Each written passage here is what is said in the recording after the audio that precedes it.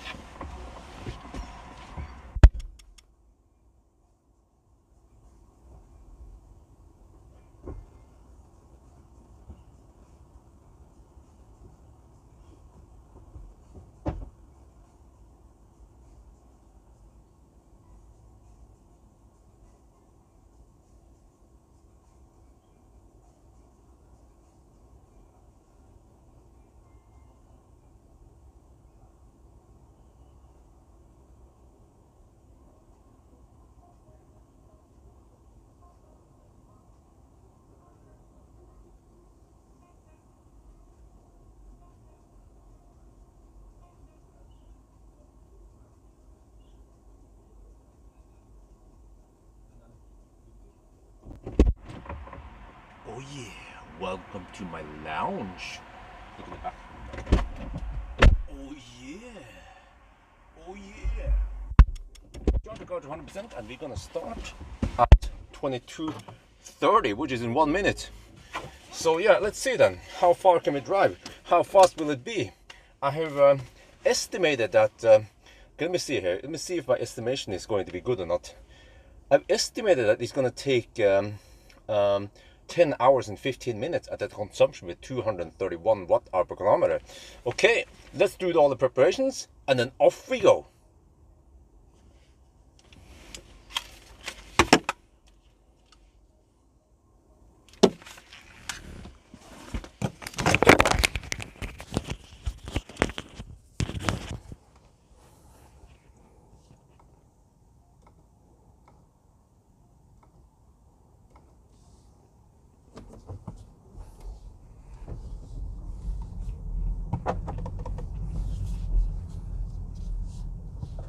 You want to go for it? Okay, it's going that way. That's it, 22:30. I have not navigated to Speculate yet. Just have to start at a nice round number.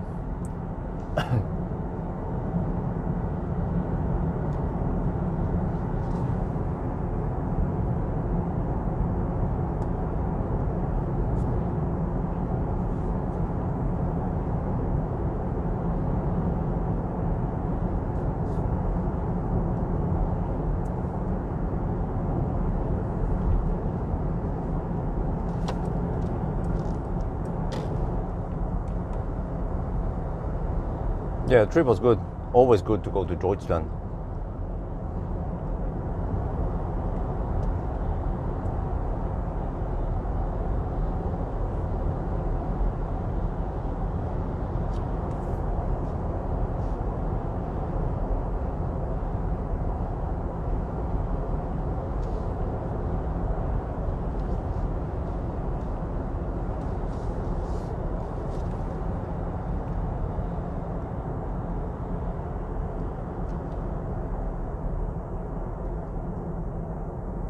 Well, you just have to check the numbers, and I can't estimate it right now since I'm driving.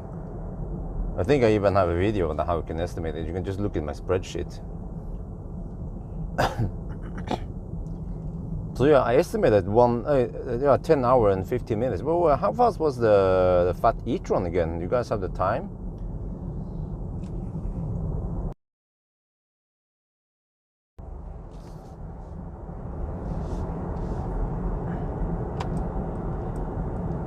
So remember when I tested the EQE SUV, that was whooping 2 million NOK.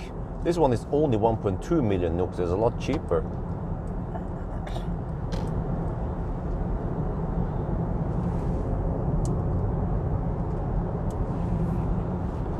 Man, it's nice and comfy in here. All the stairs also smooth. 1020, really? Oh, because the e-tron wasn't charging that fast. What was the consumption for e-tron then?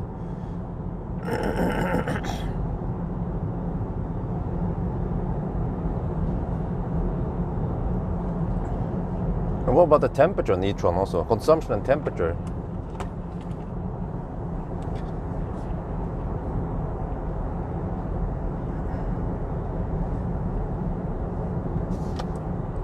Okay, someone wants to hammer it. Alright, I'll let him pass.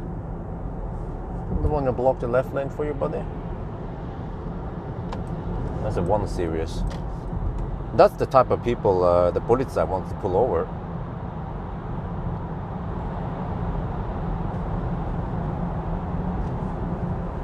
Yeah, that's the crazy thing, is that this one feels as premium, as nice, as quiet as the EQE SUV, but it's a lot cheaper. You still get whatever you need, right? Comfort, soundproofing, Burmester, digital lights, massage. You get all the goodies. Okay, we don't have the hyper screen, but I don't care about that one. 291. Oh.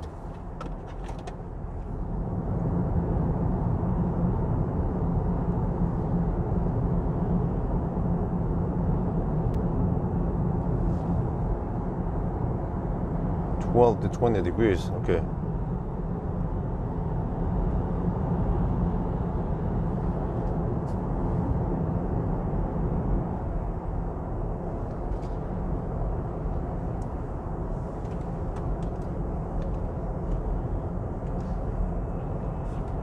I think I need to start booking more cars soon, because I reserved a time slot here, but it seems like we won't be able to travel much anyway.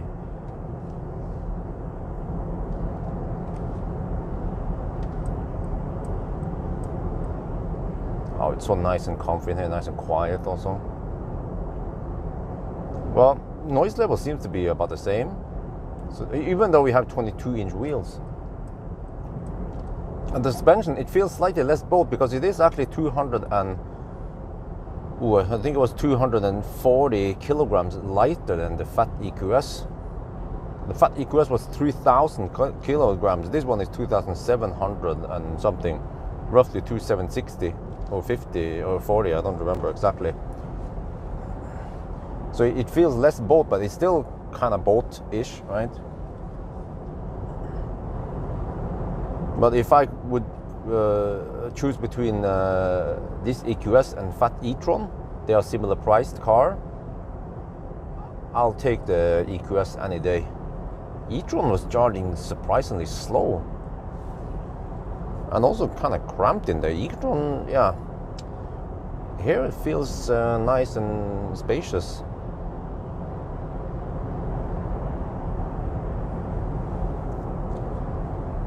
Model 3, I don't know about that one, I have to ask Marcus. So we'll see then if we can do this in 10 hours and 15 minutes or not. Wait, what's up with the left lane huggers today?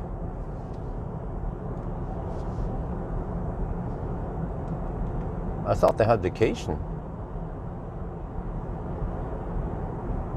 Right, what, are you serious? Yeah, exactly. Like, these brains, they are so slow, man, to react.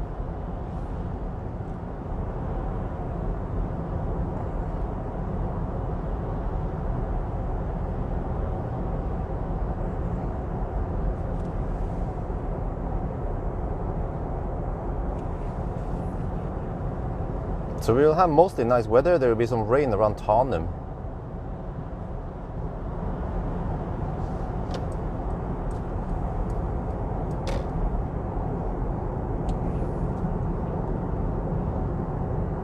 Oh yeah, I also like it better than iX. Yeah, same. Yeah. Also, another competitor is the BMW iX, but the iX interior it's just weird, man. Yeah. Oof.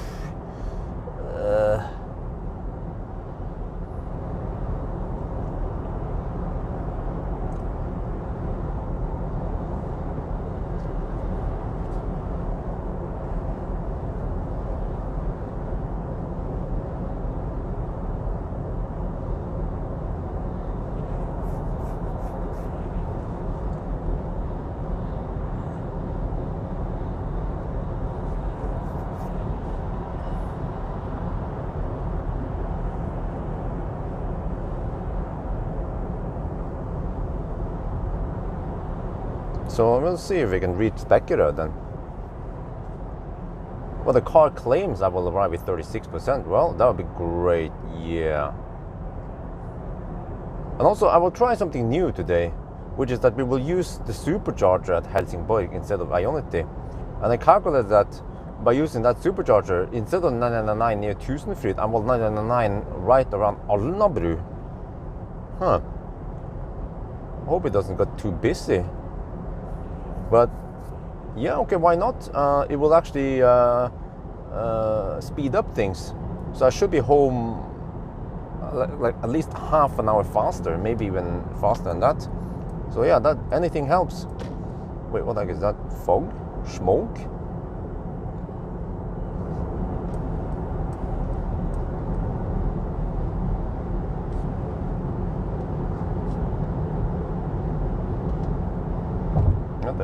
Is this fog? What's the temperature? 12 degrees Celsius. It's kind of semi-cold nowadays.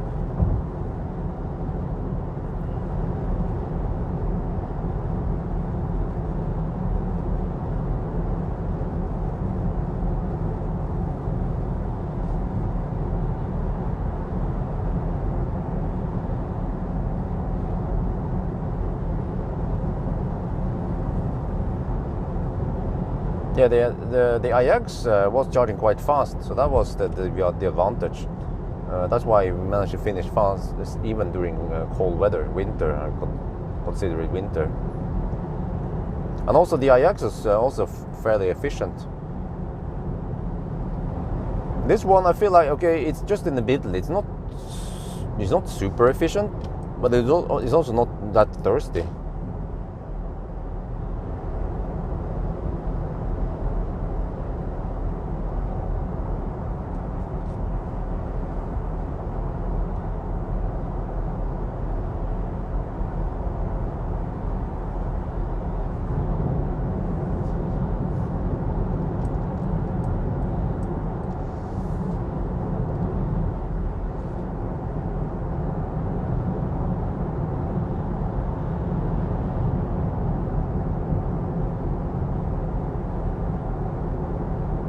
What Audi close to hit me? What? No. Not sure what they're talking about.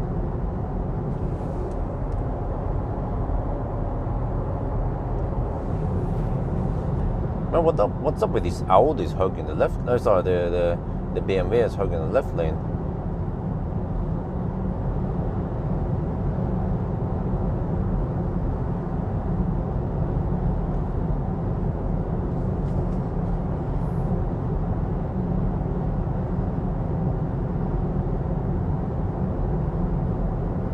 So then next week I'm going to borrow EQS.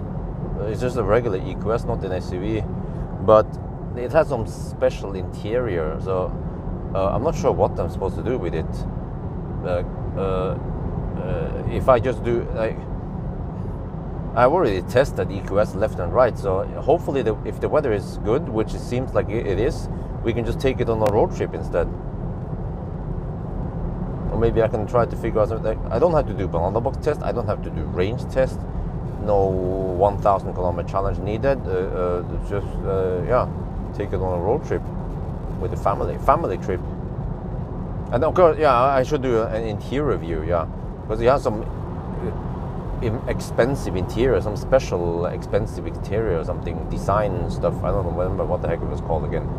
Some brown interior, some shit.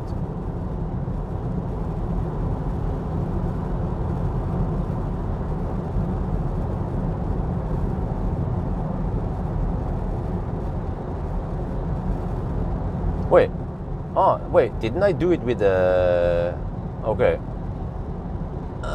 We'll see. Yeah, maybe I have to check my table. Have I not done it with an EQS? I've done a rear-wheel drive EQS, but I haven't done an all-wheel drive EQS in summer.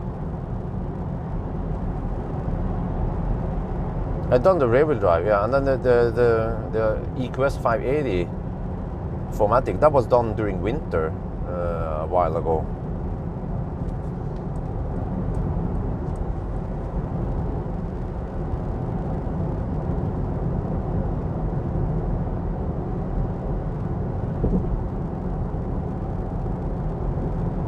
Well, I'm not sure, man, what car is coming next year.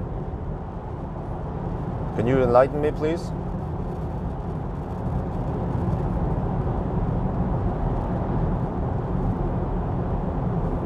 Yeah, that was the rear-wheel drive. So I did rear-wheel drive during summer, but I haven't tried rear-wheel drive in winter. I don't know what the heck I'm supposed to do with it. Maybe I can take it to Germany, but if I want to go to Germany, I should use the beefy EQS instead. So this one is just nice interior, okay.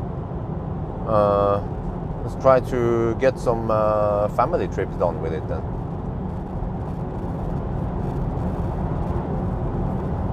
Yeah, ID7, yes.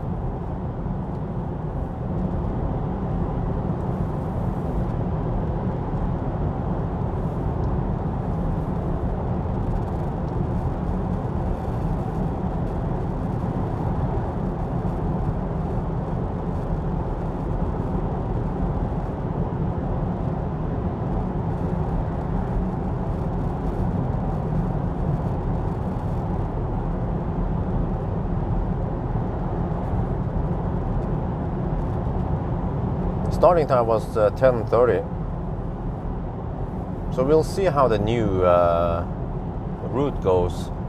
Well, at least this car Yeah, it depends which car it is, but on cars where V3 supercharger, it doesn't matter, then like this one, then okay, then we can go for it. But then cars that need 800 volt, yeah, so basically 800 volt cars, they still have to go to the old, to Ionity Helsingborg, but 400 volts car, they can just go to Tesla Helsingborg instead.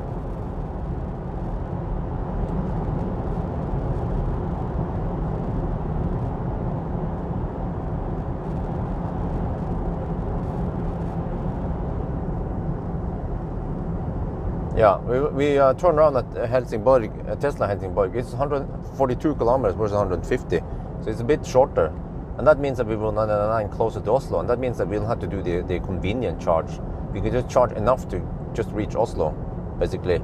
Well, actually, that makes it slightly worse on the... Yeah, that's true. It makes it slightly worse from Strømstad to Oslo, because you then have to charge enough to reach it, but that's the name of the game. But then it's an advantage to Helsingborg, from Varberg to Helsingborg. Then you have to charge less. And that's actually 2 legs. So it's 2-time advantage. So the legs, the longest leg will be, yeah, the hardest one will be Varberg Helsingborg, since it's higher speed. And timing wise, I will save about half an hour on every challenge, which I don't mind at all.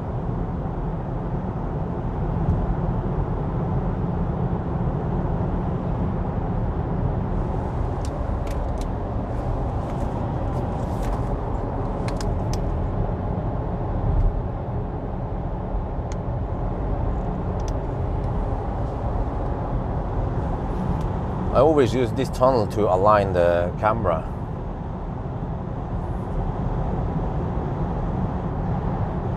Most likely not Varberg, since yeah, very few cars can reach Varberg, even today. The regular EQS could reach Varberg. Tesla could also reach Varberg. Well, Model S. It's 360 kilometers to Varberg. We'll see once we get closer to Spekerød.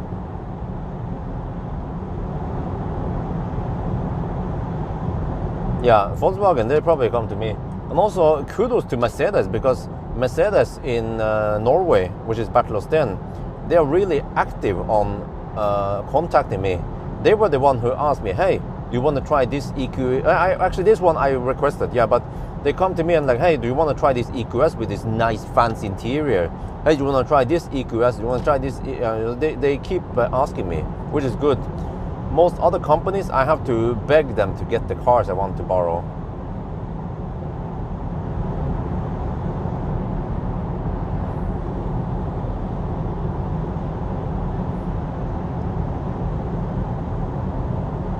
Yeah, so we'll see. The car now claims that we will arrive with, well, it was 35%. Huh? Now it says 34%. I can try to estimate.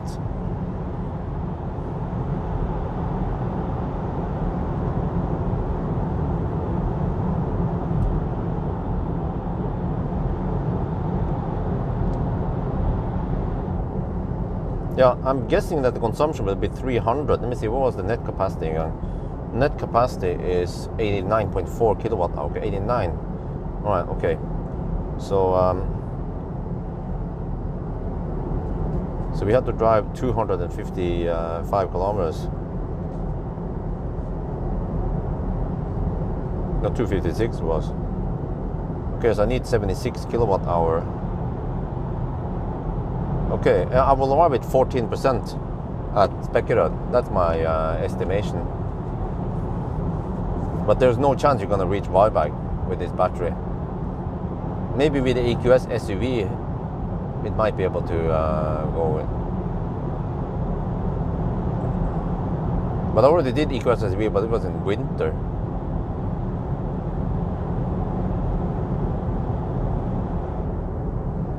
Yeah, it is confusing because you just have to add SUV on it. So when I say EQS, but did you mean the regular EQS or the fat EQS, right?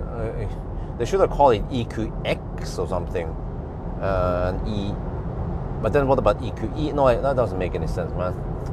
Yeah, the naming is quite confusing. Because when you say Model X, it's distinct. It's Model X. It's not like a Model S SUV or some shit like that, or Model 3 SUV. You know, that'd be freaking confusing, man.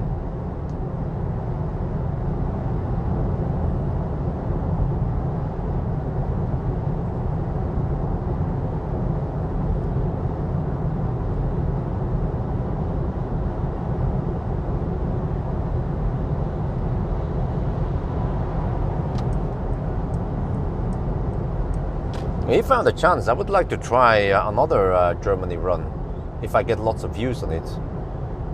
I'd like to try, for example, the EQS, the beef EQS, see how far that one can go at 200 kilometers per hour. And just that road trip to Germany, how will that work versus a Plaid I did recently. But yeah, and I can also charge that Supercharger plus Ionity, so I have the flexibility.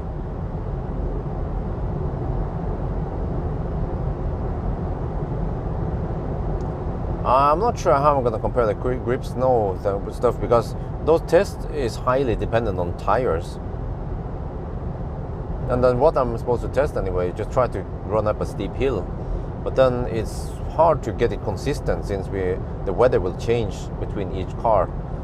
So it's somewhat challenging to do that test versus how much views I will get. Like I always mention, investment of time, the cost of time, money versus gain.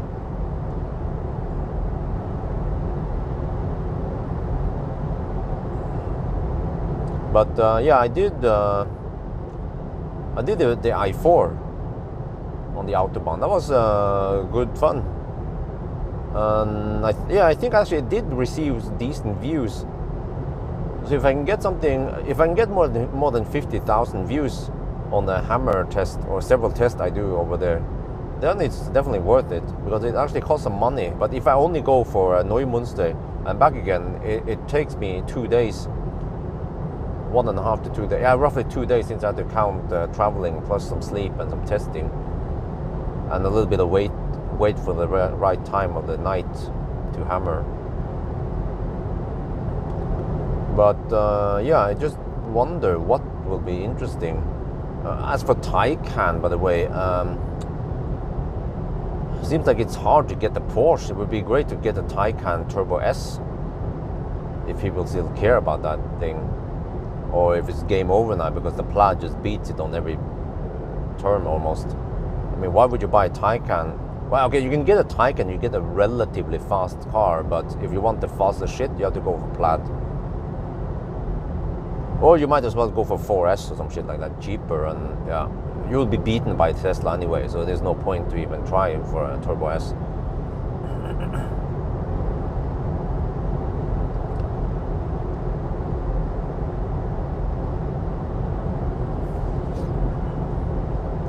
But it's got to be a car that is worth it, that people are interested in.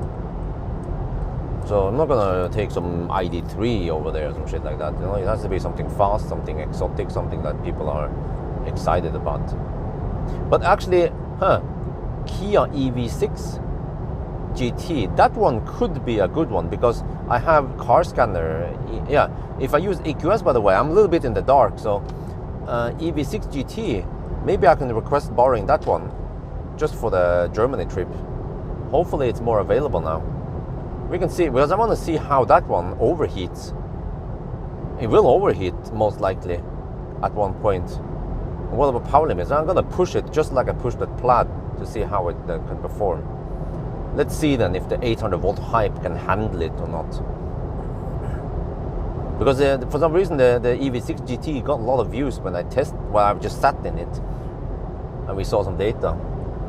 But it wasn't a proper hammer test. The one I tested with Plaid, that is a proper hammer test, when you can really stress it, see how it will break. But yeah, also, if I had the money, if I had the opportunity, I would test the Taycan. We're gonna see, you know, is the Taycan really as good as they claim, or will it also limit the power eventually? Well, there's a moose on the other side of the fence there. I'm happy for the fence.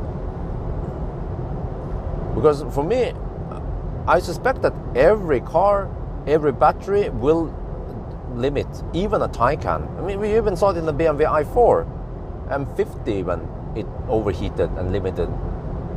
So I suspect Taycan will also do it. They might claim something else. And fully charged, they didn't really test it as hard as I would test it. So yeah. But if I test it, Porsche might not be happy if I find out the truth about Taycan.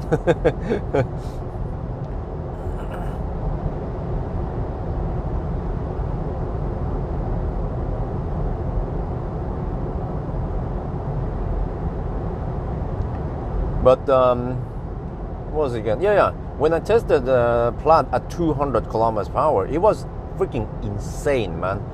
The Plaid could cruise at 200, and the battery was cooling down. It was staying at around 45 degrees Celsius.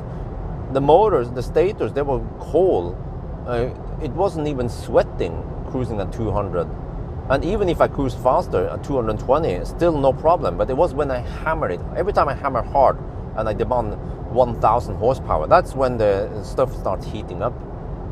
But when you're just cruising, you actually only need roughly 100, 150 kilowatts, which is not much at all for a Plaid. Cost Turismo, yeah, I could, but I don't know, man. Every time I try to contact Porsche and request a car, they just kind of avoid me, or they silently slip out of the email conversation and stop replying. So I'm like, okay, whatever. Not gonna waste time on you guys then. I'll take the EV6, because with Porsche I don't have any CAN bus info. So I think EV6 is a good candidate. And I have some time now, because I reserved time for some possible road trip, but it seems like it's not gonna happen.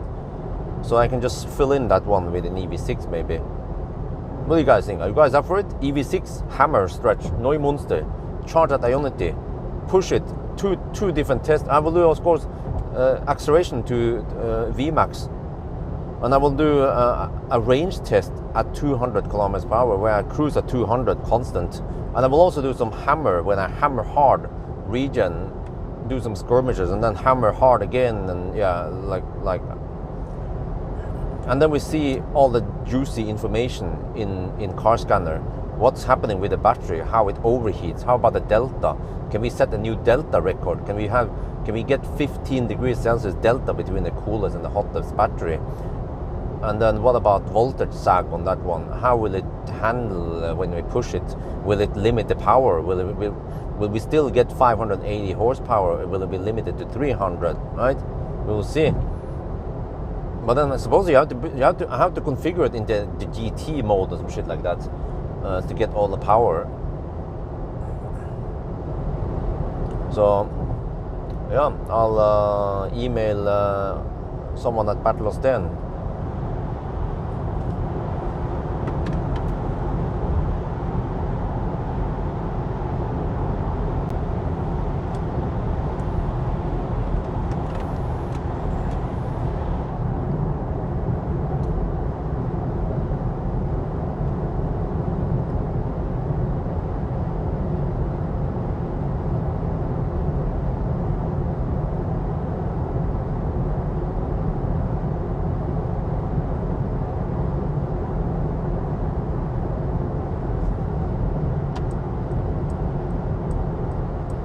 Okay, consumption is 269 watt-hour per kilometer. Ooh, that is better than expected. Forgot to check wind direction. Do we have tailwind or headwind?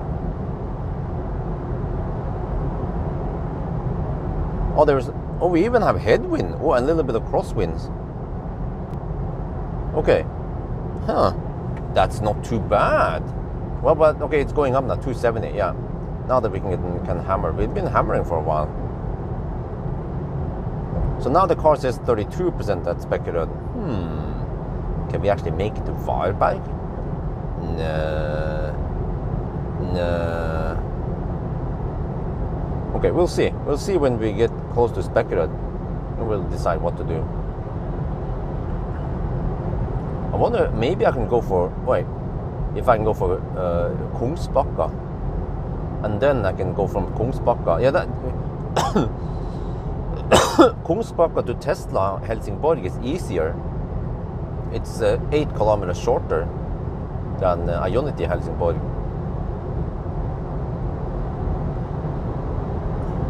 Track pack, I don't know about that one. We have to see how popular the Plaid videos are.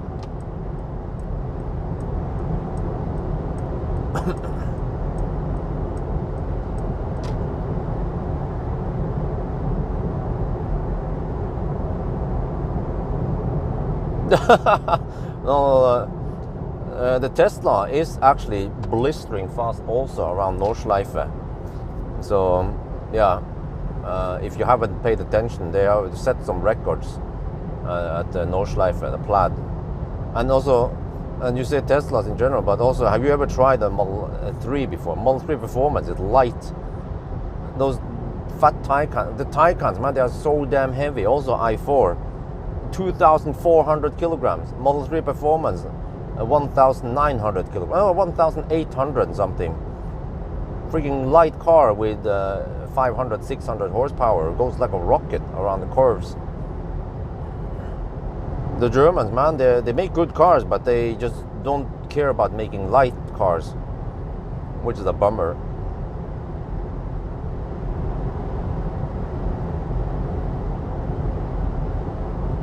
Even the Plaid is relatively light for what it is.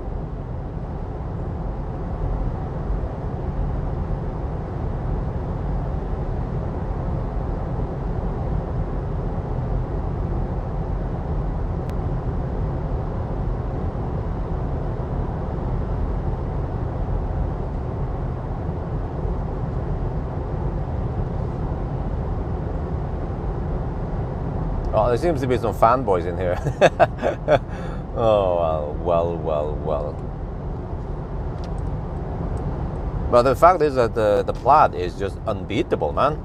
It's the fastest one on the market until, well, also for the price also, yeah. Okay, maybe the Lucid Air is faster. I haven't tested it, how it is on the Autobahn and all that. But it just costs twice as much. Okay, and the Rimac Nevera also, like, oh, that's 10 times more. Oh, okay, yeah. I'm just blown away by how much power you get in that Plaid, and it's still fairly affordable. It doesn't cost you a kidney and a testicle.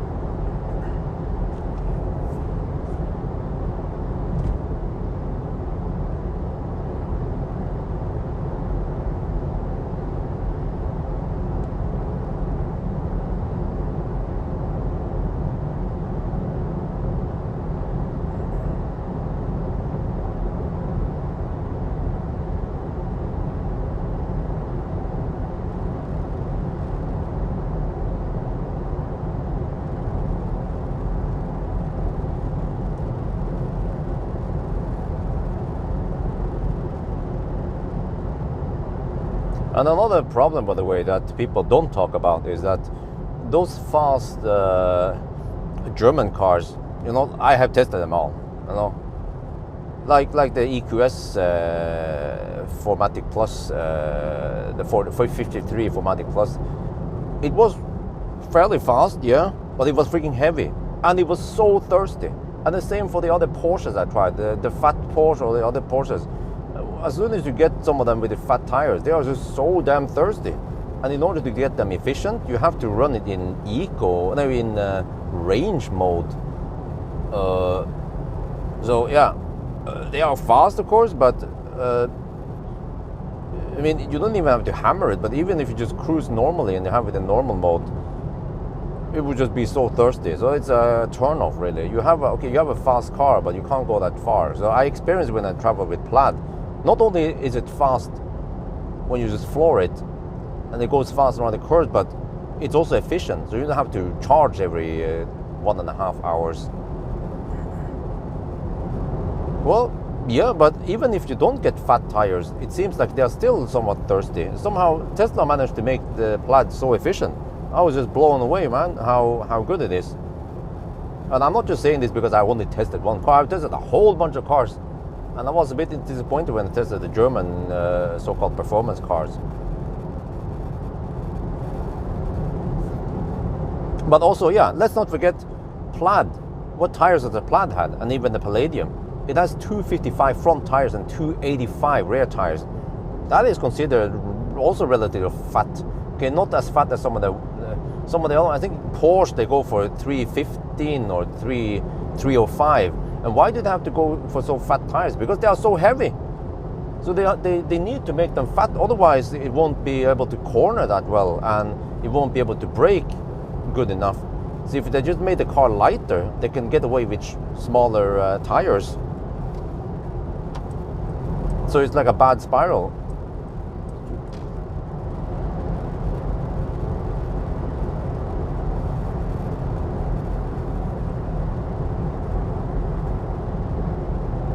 But okay, whatever.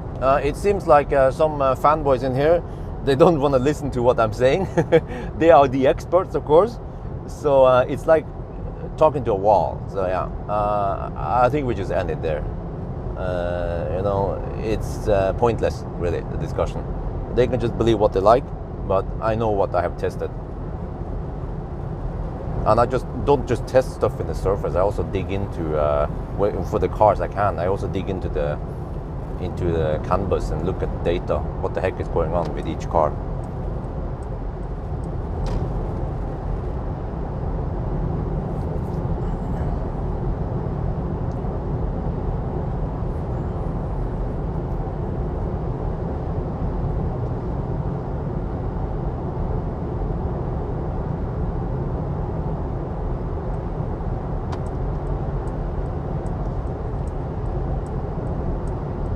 Okay, let me see.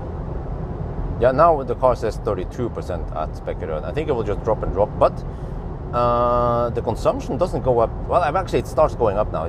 Consumption is 279, so it's going to keep going up and up as we can cruise on this motorway. But especially once we reach Sweden, and also, yeah, I think once the temperature drops a little bit. But if I don't stop at Speculator, then I'm not sure which one I should stop at. Like, can I make it to Kungsbacka? Maybe I can. But is that going to be a point? Yeah, you know, another thing, by the way, with this battery pack is that the voltage is so damn low. Like, at the lowest state of charge, I have only 330 volt or something. Yeah, I think it was around 330. So I can get only 165 kilowatt in the low end, and then it goes up as the voltage goes up. So for this, and then this car has relatively flat charging curve. But actually, wait, how big is the gross capacity here, by the way? Because the net capacity is 89 kilowatt hour. Was this one a 100 kilowatt hour battery? So yeah, if it's a 100 kilowatt hour battery and it's charging at only 1.7 C at the bottom, or 1.6 C, then no problem, it can just go flatter.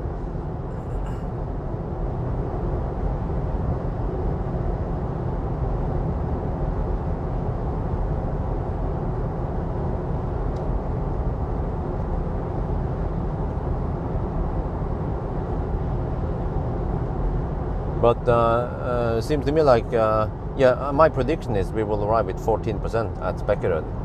I think that would be good enough. We don't have to go like super deep, like 5% deep. We can actually arrive with around 10-15%. It will actually, it will charge faster, depending on where we stop, so on.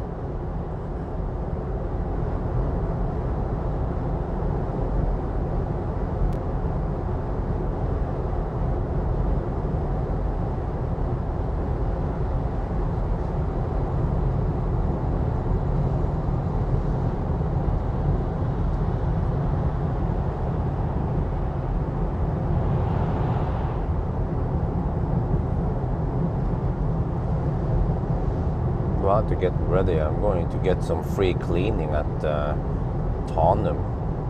Yeah, it's gonna rain quite hard around Tanum, but only for about half an hour until I pass that area.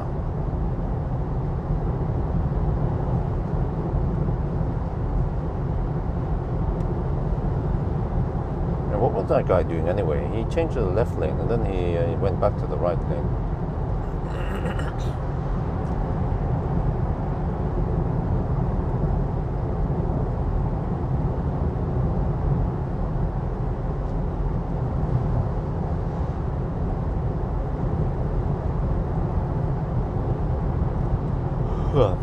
Okay, consumption is 280.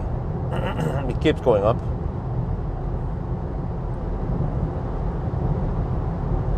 I think that's fine. I think my budget is around 320 or something. I haven't fine calculated how much I can spend. Maybe, actually no, maybe, yeah, no, it's more. Maybe the budget must be 330, roughly. So most likely, I mean, we will most likely, it's like 99% chance we will reach speculative based on what I've seen right now.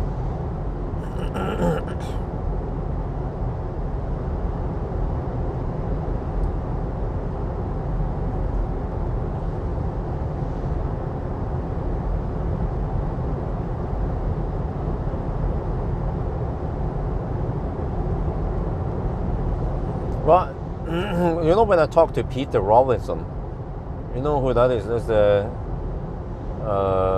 what was it, CEO, or was it which? But he was, you know, the guy from Lucid. He used to work for Tesla. He's a car guy. So he told me that the 911, it had soul. Porsche, they built everything from scratch, in-house, the engine, everything. But with the Taycan, they just outsource it. They just buy some motor, electric motor from somewhere, and they just, yeah, they haven't really put their ass into it like Tesla did with Model S, for example, back in the days. So that makes me wonder, Porsche, were they just trying to stress and make an over-engineered car, the Taycan? Because you don't have that much space in there. It's freaking huge.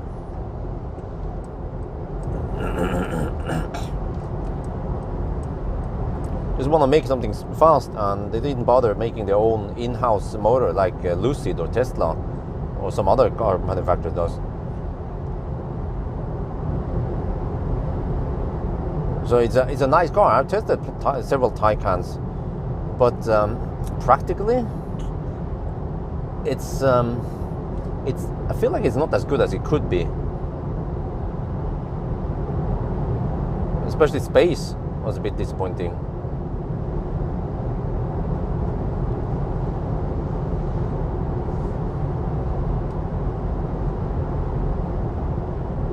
So then you end up buying fat Taycan instead.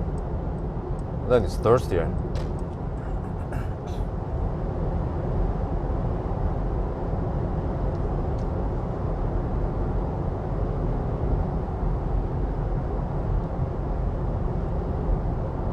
Well, yeah, it was Porsche, but Porsche, Porsche, they've been making cars for decades, right? They are not new in the game.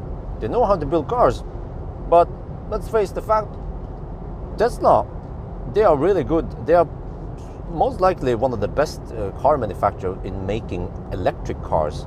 They know how to make electric cars. They might not know everything about how to make a good car, like put soundproofing or the driving feel or stuff like that, and also for reliability. But they are improving. But at least for when it comes to electric drivetrain and efficiency, Tesla is unbeatable. It's quite hard to argue against it. And then Porsche, they've been sleeping too long, and then they were like, oh, scheiße, we have to make electric auto, oh, scheiße. Yeah, and then they make a Taycan, yeah. But you can see, you can start seeing now the success of Model Y. It's just selling like hotcakes. And if it wasn't a good car, then people wouldn't buy them. And also Model 3 was quite a big success before the Model Y took over.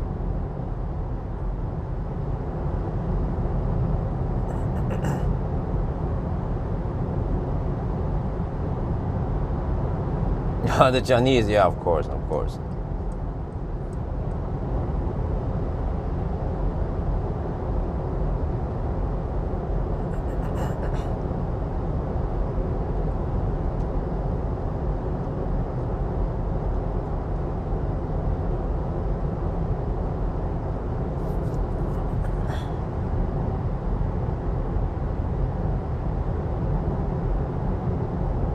Okay, consumption is 281. Okay, still going up.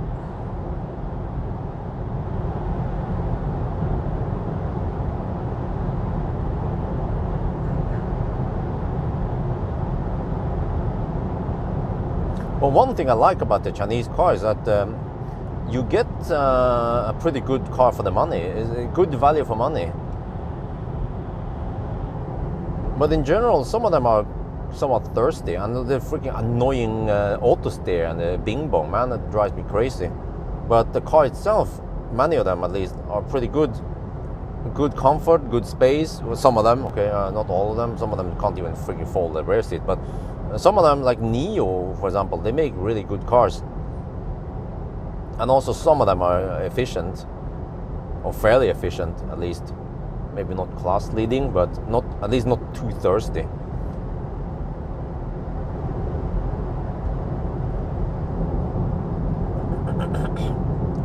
But I still feel like if you buy, for example, an EQS, they are more expensive, but you also get what you pay for.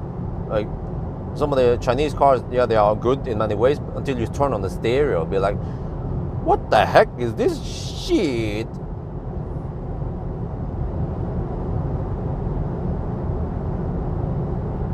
But also in general, some of the suspension on the Chinese cars, they're not that great. But every time I sit in a German car, I'm like, oh yeah, I think, oh, nice. Wait, maybe it's too early. No. And as for Seeker, like, I have mixed feeling about Seeker. I mean, it is good, but it also was a bit disappointing how it how it worked, and also the throttle, the way the throttle regen and the way the suspension was working. It was a little bit. I didn't get the same feeling as, for example, driving a German car. You know, I was feeling like, what, huh? But German cars in general, they just go quite smoothly. Also Tesla, by the way, Tesla. But especially Tesla, they always manage to tune the throttle quite well. So even if you are in ludicrous or plaid mode, you can still drive smooth. And if you floor it, it goes like a rocket. But some of the many legacy automakers, first of all, what I didn't like about the Seeker is that you can only get 80% power in normal mode. And then you have to go in sport mode, just like Neo and most other Chinese cars. You have to go in that sport mode setting. Then you can get 100% power. But then the throttle becomes kind of oversensitive, and you just push it a little bit, and then it goes more than you maybe want to. You can of course reprogram your brain to it, but there's no reason for the throttle to be that oversensitive. You have plenty of throttle movement anyway. But for example, the BMW i4 and also the iX, yeah, the BMWs, you can also be in sport boost. But you can still have quite smooth, yeah, that one I remember. You can also have smooth acceleration without the pedal being oversensitive. But this is probably something that most people don't care about or they don't notice. But I have driven so many cars and I tested so many different modes and I noticed them. So I was like, yeah. If you ever tried the Korean cars, when you put those cars in sport mode, like, your passenger will get dizzy, man.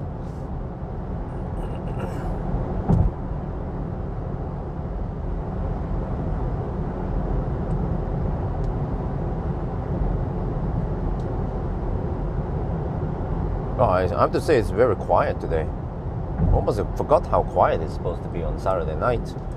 Now, good thing I managed to start early today. Isabel fell asleep around 9:30 this evening.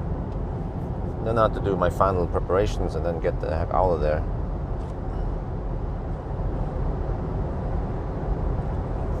Yeah, exactly. They have awful throttle mapping.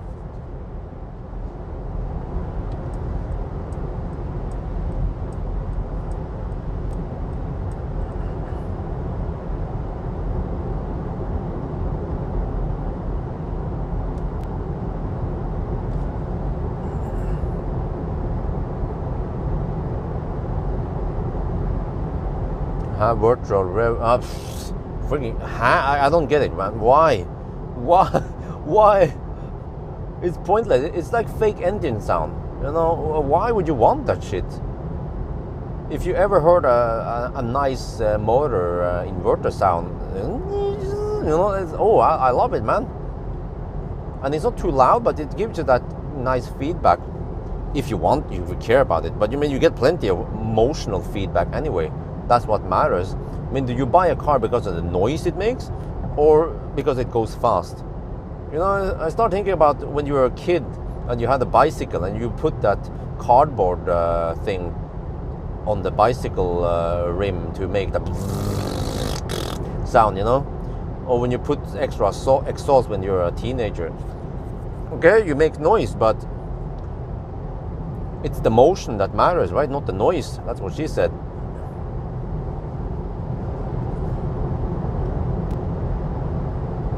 The noise is just a result of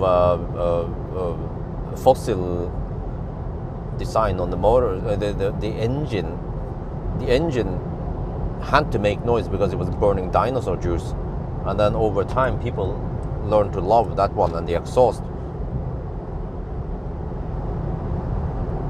and then it has become like an unwritten rule that a proper car needs to make noise. But I don't agree.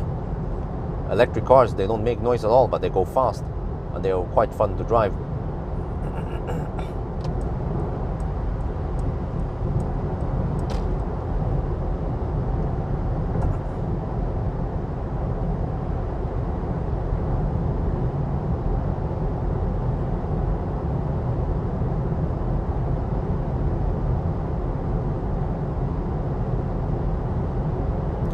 To me, it sounds like the Koreans, they've been smoking something, man, too much kimchi, and then they waste time on stuff that is not important, rather than just look at Tesla. They keep improving the cars, making them better, improve the production, make the software better, upgrade the CPU, upgrade stuff to make them better, rather than, okay, well, they also actually, when I said that, I just remember, Tesla also makes fart sounds, yeah.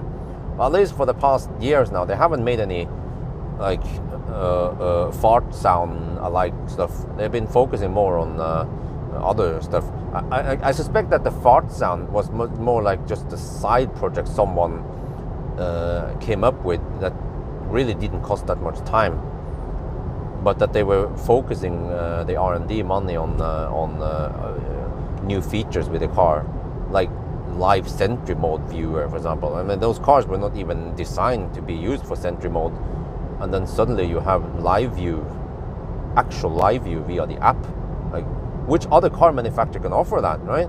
When I tested BMW, you can only get a snapshot, and then after trying a couple of times, then the limit was exceeded. It was like, then I can't test it anymore. Oh man, and it was so slow, man. When I tried it, you had to wait several minutes for it to capture all those images, just still pictures. But the Tesla is just super snappy. And let's not forget, you can also talk via the app. Yeah, like, step out of the car, step away from the car, you know, with a freaking robot voice, man.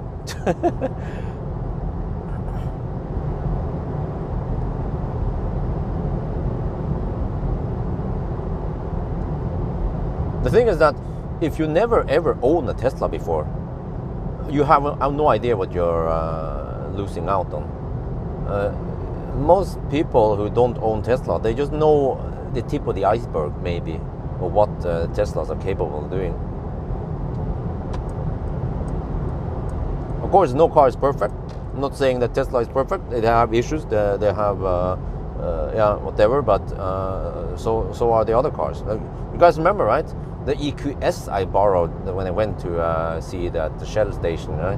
It had a freaking misaligned interior. I was like, in a 2 million NOK car? The fuck? I would not accept that if I bought the car.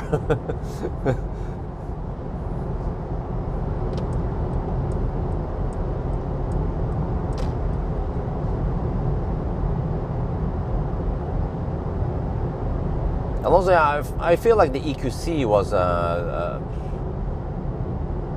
it's a big car, kind of thirsty, but not so much space in there.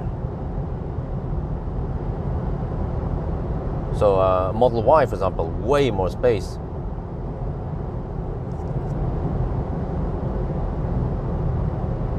Well, I mean, the EQC was the first real EV from Mercedes, if you don't count the poor excuse of an EV, which is a B-class electric. Oh, shit.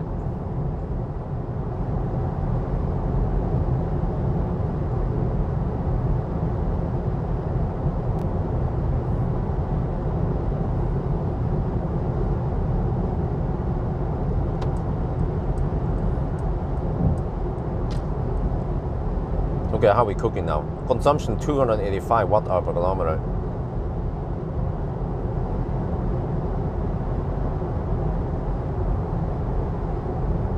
Rolls Royce, well, bring it on. The slope back, yeah. Well, but also the long hood, but it's based on fossil platform. You see, that was the mistake. That's the main mistake on many legacy automakers nowadays. They just take existing fossil platform and they make it electric. Yeah, they might be able, like BMW, they're making it slightly more aerodynamic and stuff like that. Yeah, that's fine, but by the end of the day, you utilize the space quite bad. Like, just look at the i4. Look under the hood of the i4, you'll be like, oh, what the heck is this shit?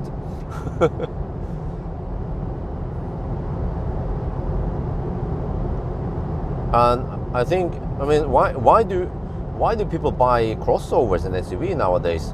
Like, why is Model Y selling so much? Well, probably because people need space, right?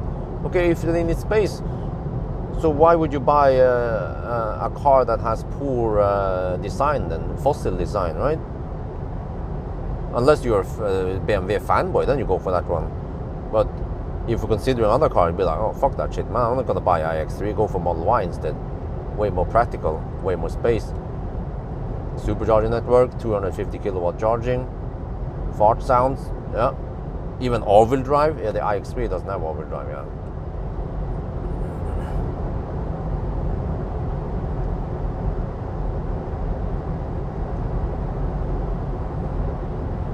You can see, I don't know, but consumption right now is 283 watt-hour per kilometer.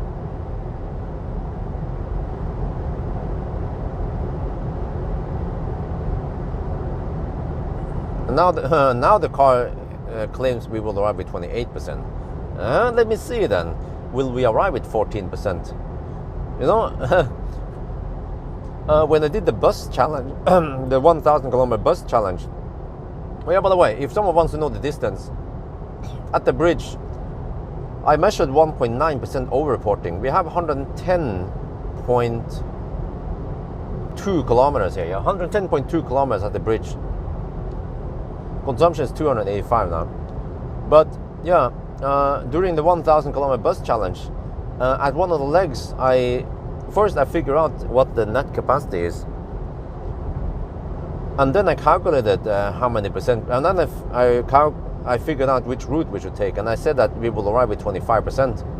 We need to stay over 20%, you know, for to not hit the limp mode. And we did actually arrive with 25%. Maybe it was lucky, or maybe I was just a ninja, because I calculated based on net capacity, and I calculated based on the past consumption to predict how many percent we will arrive with, and it was dead correct.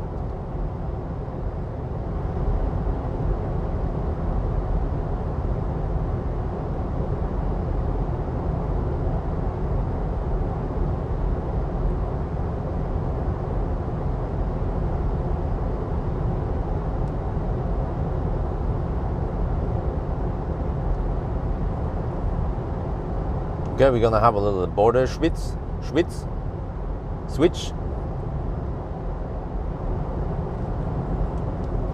See you guys in about 5 minutes. Okay, how long did it take to get here? It isn't timed. Right, there's no time here. It took 1 hour.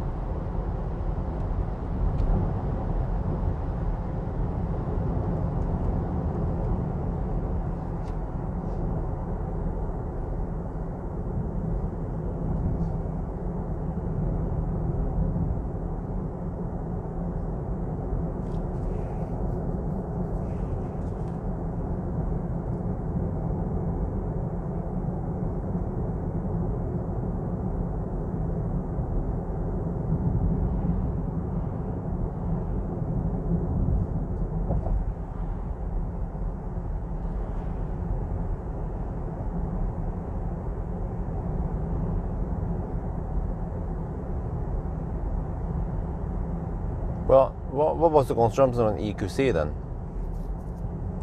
On 1,000 kilometer challenge?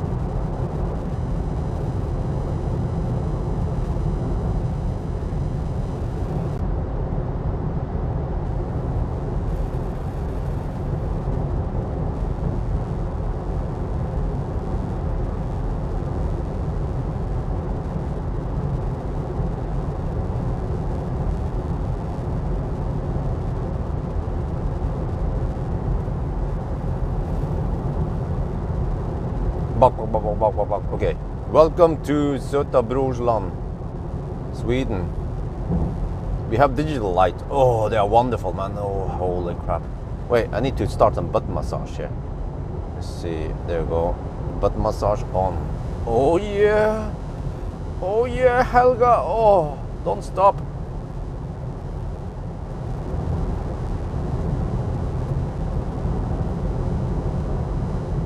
Yeah. I mean, this car is already fairly spacious. I need to find out how many banana boxes the difference is. But why would you buy the EQS? Yeah, you know, the problem with EQE, the regular EQE, is that it is a bit cramped. Even when I sat in the EQE taxi the other day, I was like, hey, it's not as spacious as EQS here. But the EQE SUV, on the other hand, has the space. You don't feel like cramped anymore. So maybe this is the one to go for, not the EQS. Well, EQS is just more boat, and you get it a 7-seater. Then it costs 1.5 to 2 million NOK. But I actually tested 2 EQS SUV. I first tested one in winter, that was the most expensive one. And then I tested the other one, yeah, the one I took on the trip with wifey and the family. But I had in mind that I might want to go on a road trip with a family trip rather. I want to take a family trip with this car, but seems like no, because not the nicest weather. Plus that we have some other stuff going on next week. But supposedly, if I borrow the EQS after this one, then we will get nice weather. So then I'll plan some trips. Bigger battery, yeah, true. 7-seat, yeah. But this one, I feel like it's still good value for money.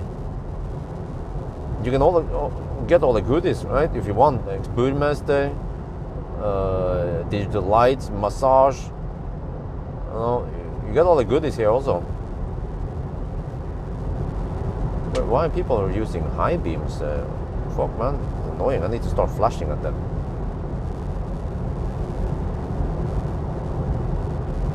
Windscreen is full of bug splat now. They're gonna get a free cleaning soon, supposedly, around Tandem.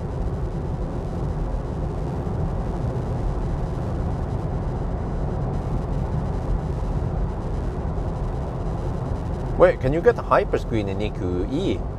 Or is that just an EQS only thing? Well, this one doesn't have hyperscreen, but it doesn't matter. I really don't care about hyperscreen. It's just the hype up shit, man. Hype up expensive stuff. And then how much does a hyperscreen cost in your country? Well, from what I remember, it cost over 100,000 NOK in Norway. I don't think it's worth it. Since the other screen is never in use anyway. The one for the passenger. So basically you just have a big ass screen in the center. Man, it's not that big really. That's what she said. And it's not as big as Tesla screen, for example. And I feel like, yeah, the menu system in when you configure the car, right, in EQS, it's nowhere as slick as in Tesla or in Neo, where you have just a menu with some menu items and you just tap down to whatever. Here you have the conventional, old-fashioned icons you have to enter and then click back on the previous one is, yeah, it's like 80s software design. So they, I don't know, they just don't utilize the space as well, and they could, yeah.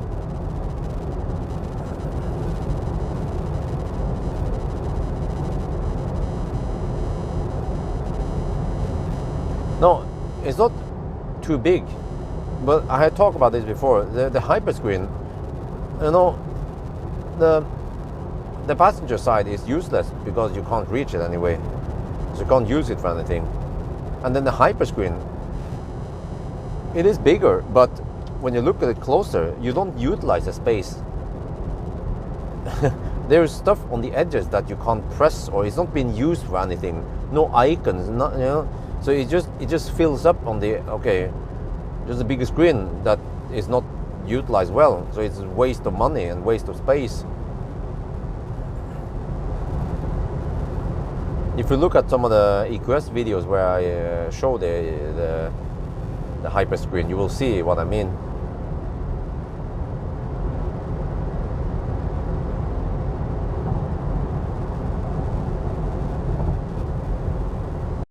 Because they had to make some hype. And when EQS came out, it was the car with the biggest battery and the biggest screen. You know, otherwise, what would be so special about Mercedes then, right? Because the EQC didn't get any hype. It was just, okay, an electric Mercedes, all right, fine. And then the EQS, everyone is talking about the EQS. Oh yeah, it has so good range. Only if you go for rear-wheel drive. Or, well, actually, Mercedes managed to make the EQS, also the all-wheel drive, quite efficient. The EQS 500 was impressively efficient. But I think the previous generation wasn't that great. But that's only in summer, of course. Let's not forget. In winter, the EQS, EQE becomes really thirsty because of lack of alien technology.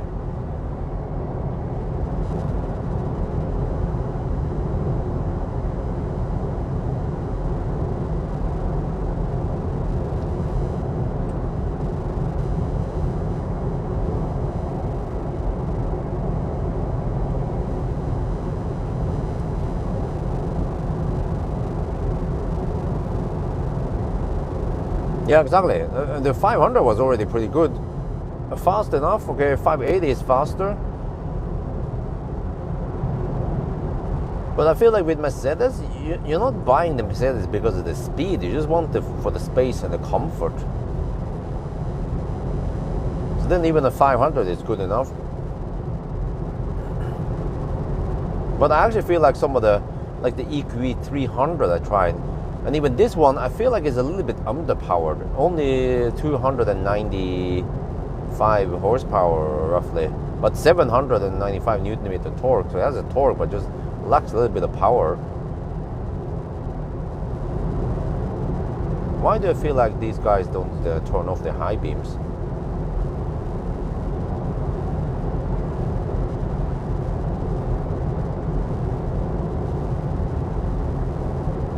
And the star, yeah, of course, the 1-star experience.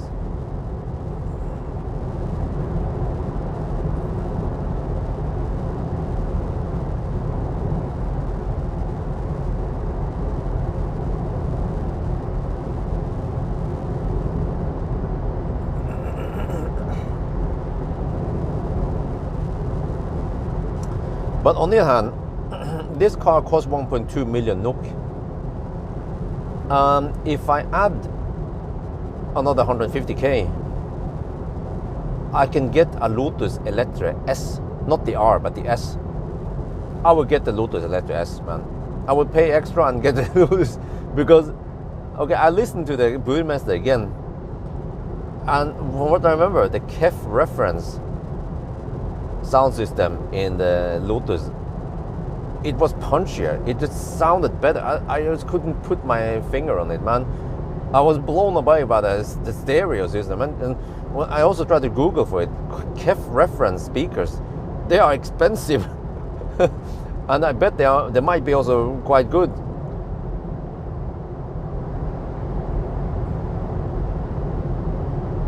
Maybe I'll even buy KEF speakers at home. I want to have that dual element subwoofer, the back-to-back subwoofer. It costs around 12,000 NOK. Would be nice to have that one and some floor speakers. But then where the heck do I put it? Maybe I can have my own living room upstairs, or let's see.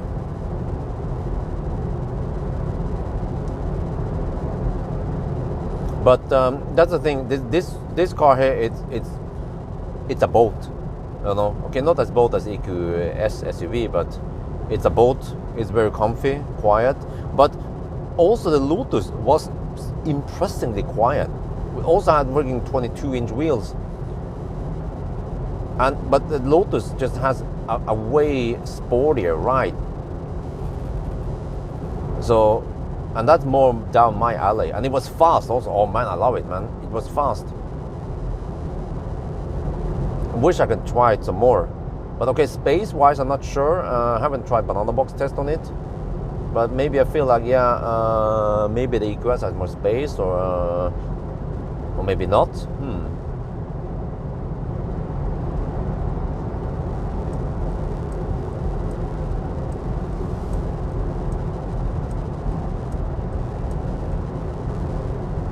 But if I've got the impression that the Lotus was more like a driver's car, more towards Taycan, for example, whereas this one is more like a family car, boat, limousine.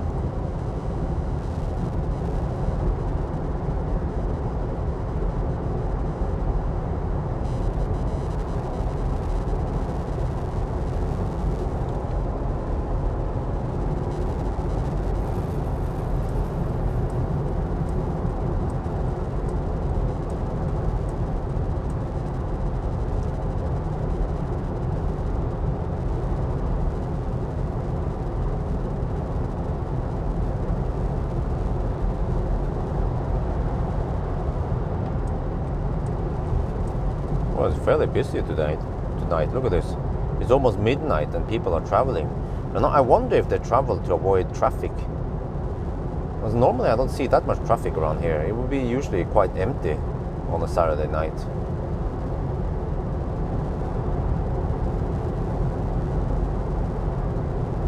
Okay, now the car says 25% at Speckeren. Huh? Told you I did. It's gonna drop to 14% by the time we get there. Consumption is 292, by the way. My guess was 300. Well, actually, it's since this car is under-reporting, then it must be more like 305 on the display. We have 1.9% under-reporting, supposedly.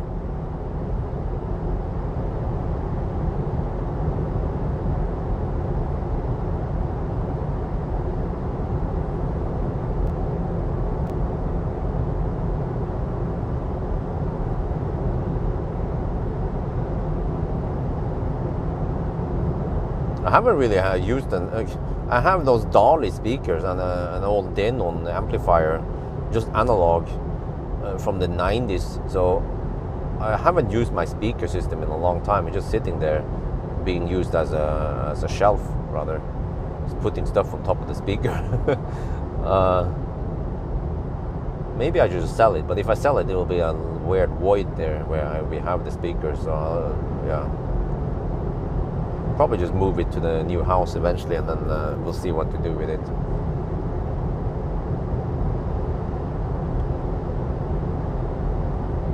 Because nowadays I use headphones so I don't disturb anyone. So when I edit videos, I just use the Sony XM, whatever it's called, XM4 1000 XM4 headset. They sound really good. And also, yeah, well, another thing is that it has really, really good noise cancelling. It's just insane how it can cancel out not only bass, but it seems to cancel out the mid-tones also. So when wifey speaks to me, I almost can't hear her. I have to take off my headset. It has wife cancelling, man. Highly recommended if you guys are married.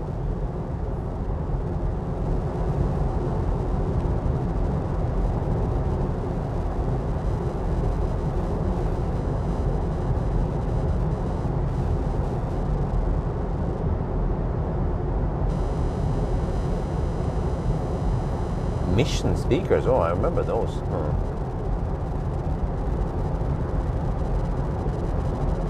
Wait, it was supposed to rain around Tottenham. What happened to that one?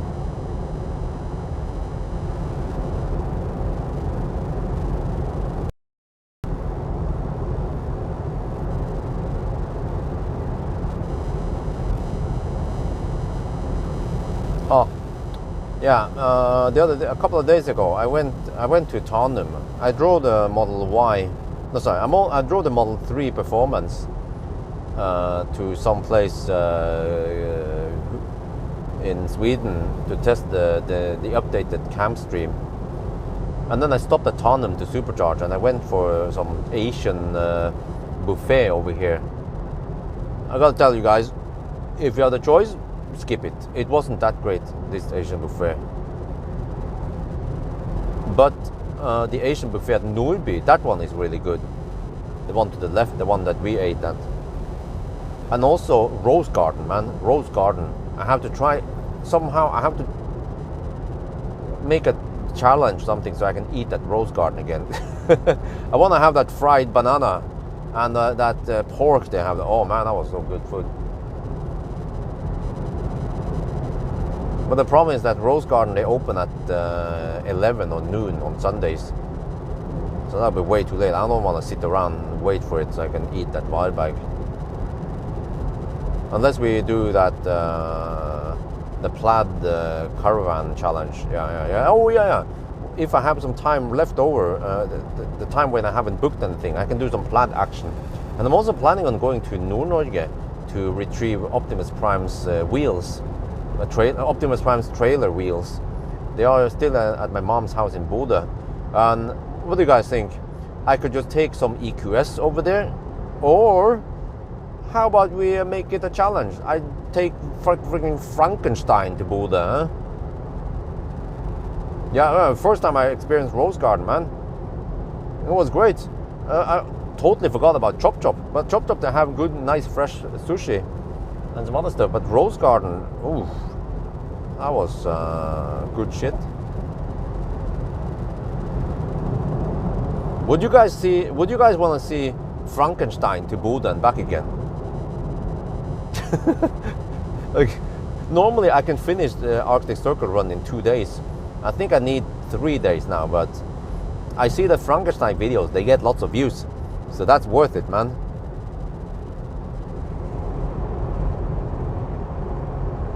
No Viking language, English only. I want to see how it can deal with well, it would be a real challenge, because there might not be that many Chademos out there, and they might be occupied and shit like that. I'm not sure what the heck I'm gonna do. I will be bitching if I can't use the if some fat e-tron is blocking the only Chademo charger, right? And then the e-tron could have used a high power charger instead, you know? That would be epic bitching from me. And I of course use EcoFlow as a range extender in case I need to top up. Yeah, that would be one epic trip, man. One epic rapid gauge. Oh shit. He has vacation now, so maybe I don't want to bother him, but we're just gonna go for it. But I have to call my mom. I haven't called my mom in a while now. I have to ask her where the wheels are. And then, yeah, I need to sleep in the Leaf.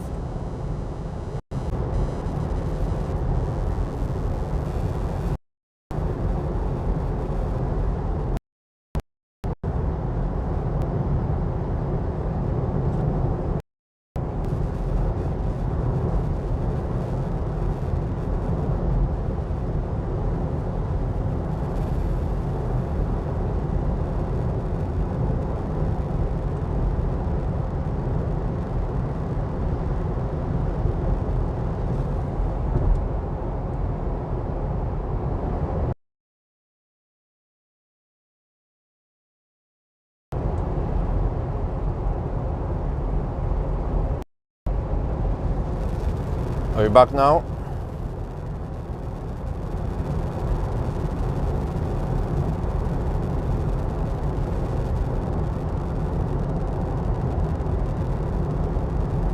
Okay. Well, consumption is 296. Now the car claims it will arrive at 24%. Alright, we'll see. We shall see. Speculated, here we come. This will be interesting with a new route, slightly different at least, from Varberg and so on. And I have to learn the new turnaround point for, well, most 400 volt cars at least. Yeah, I think actually most cars can go there. And it's slightly faster also. Since I go there at night, and normally at Helsingborg I don't go to the toilet, so that loop will be shorter, so I can get back to Weinberg faster. Yeah, it means I need to charge slightly less at Weinberg, and then I hammer over there. It takes maybe 5 minutes shorter time, and I also need to charge shorter there before I go back again. So we cut out that south leg by a lot. Maybe 15 minutes total.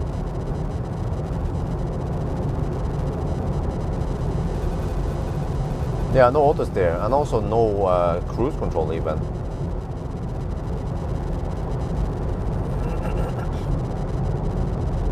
Yeah, I mean nowadays there are some cars out there that doesn't have auto steer. Like Hongxi didn't have it. How can you sell a premium electro auto nowadays without auto steer? It should be standard even. Like poor man's ID3 didn't even have auto steer, but every Tesla has it. I think also every Polestar I tried had it, but okay, I'm not sure if it's standard or not. But auto steer is such a nice feature that it should be standard.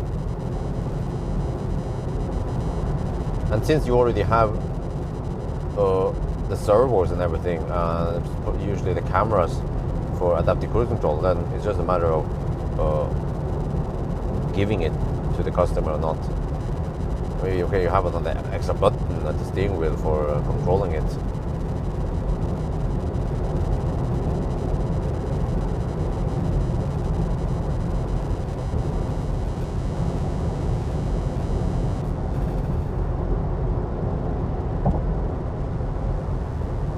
But yeah, last night I was out doing range test with this EQE, but I didn't do a full test because I didn't have to test the battery and didn't have to test charging, so I only did a consumption test. But I did come home around 3 at night, 2:30 or something, and then I spent some time before I managed to sleep. I think I slept around 4 or almost 5, I don't remember. And then Isabel woke up at 7:30 or was it 8 this morning, and then the wife was up early, and then Isabel made noises and I was trying to sleep. But then around noon Isabel had her midday nap, and then I also took a nap, and then I woke up 4, but being interrupted many times. I woke up several times because of noise. But hopefully I won't be too tired so that we have to take a nap. Hopefully we can finish everything in one go now.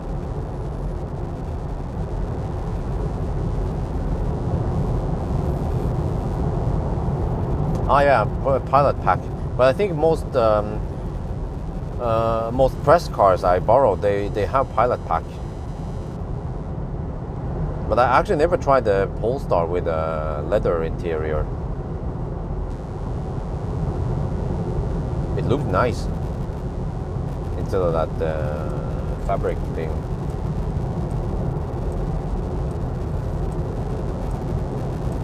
Well, it was a 40k NOK extra option. Wait, so there was no rain then? There was supposed to be rain around Tanum. We are now closing to Munkedal. Well, that looks like LED bar. Or is it LED bar? No, I'm not sure.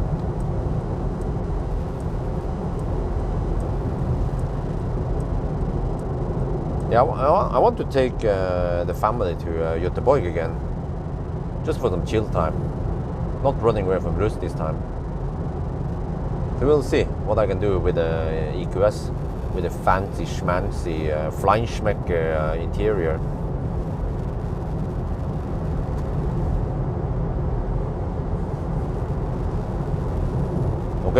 car says 23% at arrival. I still claim 14%. Consumption is 296, quite close to what I predicted.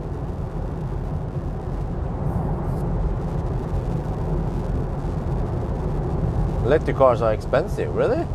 You can buy a second-hand Tesla, or even Soul or classic Ioniq. They are not expensive at all. And what people are forgetting is that the cost of ownership is quite, I mean, running cost in an electric car is freaking cheap, man. Yeah, you have to invest in the car, but then you basically drive the car almost for free. Versus fossil cars, it's just a big money pit. Yeah, but you don't have to buy new. If you're a poor man, you can buy second hand. Some brands, they drop a lot in price. Get a second hand Kona or a Leaf even. Get a Frankenstein. Yeah, they are good, man.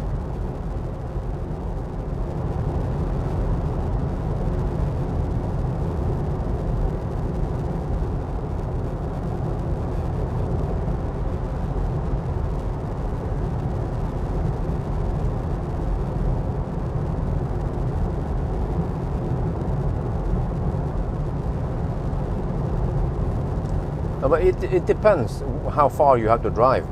If you only drive short trip, then even a Leaf would work.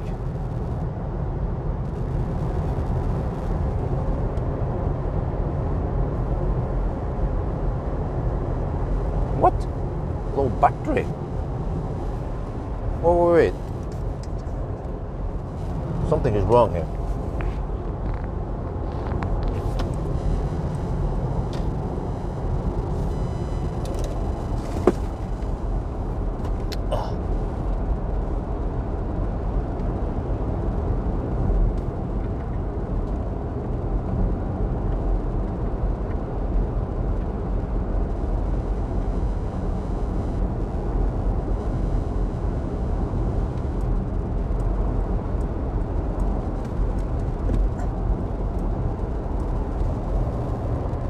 What the heck, man? It's not plugged in properly. There's something wrong with the USB-C. There. Well, it has bad connection. What the fudge? On a freaking Mercedes. Give me try the other USB port.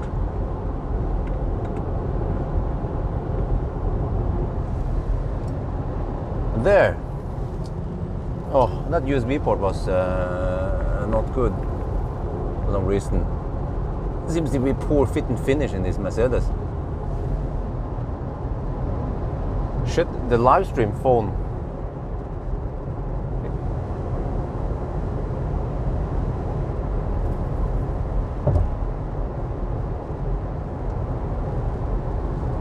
I got a message that Glimpse was suspended because of low battery. I was like, huh?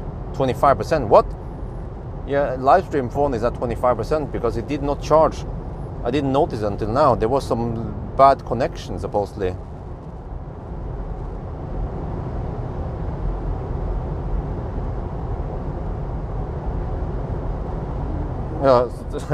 That USB port in the lower tray, whatever you call it, under the bridge design, had some like I tried to push it, but I didn't see it. But it seems like the panel pokes out a little bit too much. So when you think you push in the USB, it's actually not connected properly because the panel might be too thick or some shit like that. But when I move it to the other USB port, then it worked. And you actually had to pay extra for those USB ports there. With Mercedes, you have to pay extra for everything. I even noticed that on the left side, you know where you adjust the seat settings, seat adjustment and memory. I've seen it in EQS. You have this R button. When you press the R button, you can then move the passenger side. Very convenient. For some reason, this EQE doesn't have it. It has massage seat, it has ventilated seats, it has heated seats, but it doesn't have that R button. Why? It's such a nice, convenient feature. Oh. Tesla need to step up the game and implement the passenger seat adjustment. Wait, did they already do that?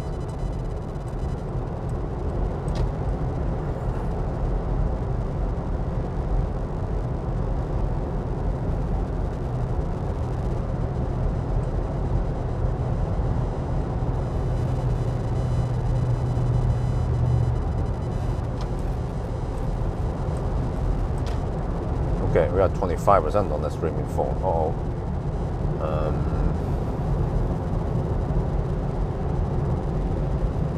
Let's hope that we don't discharge the streaming phone too much. Okay, over here is wet. It means that it must have rained recently. Okay, consumption is 297 now. And now the car says 21% at arrival. It's getting closer and closer to my estimation.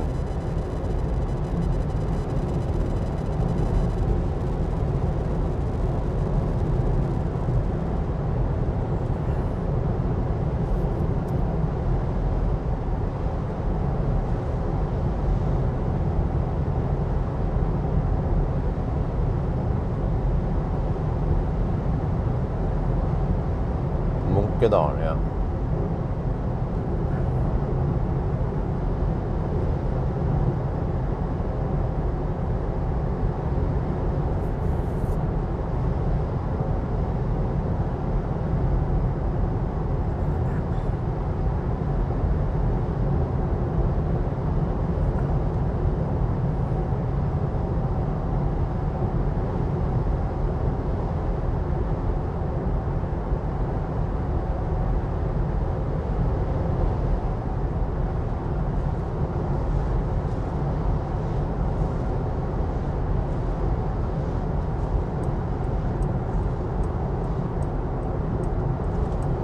Oh, not the Ghostbusters.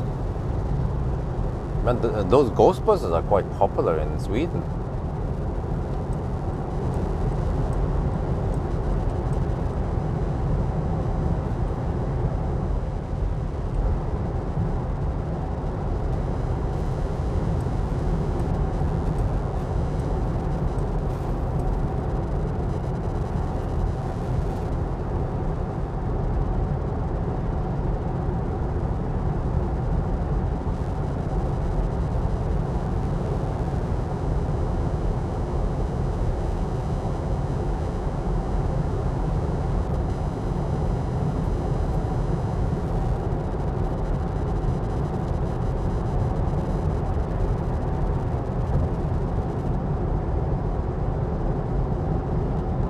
Okay, hopefully there is no Baustelle today because it's weekend.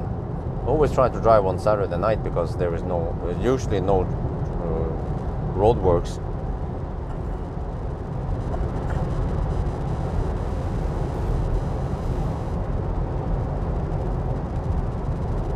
Less deductions. Hopefully no deduction.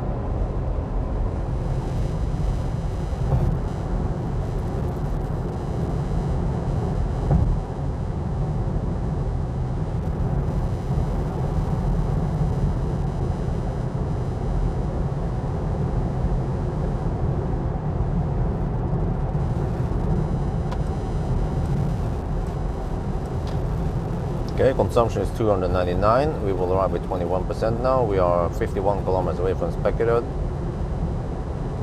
It should be dry soon. This must be that rain that I saw on the weather forecast. Just moved a little bit further south. BMW good. Wait, what is that? What is it? BMW's goal is not cheap. Okay, my bad, misread it.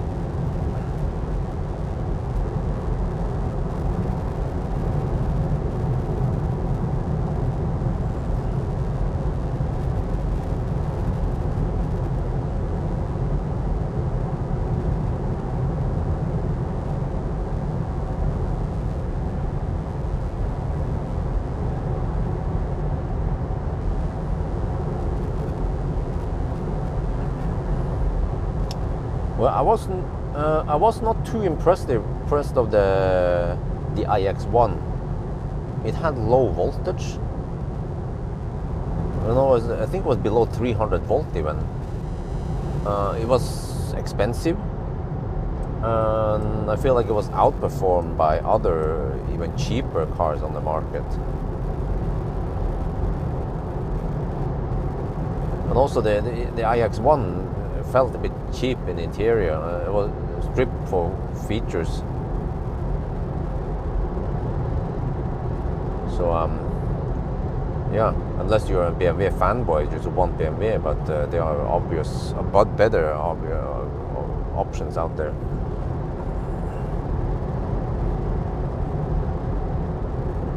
I think also the charging speed wasn't the greatest.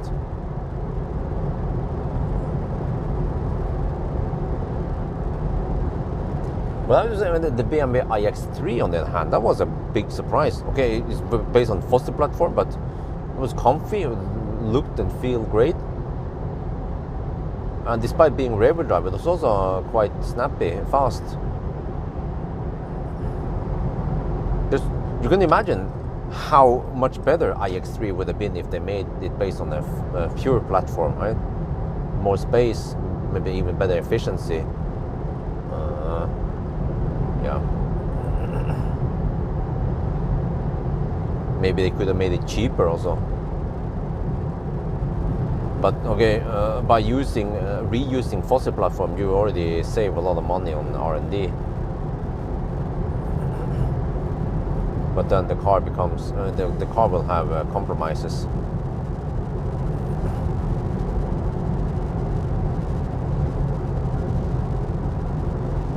Wait, is that guy on high beam? And why do I feel like a bunch of people are on freaking high beam today, man?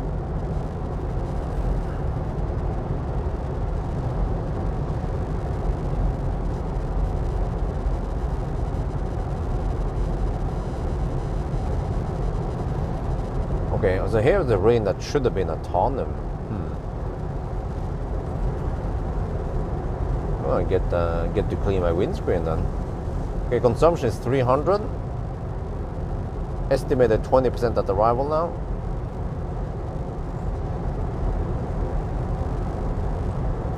Well, yeah, Rygen, except for, you know, the overheating, right, and the poor design. They make pretty good EVs, but they also have some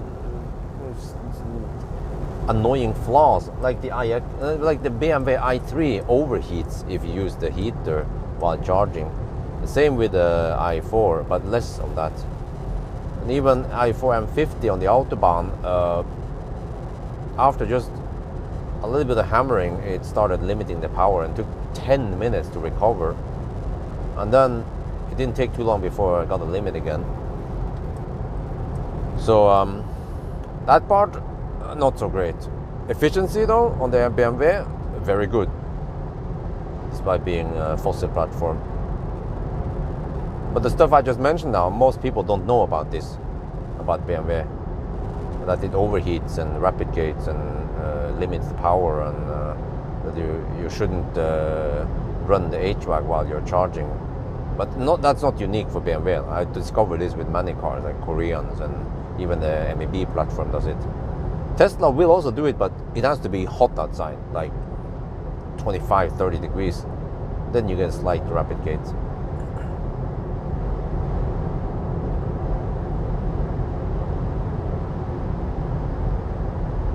I think that was the end of the rain. Huh. Okay. It rains a lot nowadays.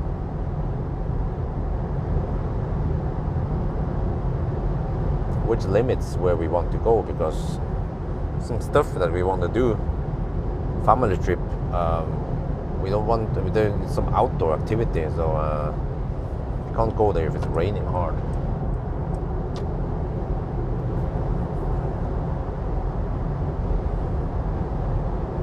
Yeah, ID7 with a big battery, yeah, that would be interesting.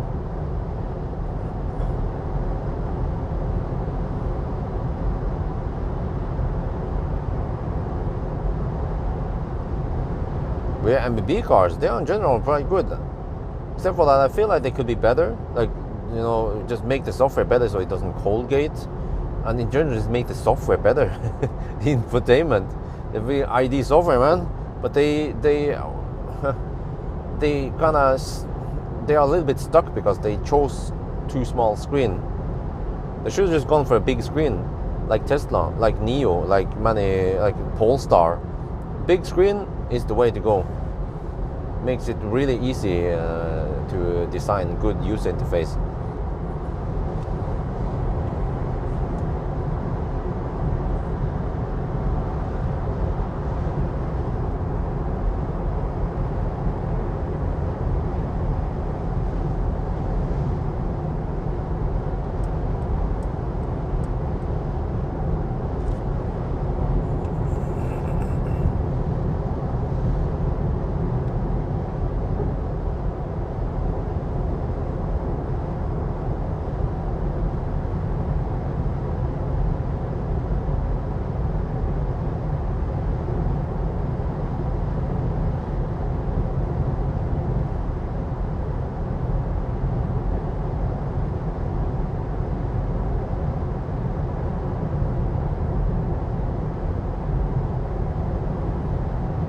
$15-inch, it depends.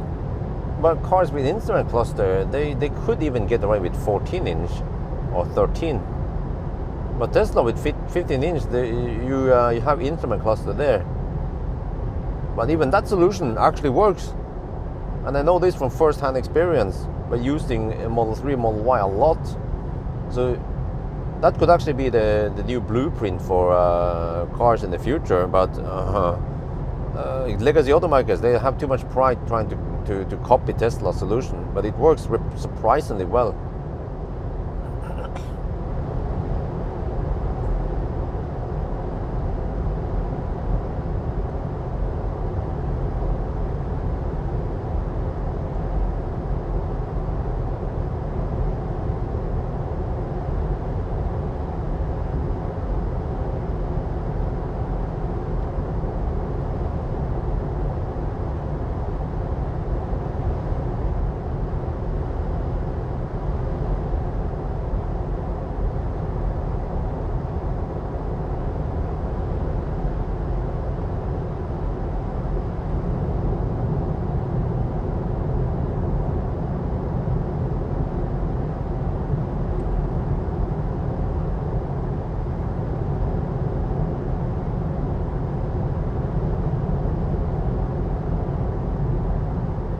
Okay, we're getting close. Oh, the car says 19% at arrival now.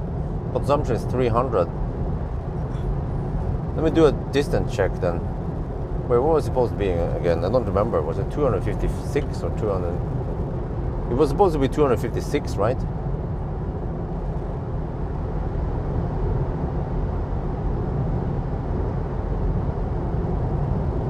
But then every time I try to navigate to Specular, it will always give me this weird location.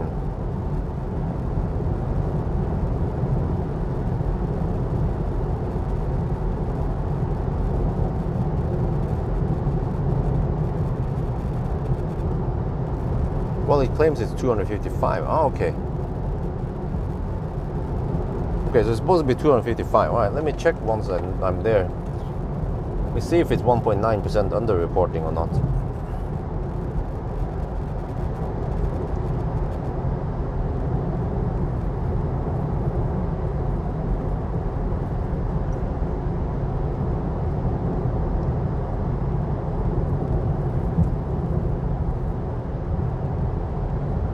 Well, but what I'm saying is that the one-screen solution in Tesla works surprisingly well. And think about this, Tesla, they've sold so many Model 3s and Model Y now, especially Model Ys are selling like hotcakes. And people can actually use that solution, and they're not complaining. Yoke, on the other hand, that's a different story, and the stockless shit. But it means that if it matters, if you want to offer something that is good but not too expensive, then one screen solution works surprisingly well. Instead of having several components and another screen and some shit, and then you have to bring up the cost. So just look at Look at, for example, Volkswagen, right? ID3, prime example. And somehow they have to sell ID3. The ID3 price cannot beat Tesla. Somehow Tesla managed to cut cost where it matters, and they can offer cheaper alternatives that perform better.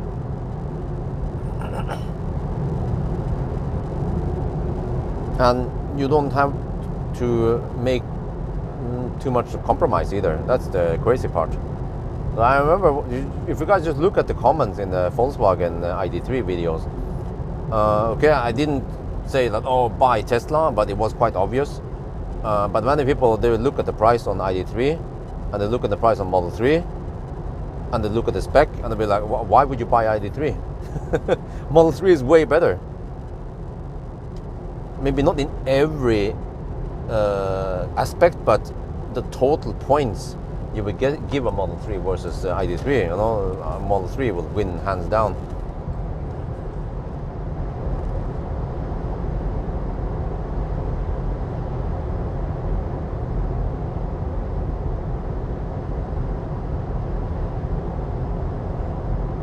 But there's some cost cutting I don't agree with, and that is the cutting of ultrasonic sensors and radar. That was a big facepalm, and also cutting out the stocks, man. I mean, I know they have a mission trying to make the cars cheaper, but some stuff shouldn't be messed with.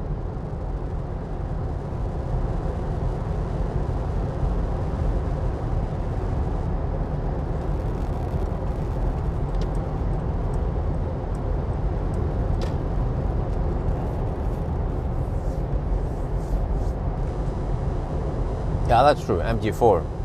If every time I hear about Chinese cars, you know, something just pops in my mind, and that is the poor auto steer, and also, yeah, well, software is pretty okay, but it's just that poor auto steer experience in the Chinese cars, and in general also some bing bongs. So that's the only thing that puts me off buying Chinese cars. So if they could just fix that shit, man, so it feels like driving a Tesla or a German car, then it's game over. Because Chinese cars, they are in general really good. Some of them, yeah, some of them maybe not that good.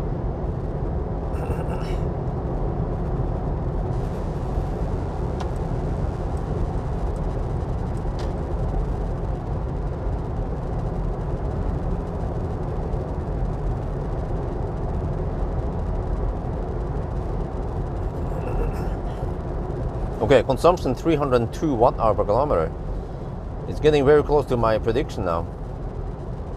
Because with correction, or before correction, it should be around 304 maybe on the display. And then now the car says 18% at arrival, and I claimed it was 14%. We're 20 kilometers away.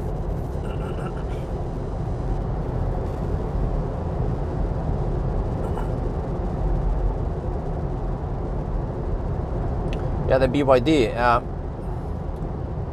You know what? I should borrow a BYD Auto 3 and do some 1,000 kilometer challenge and banana box test. It's an affordable car at least, but I'm not sure if it's that great in Europe since you have so many other better options here. And even in Thailand, yeah, I guess in Thailand maybe it's one of the best, one of the better choices there.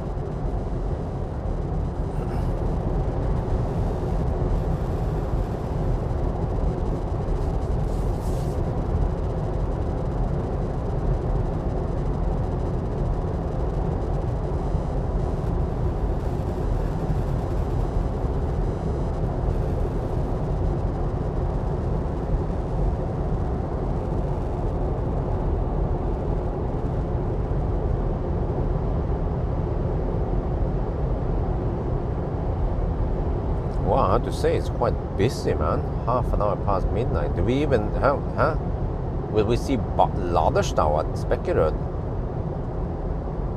Wait, can we see some charger status here? I navigated to Spekkerød. Oh, this again. Wait, does it say whether it's preheating or not? Let me see. Do I need to enable that shit?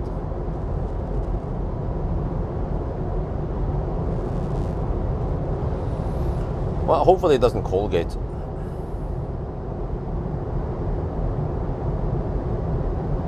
Well, I actually consider Tesla a premium car. If you ever sat in a Plaid or even a Model 3, Model Y nowadays, the interior is very nice.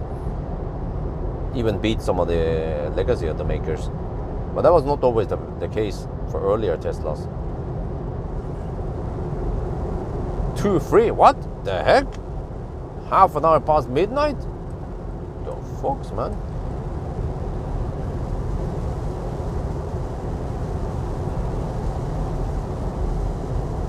Most comfortable car must be EQS. Why is that guy? Dude, stop doing that shit, man. Freaking annoying Volvos.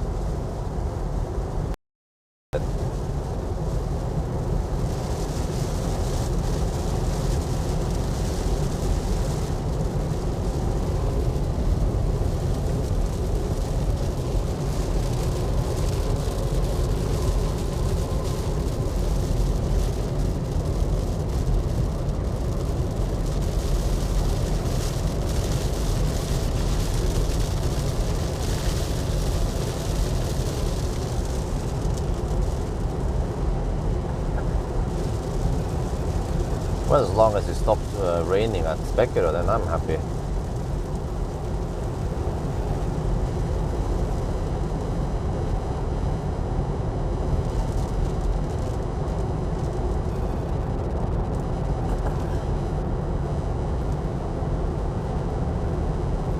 Yeah, I think we cleaned the windscreen now. Nice. The self-cleaning windscreen.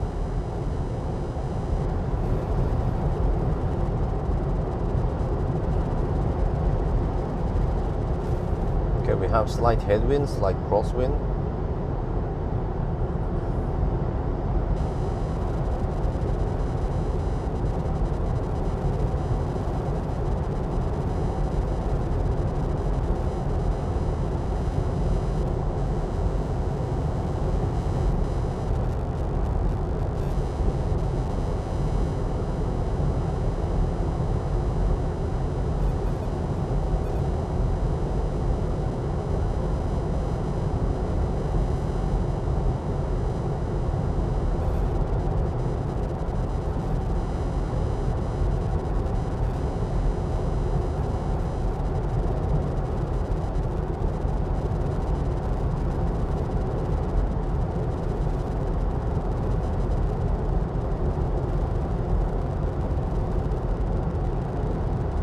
Okay, we are in the highlands. There's a little hill here before Speckero, so now we are 304 watt-hour per kilometer. Seems like it's going to be spot on. Now the car says 17% at arrival. Yeah, very close to my prediction.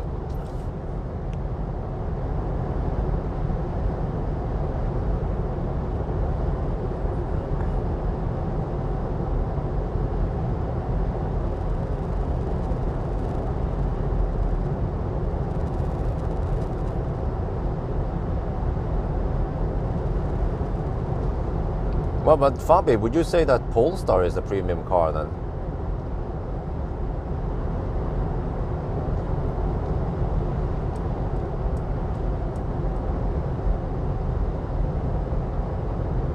Polestar 2, you know?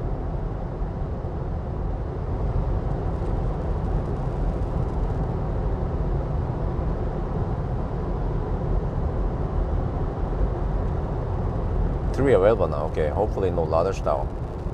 I don't want any deductions. I just want to finish this challenge snel and go home and get some rest.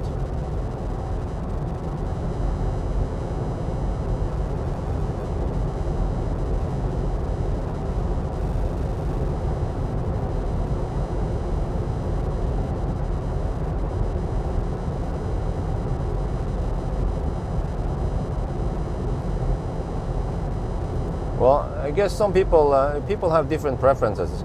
Some of you guys claim that customization is a part of premium preference, but that's just a matter of definition.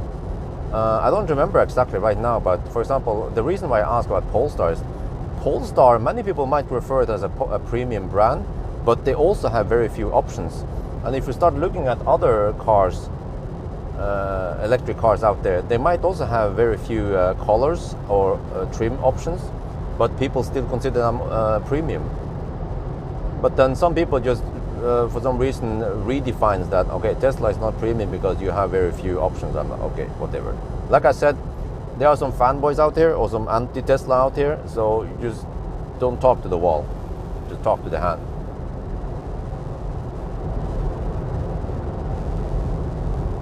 Okay, now we will arrive with 17%. Yeah, we're almost there now, spec it out.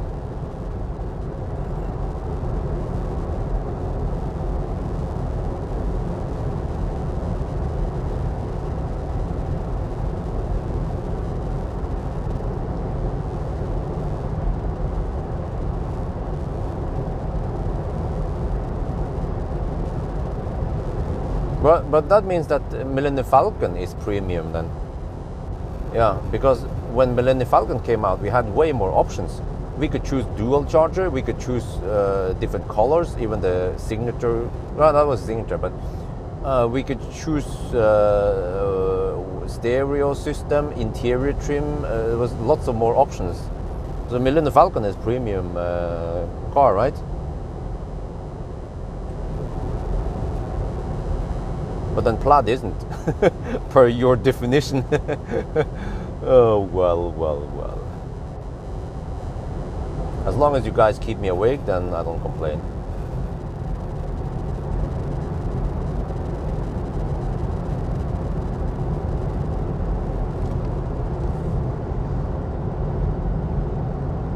Right, spec it out, here we come. Let me see, charge port is on the right side, with the wrong side. Should have been left side, with the right side. And then since I don't have any OBD stuff, I need to use the panorama roof here.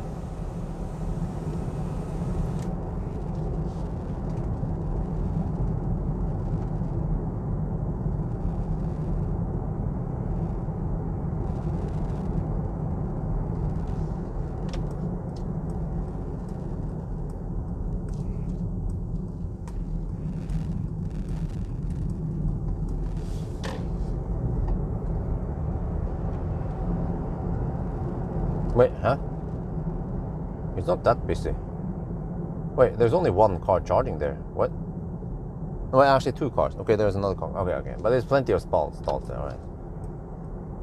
Okay, microphone off. Oh yeah, you know what? I've watched some reviews now. I'm thinking about buying GoPro, but after watching some reviews, don't buy GoPro. Buy DJI Action 3 instead. It kicks ass. It actually makes GoPro look bad.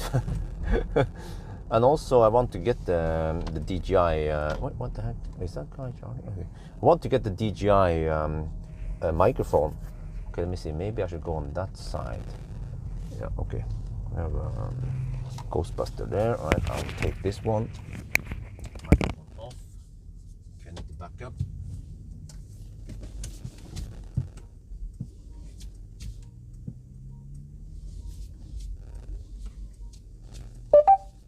Heck, man, freaking loud noise. Are we in a Chinese car or are we in an EQE?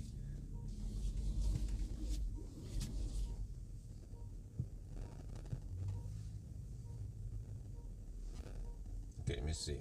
How far back do I have to go here? I can go like this, right? This should be good enough. Okay. Get down.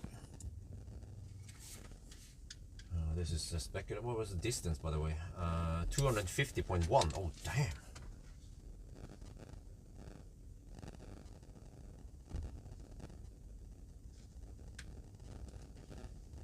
This is speculative.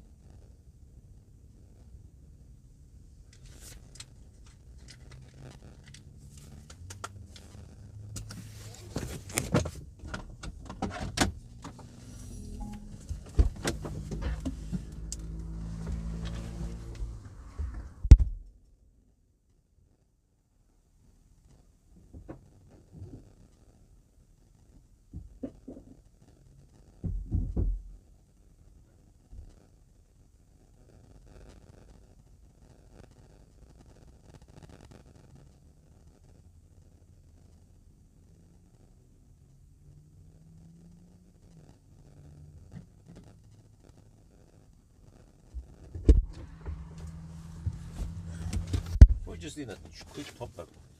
Except for that, it doesn't matter. If we arrive with more than 10% at Viberg, then that's great because the voltage is so low here.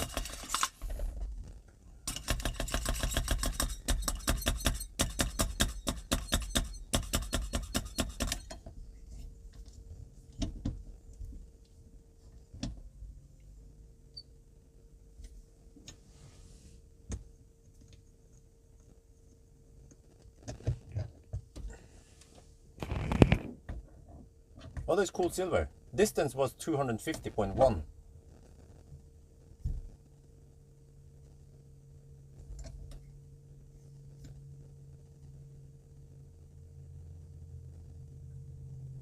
Oh yeah, and this car ramps up really slow. Okay, let me see. What was the... So we can calculate distance error then. Well, that's almost 2%. I calculated 1.9.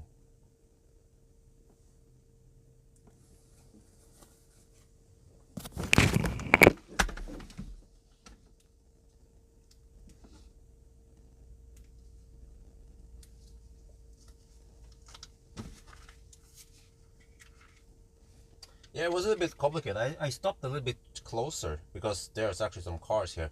Normally I would have a little space, but since it's semi-crowded and I didn't want to just take my space, you know, dreie meg ut.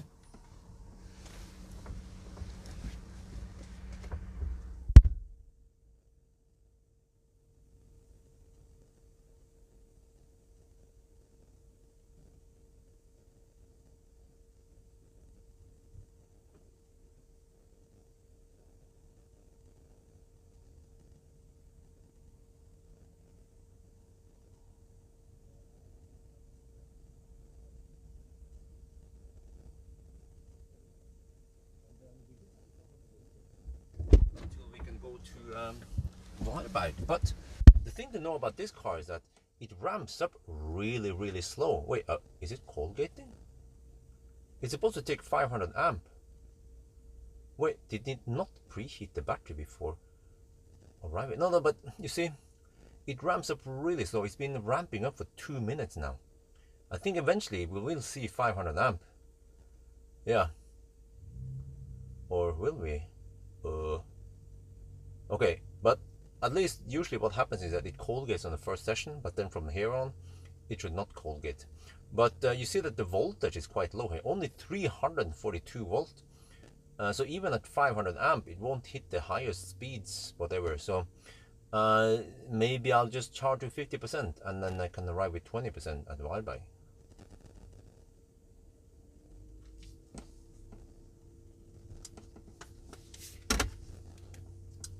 I'm getting a little bit hungry, but I think the first thing I will do is eat. And I go to the restroom, and then I'm ready to leave anytime. So I'll be back.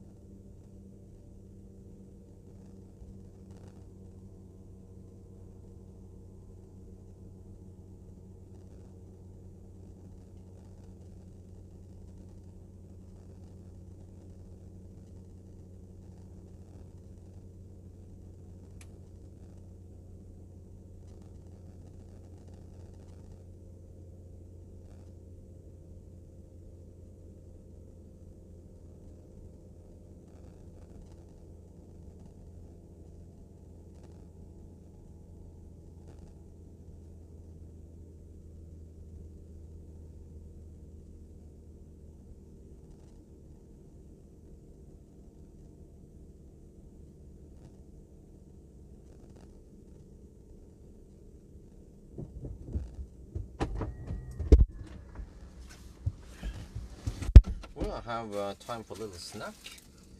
Yeah, you see, we get this 160. Wait, we didn't hit 500 amp this time. It means that the battery was cold gating, and it didn't.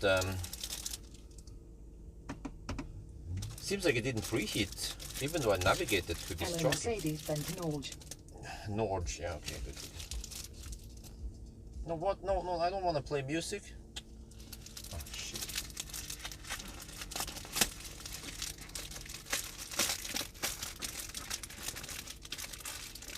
Oh, we did hit 500 amp, okay. But, is it throttling already?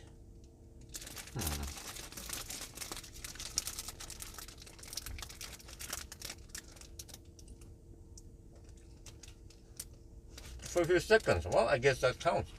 But it's supposed to be longer, so it means that it rapid gated. No, sorry, it cold gated.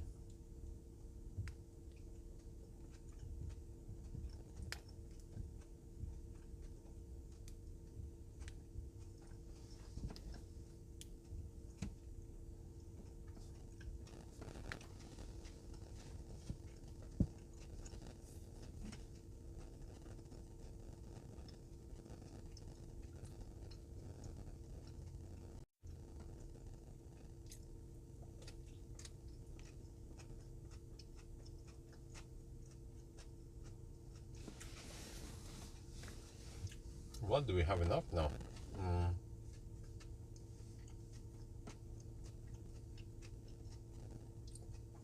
I calculated we need around 40%. So we should be good to go.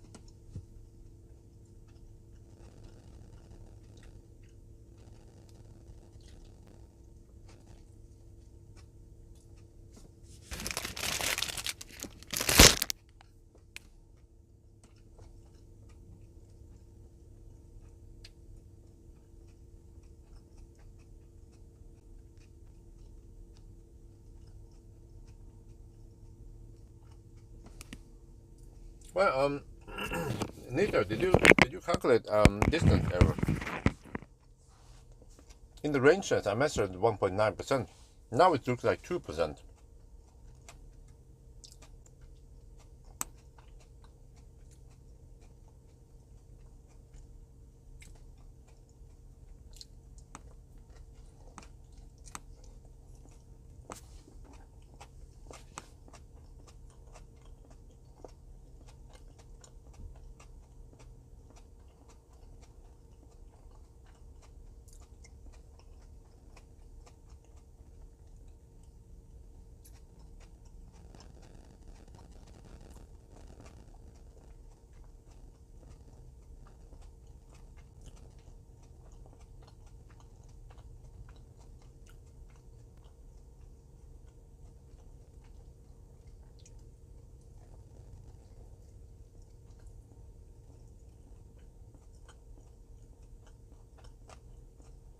Ioniq 6 was disappointing.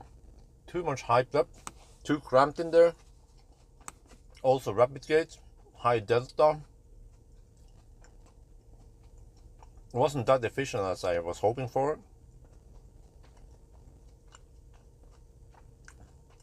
Clumsy solution for folding the seats.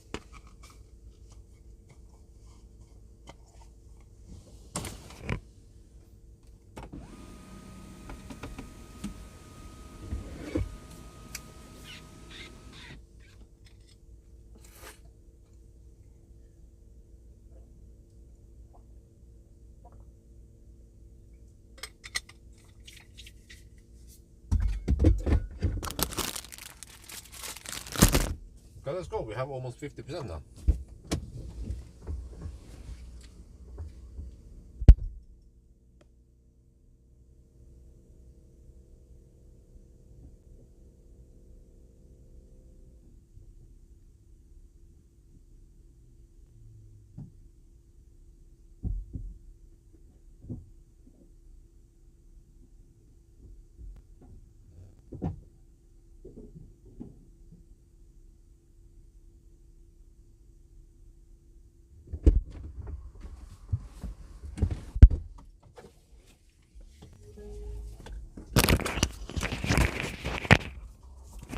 Man, what the heck is this shit, man? It starts playing music when I don't want it.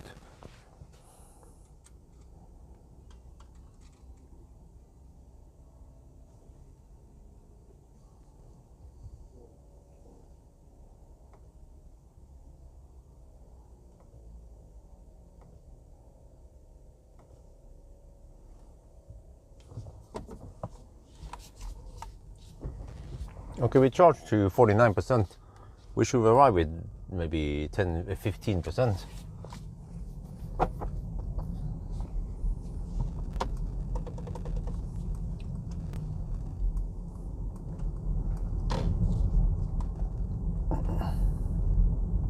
But when we disconnected, we still had 144 kilowatt.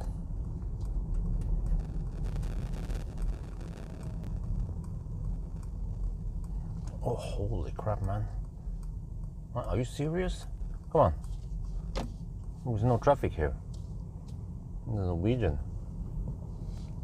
Hope you go that way. Yeah, good.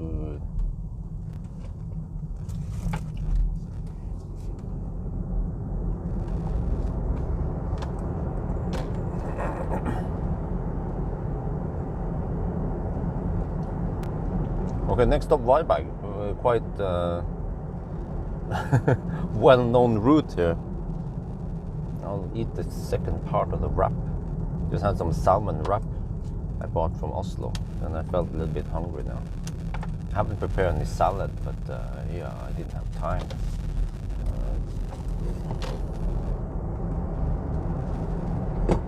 It has good torque at least, this car, but it's so heavy. 2,750 kilograms.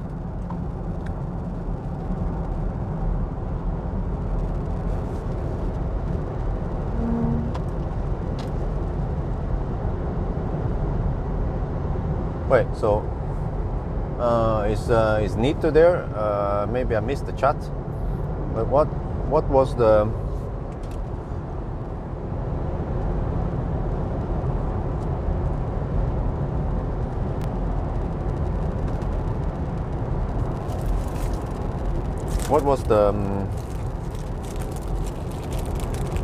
distance error?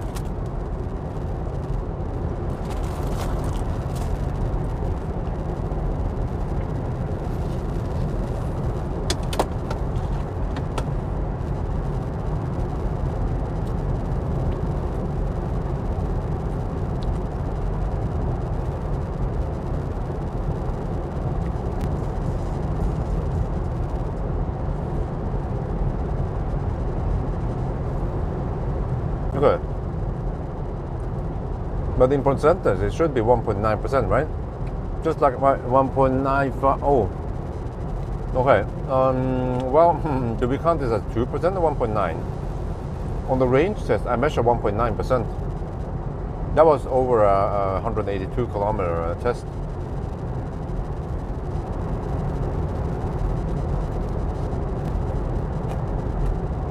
I think we count it as 2% then. Yeah, right. 2% error.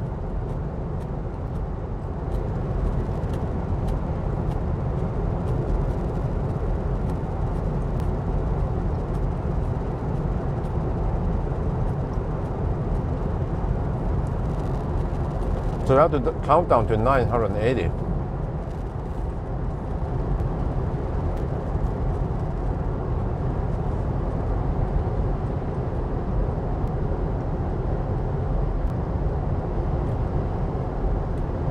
Let's see how the new route goes. Well, it's basically the same route, but just a different endpoint that shifts stuff a little bit.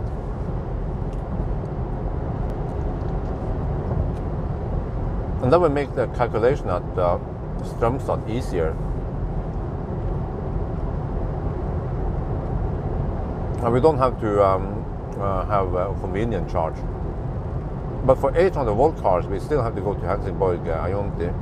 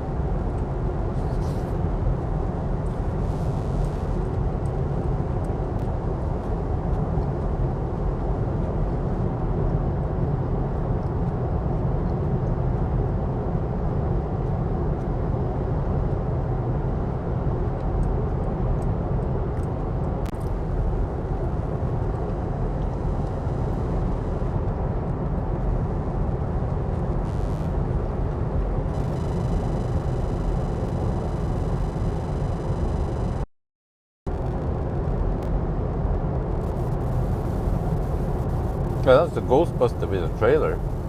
Damn.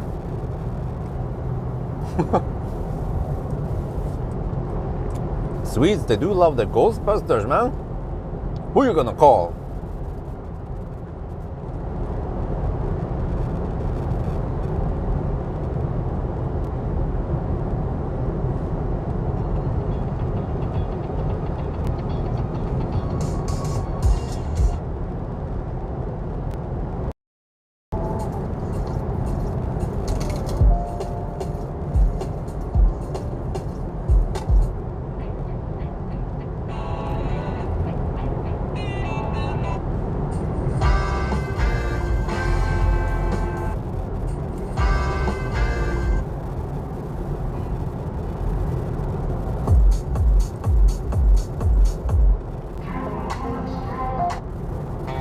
Yeah, I don't new music. Where the heck is it?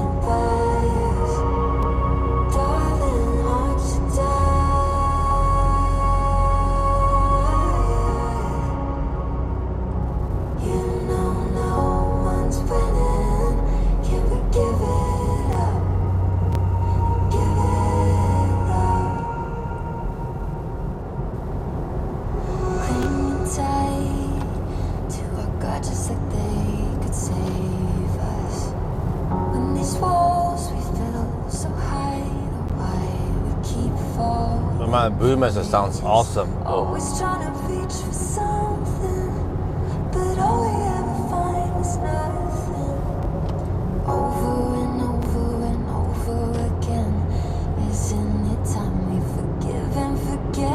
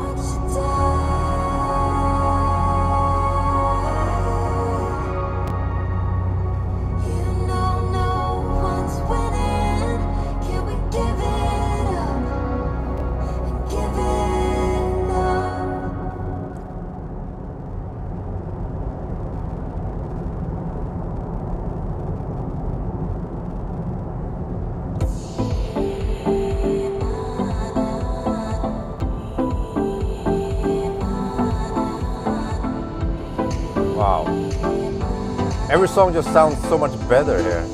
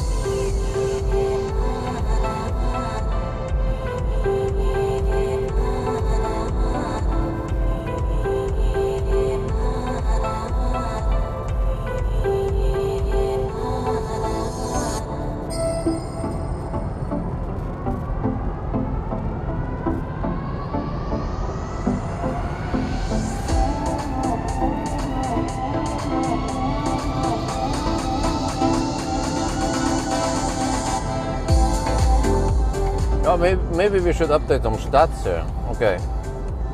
273 kilometers done and consumption is 302. We start at 10:30.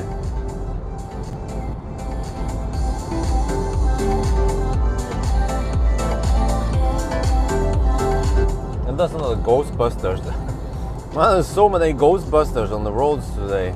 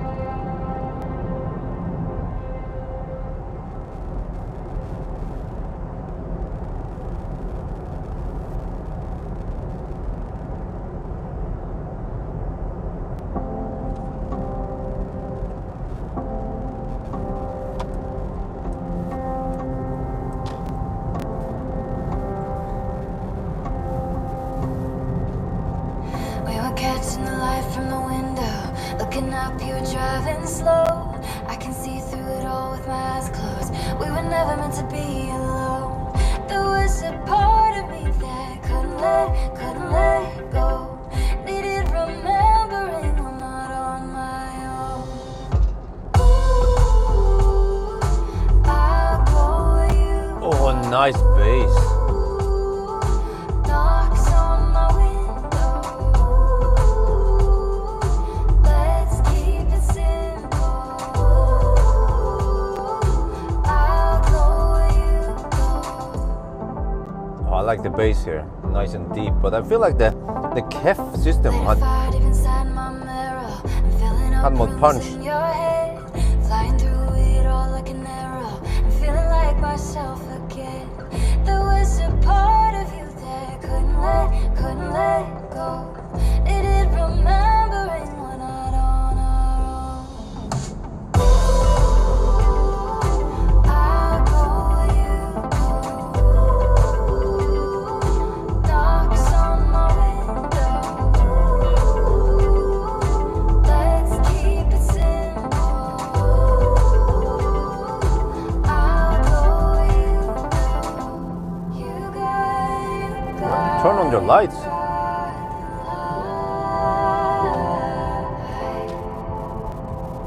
Doesn't turn no tail lights. Bro, turn on the tail lights. Oh, woman using your phone in the Volvo, turning on the tail lights. She's driving around with DRL. Oh, I tried to warn her, but she was too busy with her phone. I'll go where you go.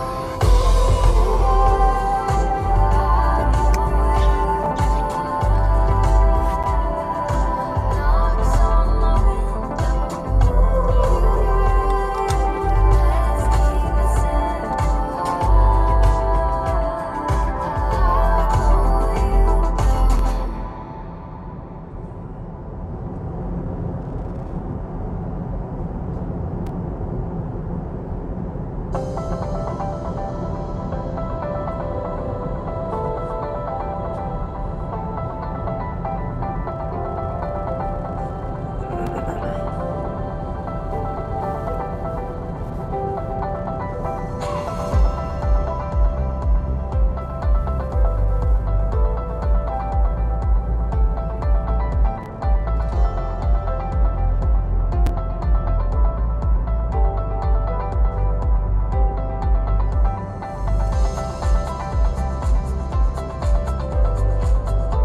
But anyway, yeah, so I figured out that I want to buy an action cam.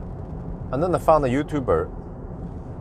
He explained the differences between the GoPro Hero 11 and DJI Osmo Action 3. And there was one quite obvious difference, is that the Osmo, or the DJI, had way better battery life. Plus the DJI was super stable, whereas the GoPro would be buggy and would freeze up and you had to restart it. I was like, what, really? I could not live with that shit, man. So, and also DJI is actually cheaper. And what else is it? Well, the GoPro out of the camera, it comes out to be, it seems like they boosted the color saturation a little bit by default. So initially you look at it and think, oh, okay, it's nice, but actually they have more or less the same image quality and stabilization. So I'm convinced after watching that video that I want to buy Osmo. What is it called again? Action 3, I think it was. Yeah. Or maybe it even works to film the landscape. We'll see. I have to put it through some tests and see how it performs at night, especially. But I mean, okay, if it works good in the daytime, yeah, but if it doesn't work great at night, then there's no use. And I still have to use the big cam for it, like now. But there are times when I would like to use an action cam. And at the same time, I saw that, oh, for audio, I'm convinced now. I want to get the DJI wireless microphones. They seem to be way better than the Rode I have right now. Many cool features, and yeah, but it's so good that it's sold out many places. So I have to ask Foto.no when they get them in stock. I'm buying most stuff from Foto.no.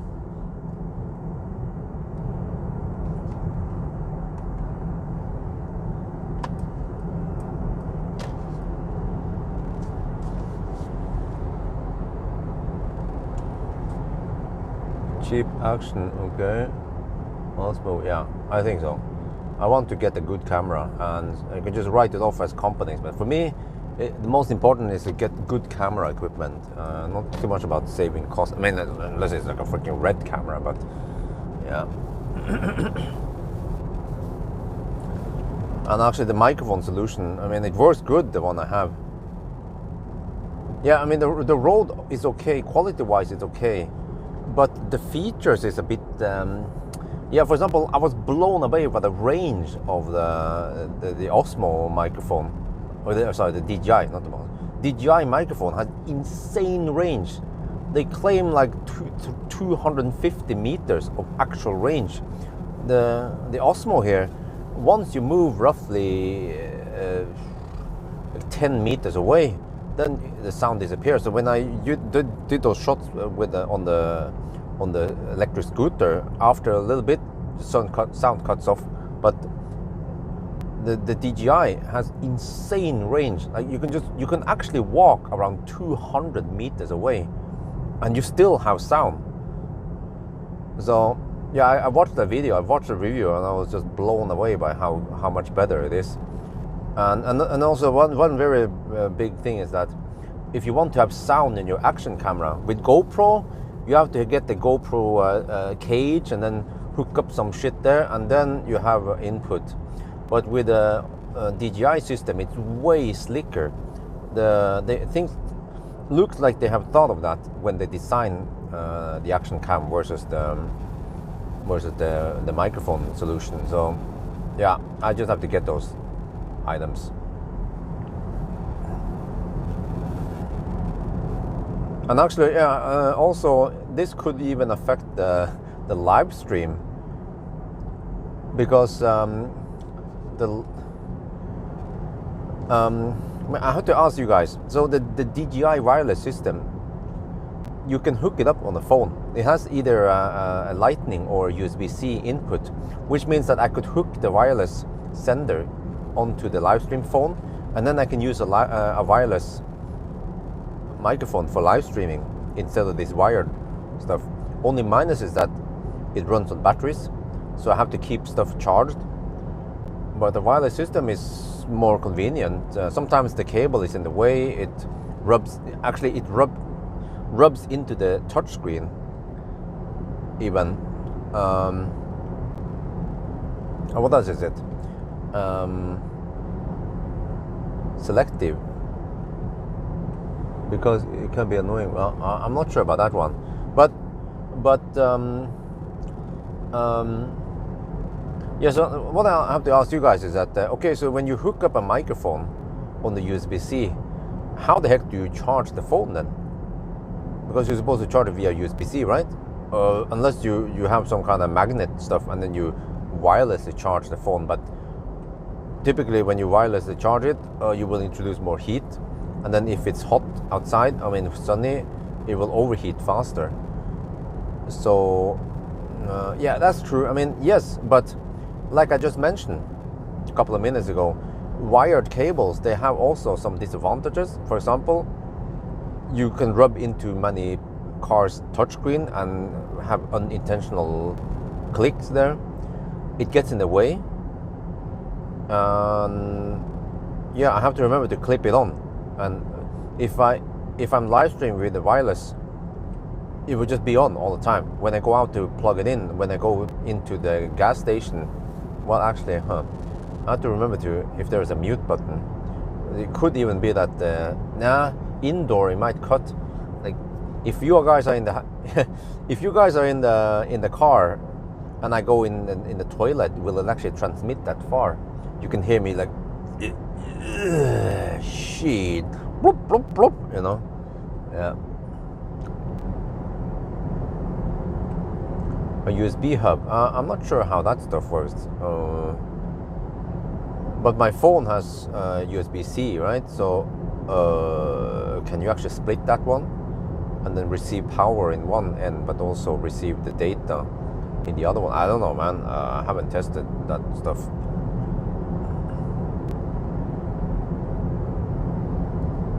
Oh, but Julian, just like I just explained, let me explain one more thing.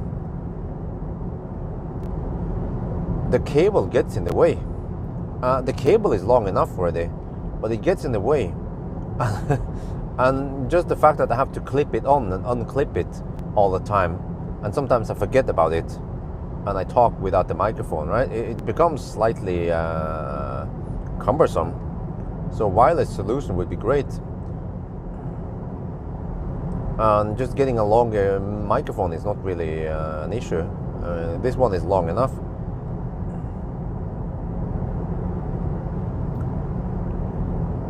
I actually had plenty of microphones in the past. Got rid of some of them.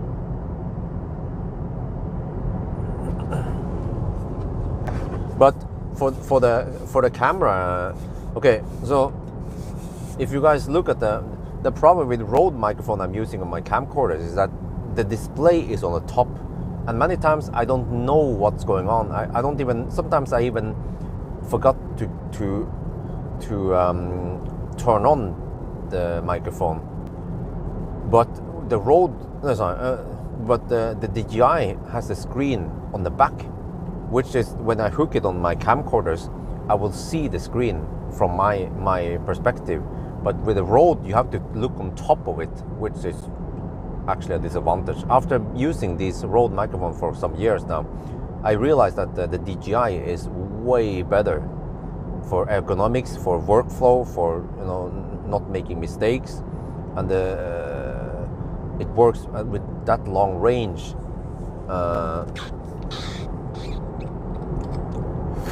Well, but 5.5 hours is not the problem, because the way I work is that I only use my. I could even get away with around 2 hours. So as long as it charges fast and you have this charging box thing, then no problem.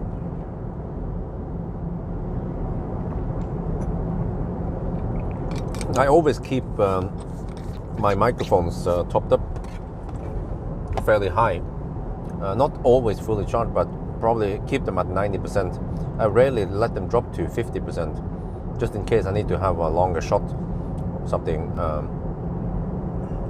Yeah, for live streaming, that actually becomes a problem, yeah. But for live streaming, yeah, I mean, if it works for 7 hours or 5.5, you still need to swap microphones and keep the receiver unit charged somehow anyway. So yeah, maybe for live streaming it would be more cumbersome also, since you have to deal with all that stuff. But it was just a thought, maybe it would be nice to have it for live streaming.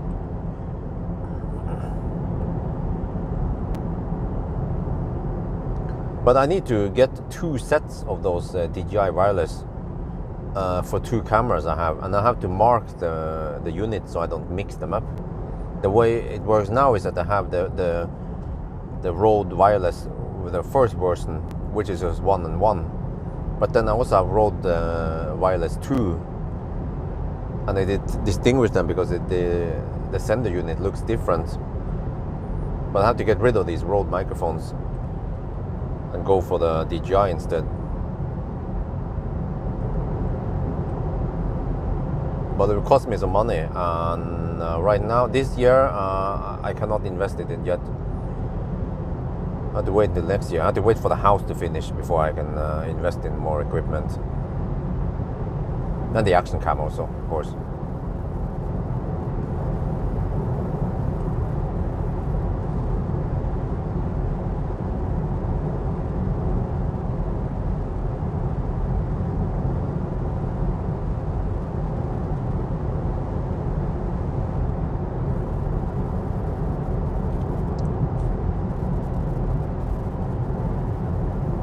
But yeah, so my unfortunately many of my high-speed shots from the Plaid was quite shaky, and we talk about this during the live stream, by the way. It seems like the rim actually gets unbalanced, and then the whole wheel gets unbalanced because the schmutz gets in this part of the rim that just tends to collect sand, dust.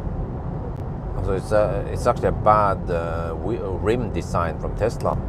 Yeah, that's a Tesla rim, by the way. So, but still, I look at my clip, and it seems like one camera was mounted on the camera I faced back, rear-facing camera.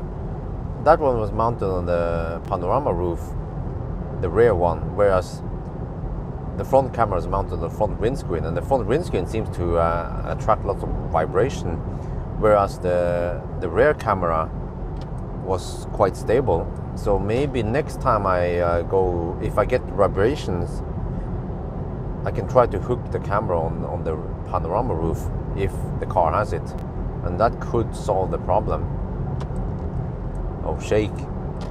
I also saw that many of my shots or the high-speed run, the image is quite stable as long as you cruise at 120 to 140 kilometers per hour. But then once you push it past 160, then suddenly shake appears, and then at 200, 220 it becomes quite visible.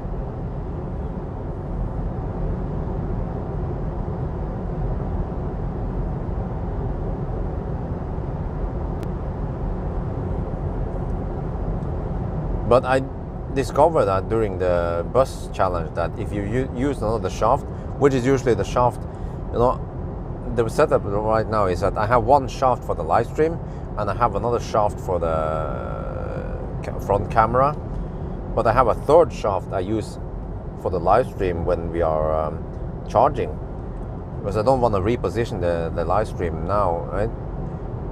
But I can use that third shaft to then stabilize one camera by giving it some extra tension. But I might need to buy another shaft, so I have to bring 4 shafts in case I need to go somewhere for high-speed runs. Or I can just borrow that shaft for the high-speed run. Yeah, that also works.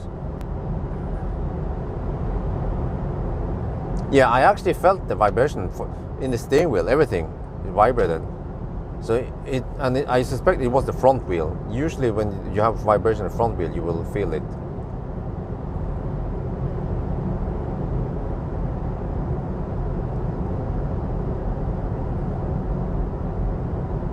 Wow, I'm quite surprised that there's some traffic here 1:30 at night. But also, when I was driving around Oslo yesterday on a Friday afternoon, there was almost no stau. It's wonderful because all the Oslo Nisse, they are not there. They left the country. They went driving around Europe or other places instead. So Oslo right now is nice and calm until a couple of weeks when all the office rats are back to work.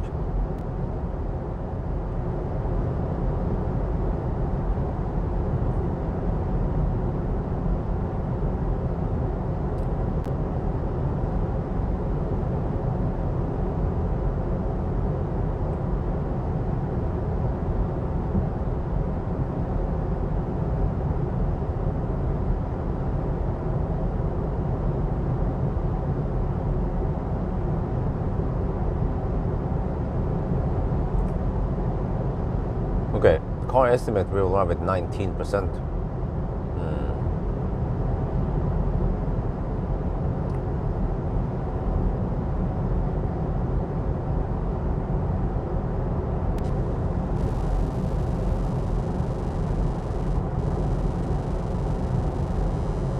Oh, overheating. Well, that guy I saw that video, he tested everything.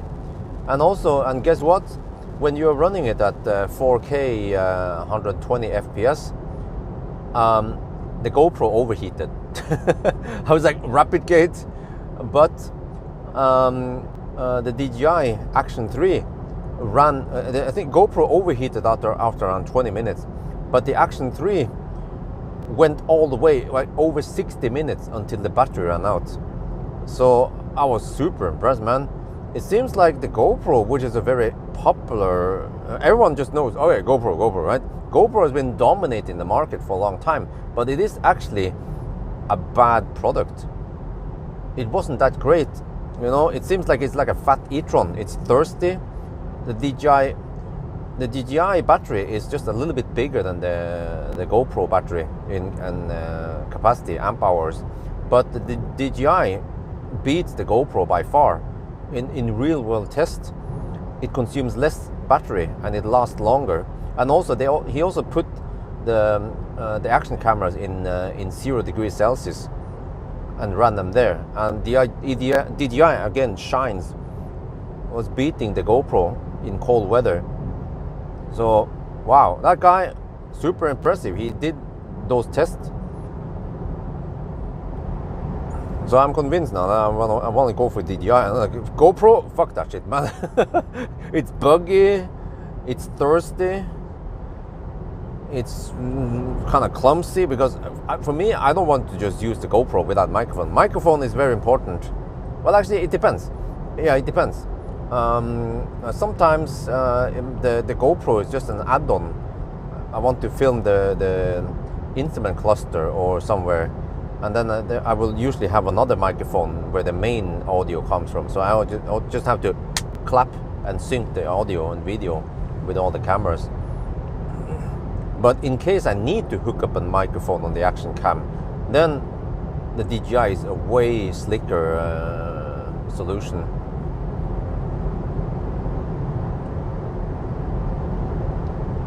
In the GoPro case, you have to then use the GoPro case, and then you can then hook a Rode wireless system onto the GoPro, or a DJI wireless system also. It depends which one you prefer.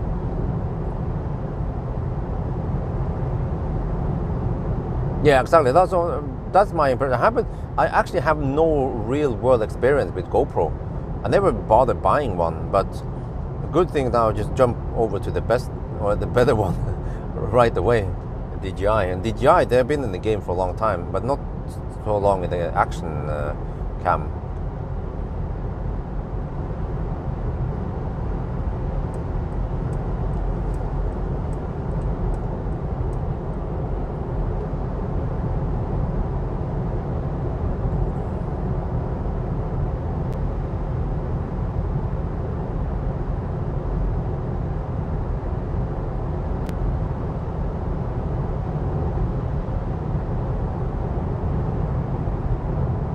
Well, what do you want to contact me for? I get spammed a lot. Remember, I have over 300,000 subscribers, and I have to spend time on what matters, which is to shoot video, edit video, and spend time with my family. I simply can't reply to all the people who contact me. It's just way too much. Sorry. I did that when I had a small channel, but at one point I realized that I can't reply to everyone. It's way too time consuming.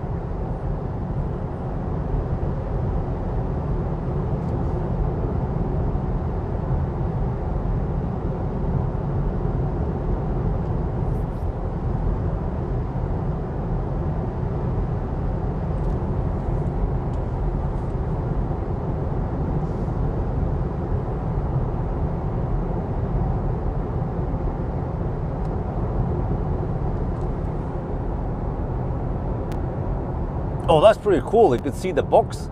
Oh, awesome. Digital lights for the win.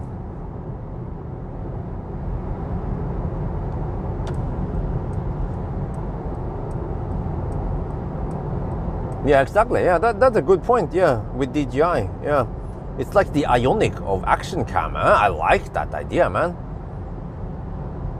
I mean, I still have my DJI drone. I haven't used it in the longest time because of regulations. I should just sell it.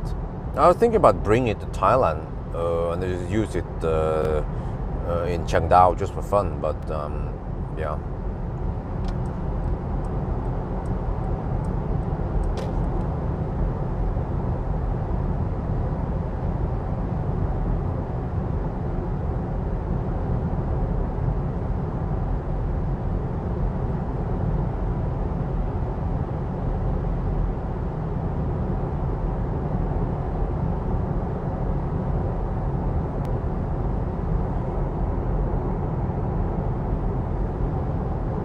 I don't know what's wrong with your chat account, but that's probably not something I can help you with.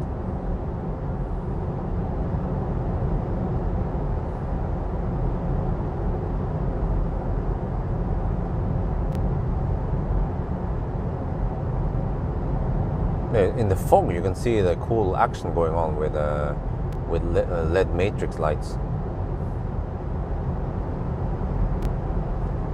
I wonder when Tesla is coming out with a matrix system.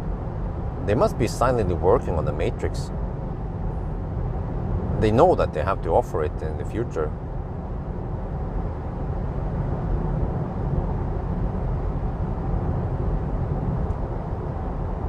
But I also wonder if it will, yeah, you know, suddenly Tesla says, okay, we now have matrix update in the software. So every Tesla Model S and X and no, at least Model 3 and Y from 2021, I think, with the new Hella lights, they will get matrix lights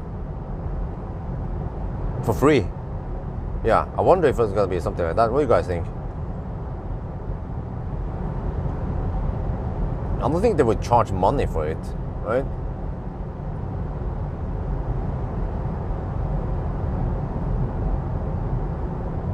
Because it's probably just win-win if they offer it for free, and then every new Tesla from now on gets a matrix light included.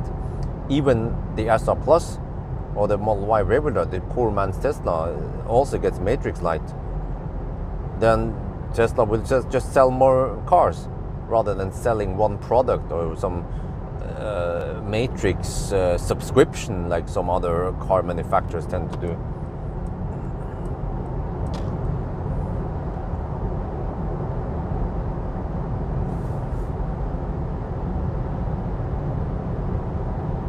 Oh, that's a Norwegian Model Y.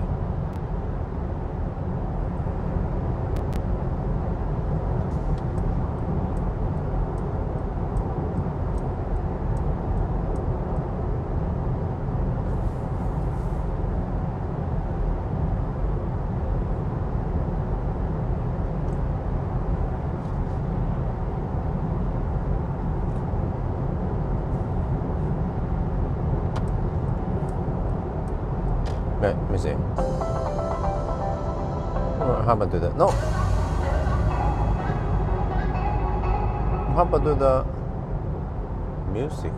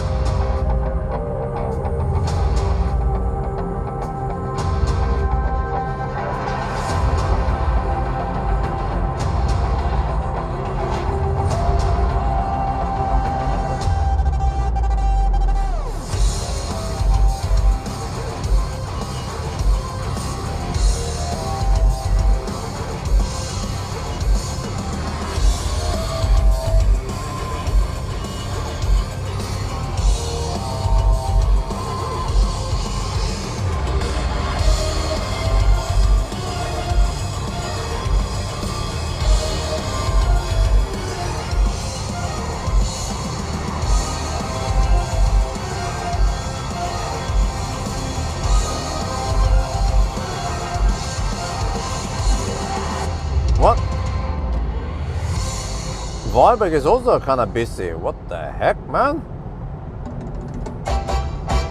Let's try this one. Oh, nice.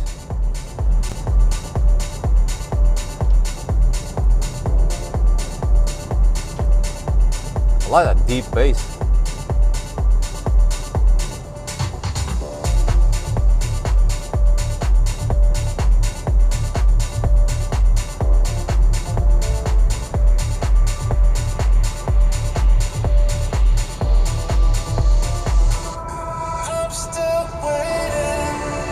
Clouds roll and then fade away, hiding from what you wanna say. All the games you play.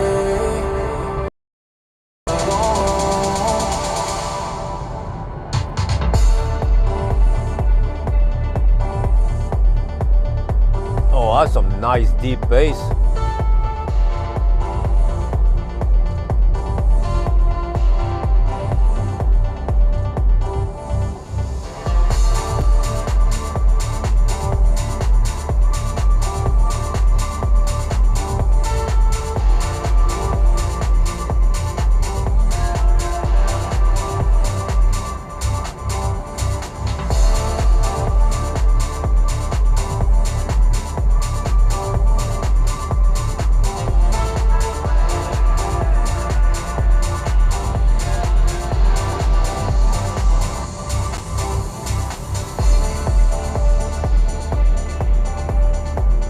Bimmer hammering it. Oh yeah, turn signal. What the heck, man?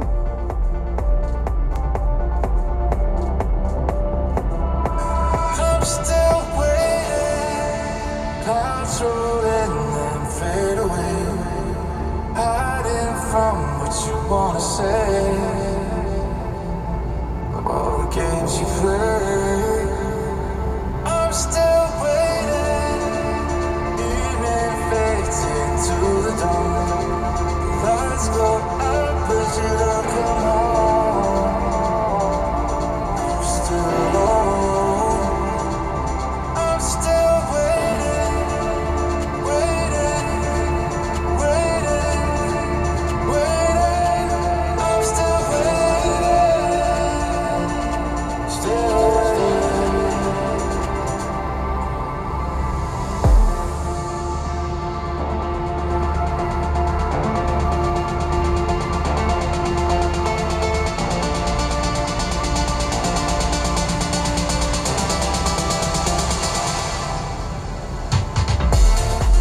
Oh man, that bass. Oh, nice.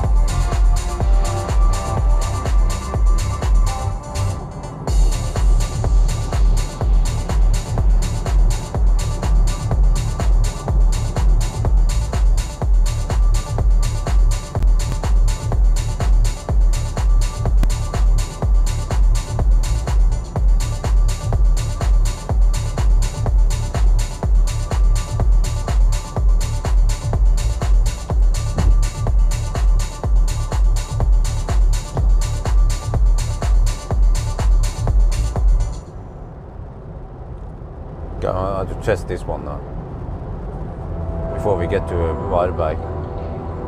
How is this sound in Burmester?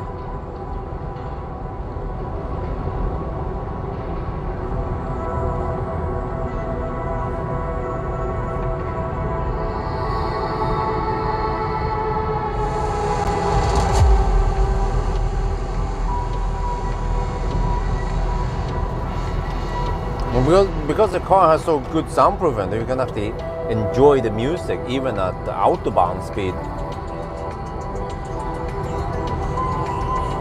Yeah, I would like to experience EQS at Autobahn speed, see how quiet they are at 200 kilometers per hour.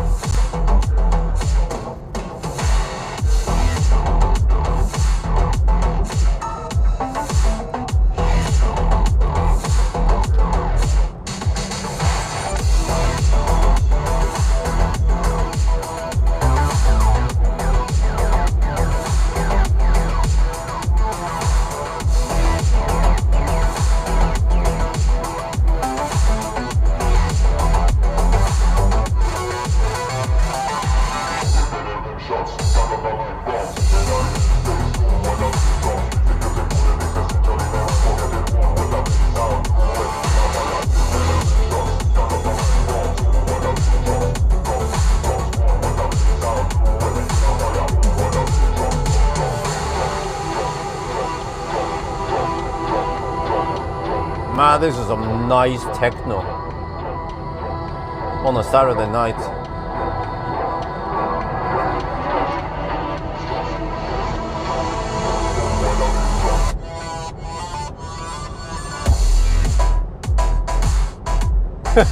You feel the door slamming, the door slamming techno.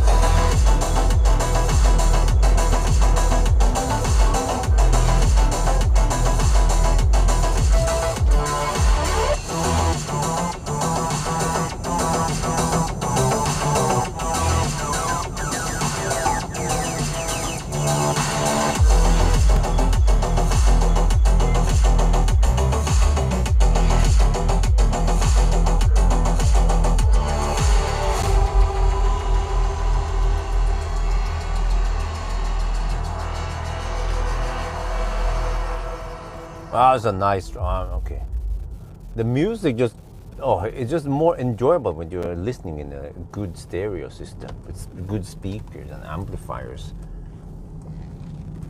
Wow. But somehow I still get the feeling that the Kef had that extra punch, and yeah, I don't know, man. The Kef was just insanely good.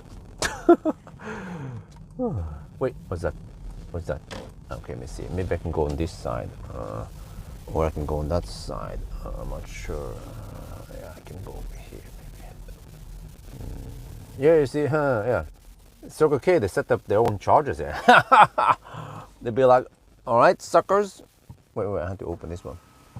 Okay, I can stay over here, maybe. A little bit back.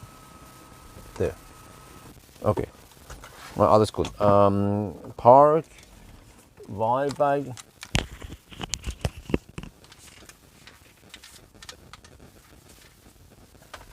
Okay, so this is wild bag. Wild bag. The playlist hasn't been updated in a while. I don't have that many new songs. Let me pop it. Excuse me, please don't forget your phone.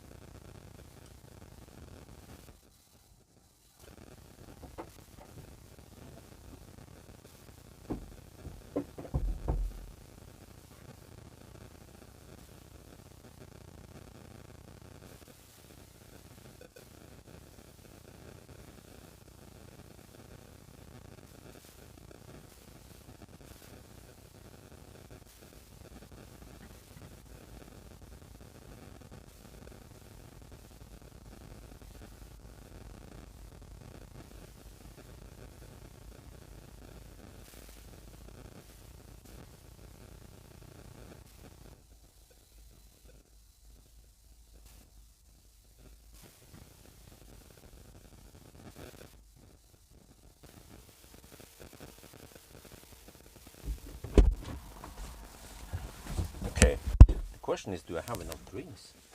Because next time I'm gonna come back here, it's gonna be a while. Okay, pump the shop, pump the shop, pump the shop, pump the shop. Oh, with the right hand. Always pump the shop with the right hand.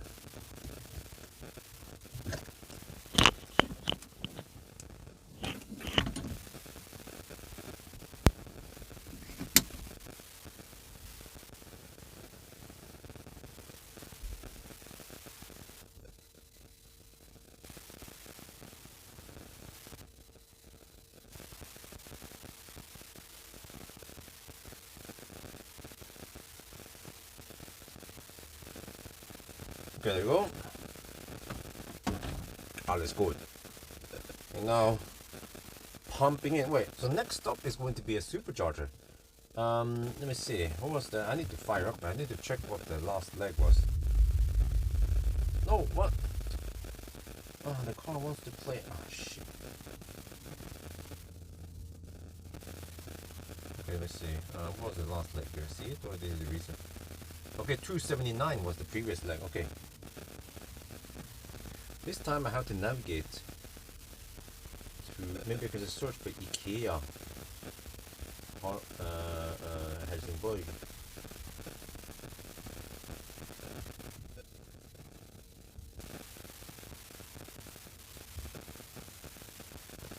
But it shouldn't Colgate. Yeah, there's no Colgate here.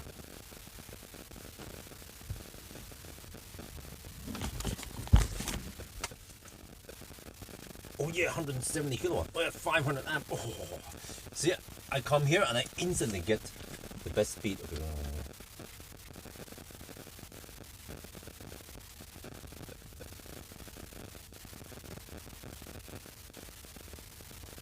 We are now at Varberg, and oh yeah, we only Colgated slightly in the beginning. On the previous leg, at Spekerød, according to the live stream people, I was at the toilet. We got 500 amp maximum speed for only a couple of seconds before it throttled.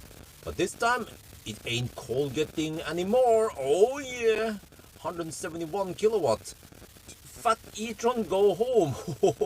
Look at that speed. So actually, it is a slight advantage to arrive with around 10-15% rather than 5% maybe, because now we're getting higher speed because the voltage is higher. Even though the voltage is a bit low. Okay, by the way, so I'm gonna try something new today, which is that normally I go to Ionity Helsingborg, right?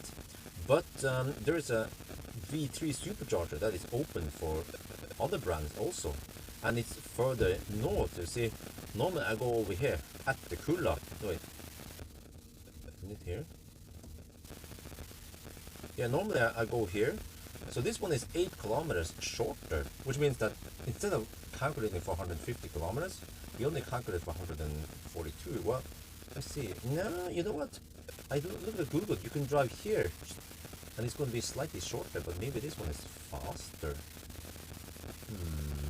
But it's slightly more complicated to drive this route. Yeah, okay. Anyway, so that's what we're gonna plan for, and then I will do my own calculation based on how many percent I need, because it seems to be quite. Man, oh, I used the wrong microphone. I just realized it now. I have to shoot that again. See, this is the problem. The microphones, they look so alike at night. Okay, it's still getting 100.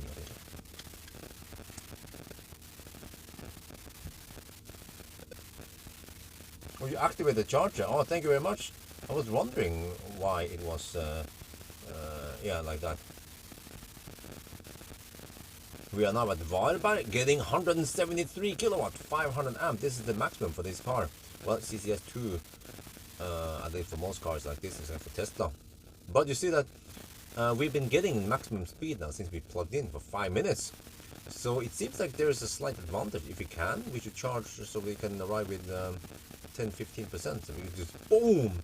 And on the previous charging session at Spekerød, it's slightly Colgated. The live stream people told me, I wasn't at the toilet. They told me that we hit 500 amp only for a few seconds before it throttled.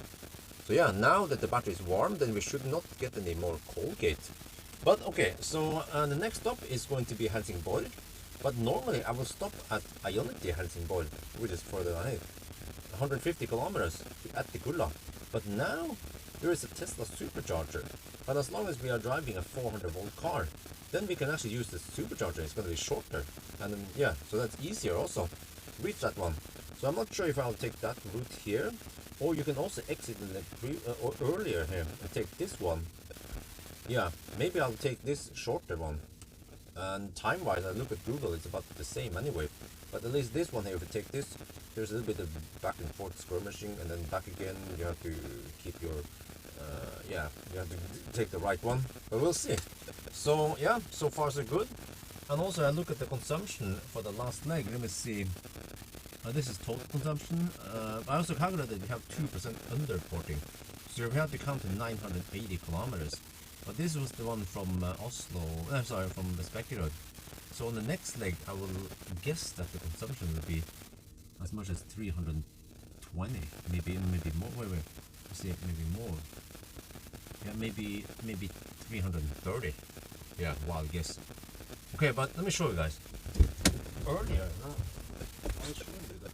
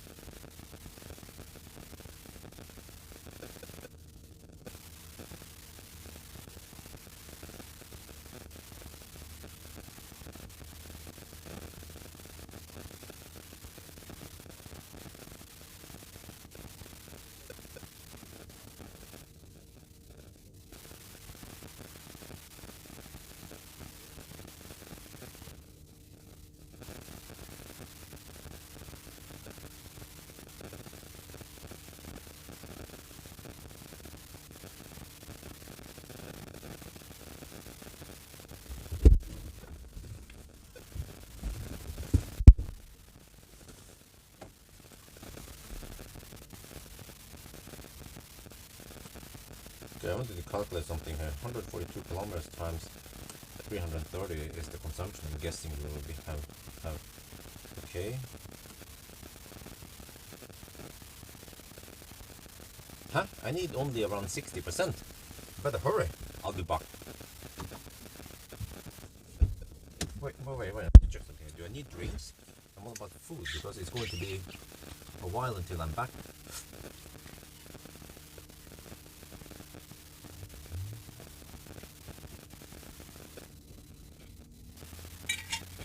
I need drinks. I need to restock drinks. And maybe some food also.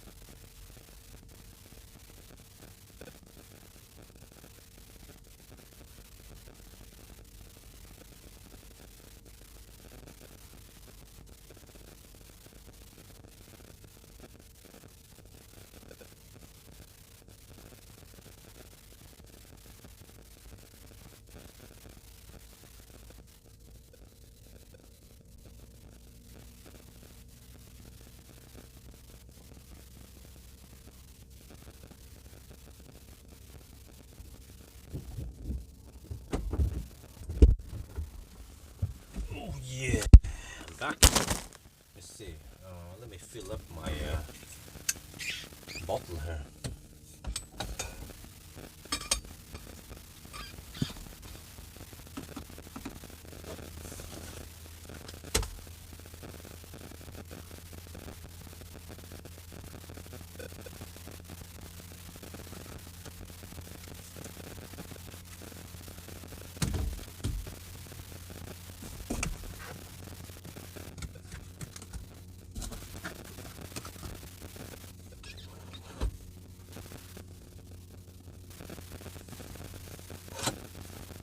You see, when I'm on a long trip, I always bring my storm bag bottle. This is insulated bottle, and to make things extra cold longer, I put ice cubes in here.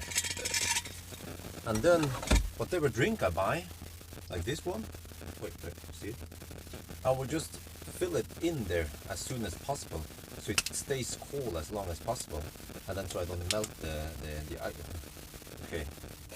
So every time I have a tea break and a charging break, I just refill my drink bottle.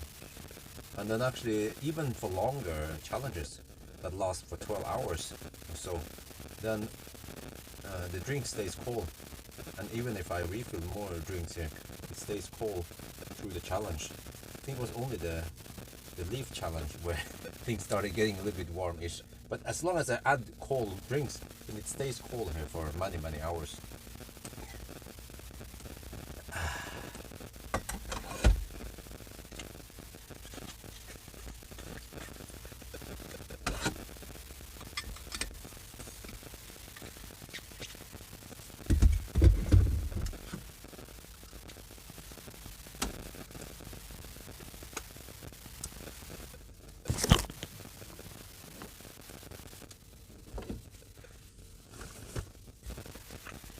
Okay. I wonder if we have enough now. 126 kilograms. That's a nice flat charging curve. Wait, let me see. What did I calculate again? Yeah, I calculate we need 60%. But in case I miscalculate, then we should still be fine, right? Yeah, we have 60 now. I could even go 65, but yeah, I'm not sure. But I just wonder if I have this different route now, then it means I will have I will have slower speed limit on the last part, which is a slight disadvantage. You just try it now. Yeah. Okay, let's get ready. Free juice, thank you very much. And also there was a donation I missed. Cool Silver, an hour ago, Cool Silver donated $49.95 to me. Thank you so much, man. Go deep is on. Well, that came out wrong. But yeah, I will try that new stretch, see how it goes. But when I think about it, it means that instead of 99 in the 90 zone, we have to enter the 80 zone and then the 70 zone even until we are home. We meet more traffic, so that route is a little bit slower.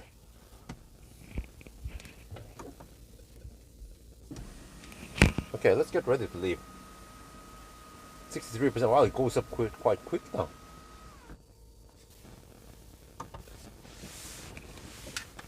Let me film this before we leave.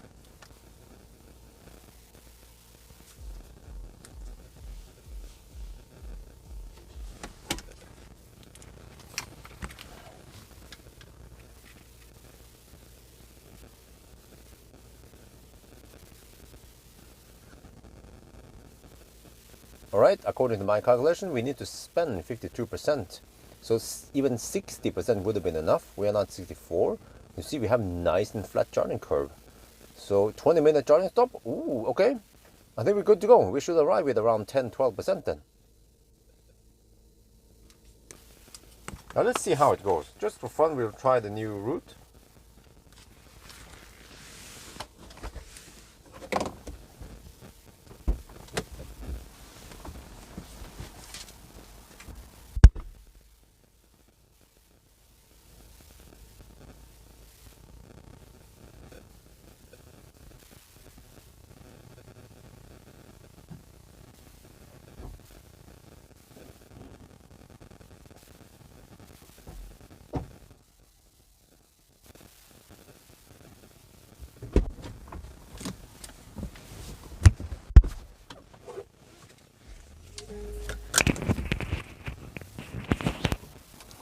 Okay, then I have to reset this one.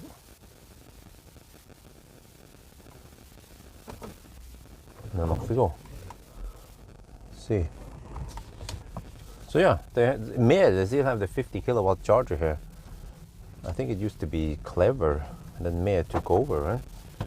And then over here we even get some truck chargers, and we have Tesla Supercharger, and we have a Neo swap station. So Varberg is becoming an EV powerhouse. It has lots of charging options. Oh yeah, and don't forget the 4 Eon chargers also deep in there. Lots of charging options here. If you go to Varberg, there could be Laderstau somewhere, but there's no way that all the, how many chargers are we talking about here? Maybe almost 50 chargers total, that all of them are occupied.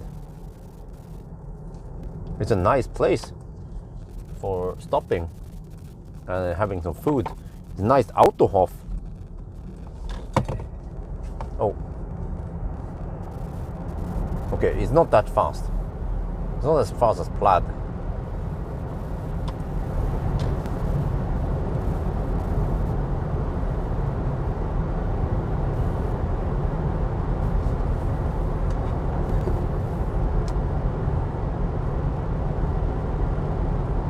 SEK is the Swedish currency.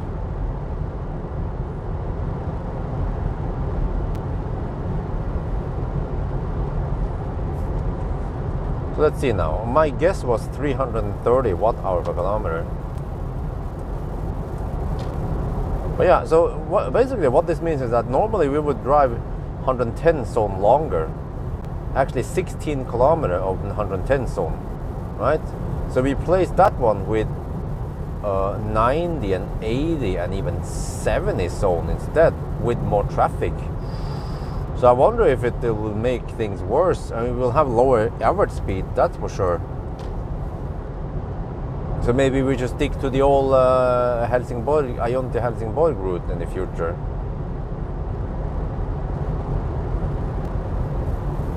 But we can at least try the new route now and see how it goes.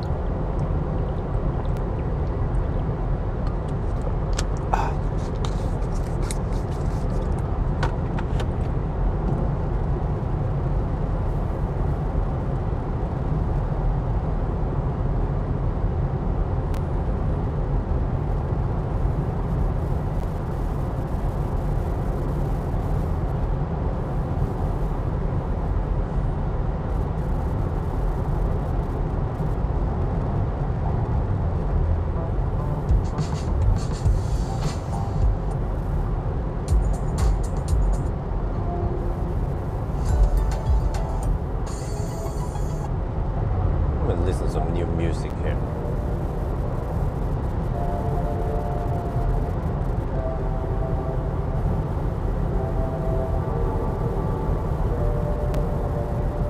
No deduction yet, no handshake problems. Everything has been going super smooth now. So hopefully we can finish the challenge a little bit before 9. It will actually be right near our home. And I can just go straight to straight home and finish it there. No convenient charge needed.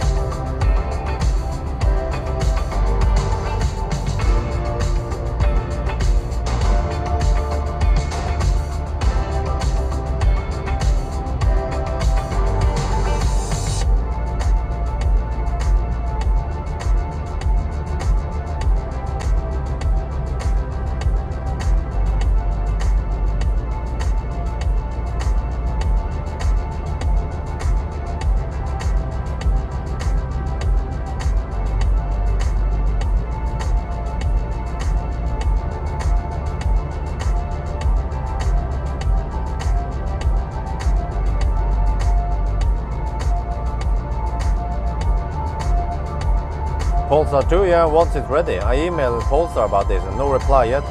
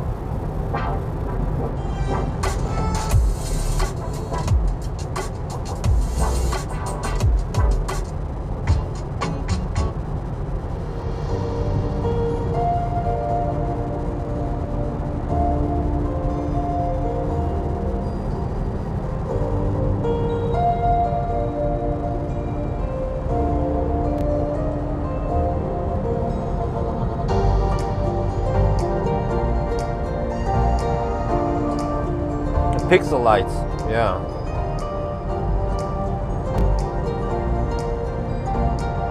What I love about these headlights is that they don't dazzle the. It can somehow detect the big road signs and it doesn't become over bright. Other systems doesn't see them and they just blast the lights against the signs.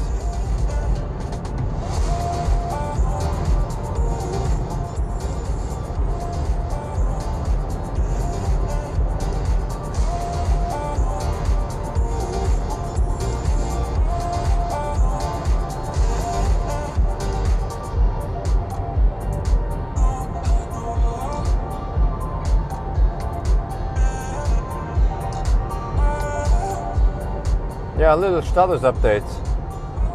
377 kilometers done, and the consumption is 307. No, sorry, and consumption is 300. We have no deductions. Started at 10:30. Here's the asphalt. Okay, right now we can hear the disadvantage with the 22-inch wheels. I would prefer to have 20 or 21-inch wheels. If I move in the left lane, we'll have less noise because the left lane is not as rough, not as worn down.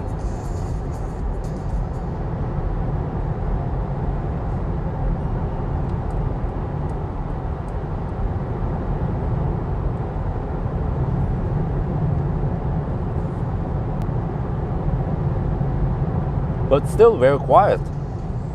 Many cars, I have to be in the left lane now so I can talk.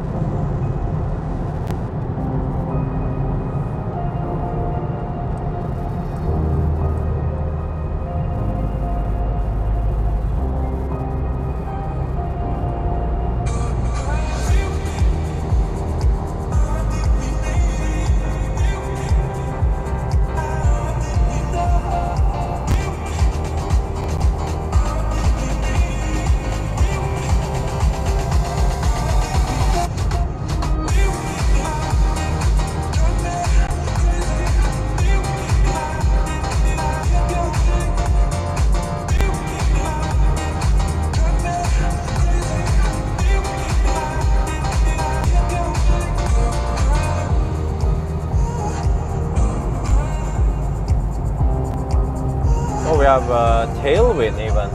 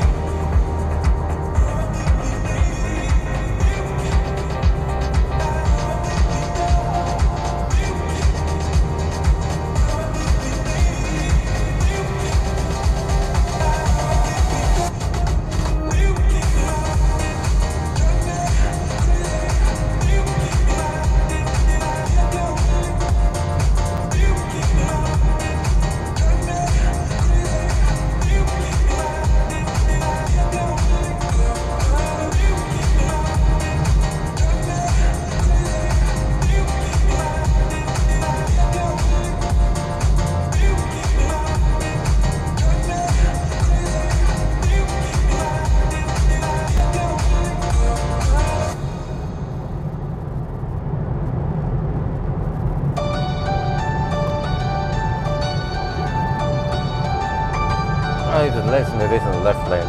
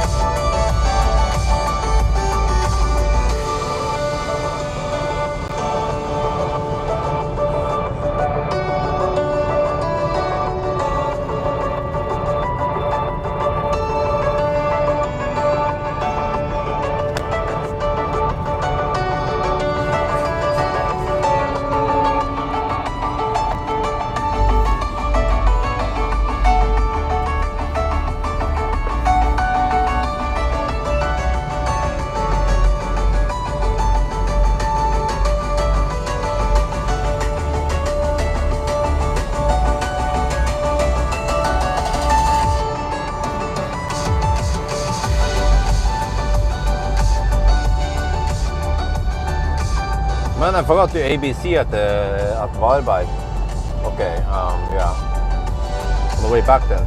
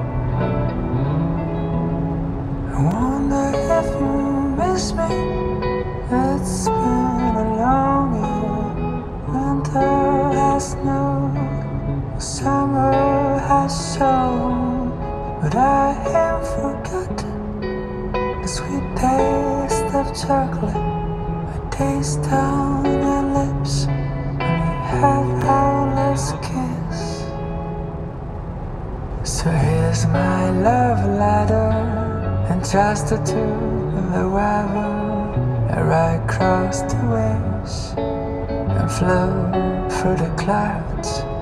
And when it's delivered, do what you want with it. You can send it back or keep it around. Maybe I'm wrong, maybe it's been too long. But I heard from someone that you're back in town. And if it's not too late, I can bring chocolate. And maybe if you want then some roses too. 'Cause it's been a long think you might remember the words of that tune. So here's my love letter, entrusted to the weather, where I cross the waves and flow through the clouds. And when it's delivered. Yeah, the consumption on this leg now is 373 watt-hour per kilometer. Okay, and we even have slight tailwind.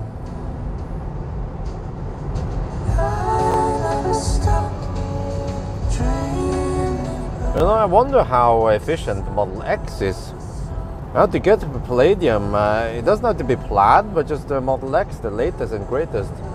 I have to bug Tesla about this. I'm going to find time for testing it. That one needs some, well, I don't have to redo Banana Box, but maybe I can just redo it in case people want to see. Banana Box, acceleration, noise test, interior view, range test. It has to go through almost everything. Trusted to the weather, right across the waves and flow through the clouds. Yeah, when it's delivered, do what you want with it. You can't send it back. Keep it around. Well, you know, after driving in Germany, just cruising at 200 kilometers per hour at night, and this kind of highway speed is, it feels a bit slow. I actually like around 200 kilometers per hour cruising. And also, actually in cars I tried in the past, well, mostly Teslas, I was able to test on Autobahn, then I don't remember if it was Model X. Yeah, Model X sounded kind of loud. Optimus Prime, yeah. Optimus was loud at 200, but when I experienced Plaid, 200 on Plaid wasn't that bad. And also in the video I can hear that it wasn't overly loud compared to Optimus.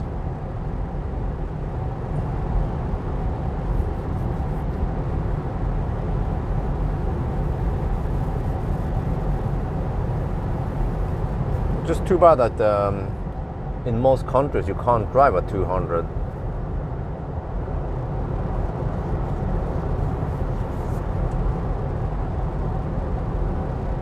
Because modern cars nowadays, they can cruise at 200 no problem, or even faster.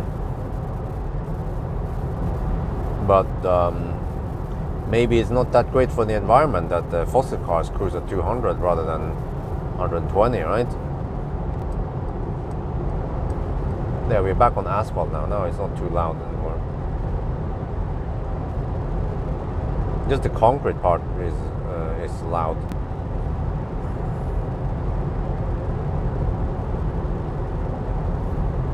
.230 and at night now it's getting bright. Man, I will miss summer. Summer is over soon already.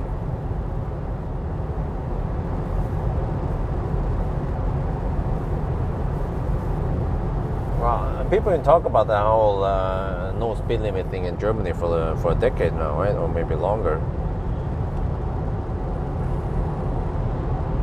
But if they remove the no speed limit, then what is the point of Germany then?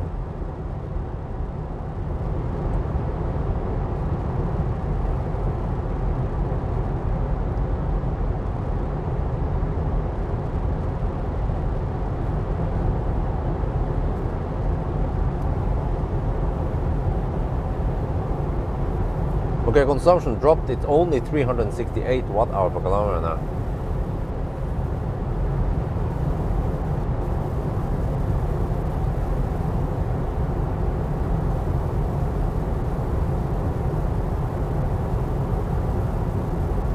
I wonder how thirsty Model X will be. Optimus was a bit thirsty.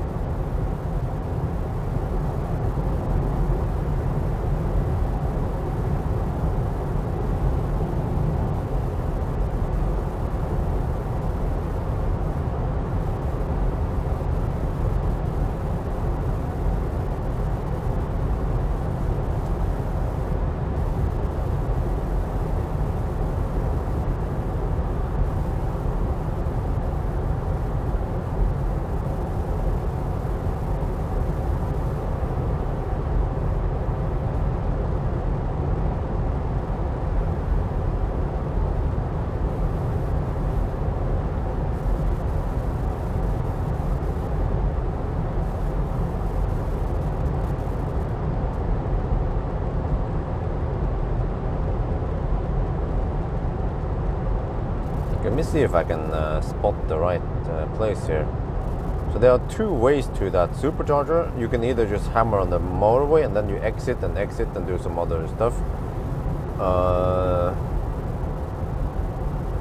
Or you can take the shortcut. And they both seem to be similar distance and time. But the other one is slightly longer. So I guess I'll try the shortcut. I tried that one on the way south when I wasn't live streaming. I visited that charger with the Plaid on the way south.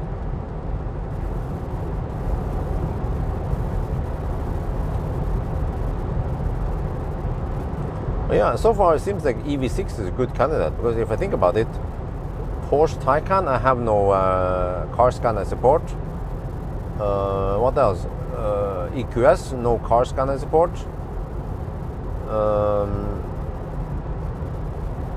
Yeah, even the i4 I tried, there's no car scanner or something there. So EV6 makes perfect sense, since we have car scanner. We can see the temp and what the heck is going on with the battery and power limit. Wait, I think there was a variable for power limit maybe. No, EV6 is good, yeah, Kia is good. And I'm like, okay, we'll find out how good it is.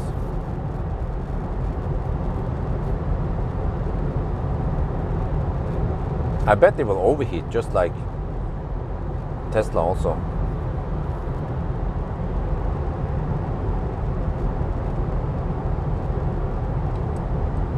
Maybe it will even overheat faster than Tesla.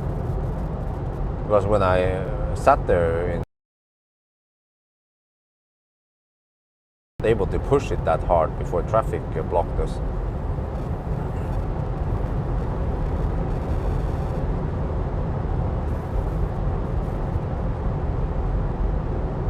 But there's still some other stuff I need to get. For example, that Maxus pickup truck. I think that one will attract some views. Just the fact that it's a pickup truck.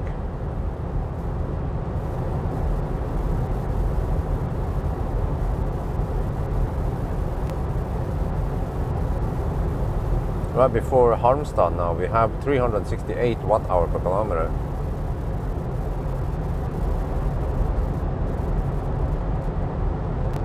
That is high.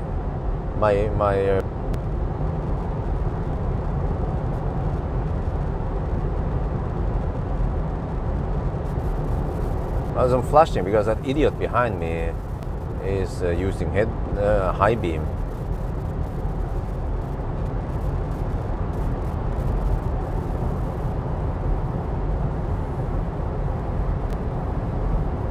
Why? You shouldn't be betting everything on Taycan until someone has tested it properly. Because when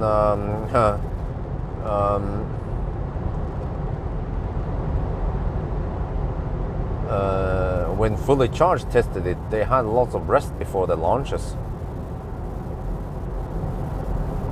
They didn't really stress it that hard. But I have my method of stressing the cars I test on the Autobahn. So yeah, if I can get my hands on a Taycan, then great. Taycan Turbo S, for example, that would be great. Yeah. Well, here comes the self-driving, self-cleaning again. It seems like nowadays I don't have to ABC much. Oh yeah, this was also as forecasted. Yeah. Wait, was it around here? It was supposed to be closer to Helsingborg, the rain.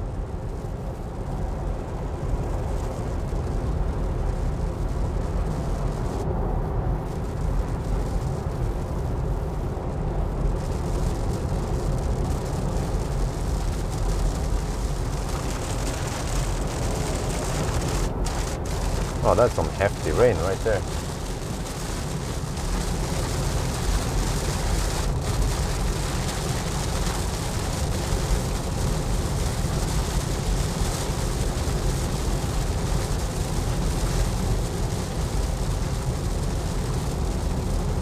No, it's a very efficient way of cleaning bug splat.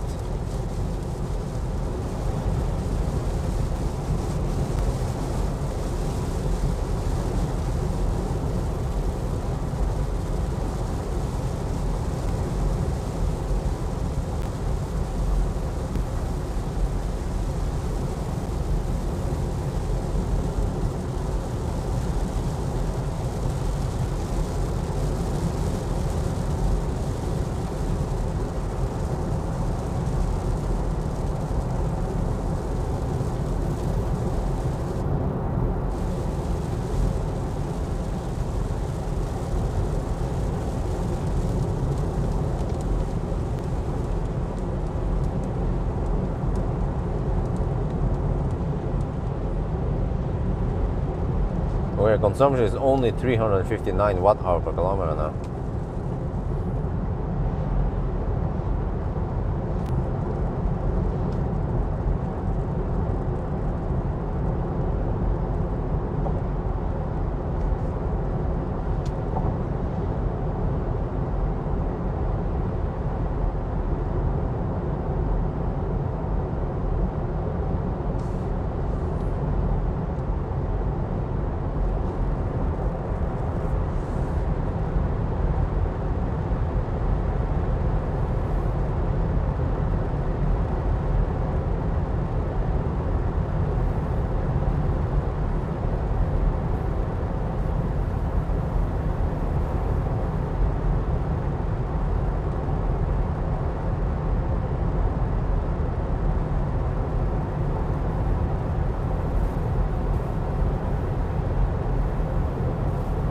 Well, are we back or are we still offline?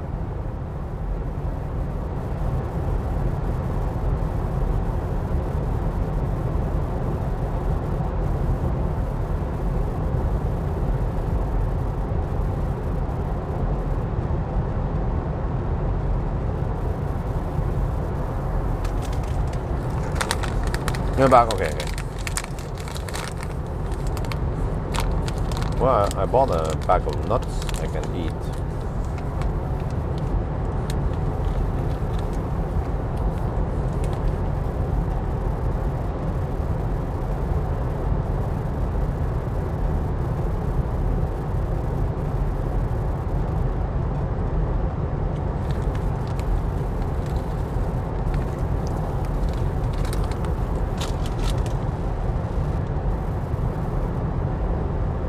So, since I'm not doing 1,000, wait, we kind of done it already with the EQS 1,000 kilometer challenge. I might not bother with the 1,000 kilometer challenge with EQS next weekend. So maybe I'll try a 1,000 kilometer challenge with a caravan and plaid. Just have to borrow a caravan first.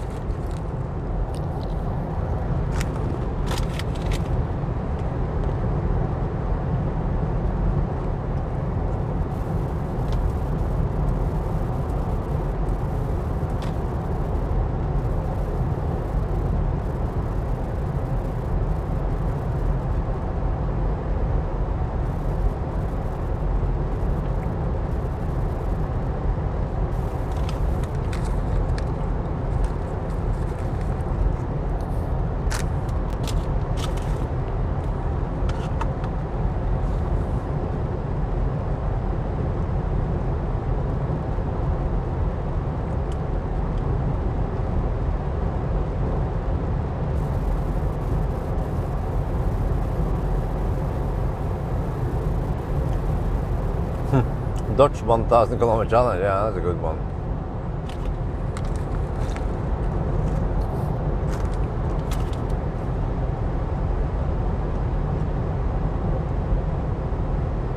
Well, are the Dutch much into caravans?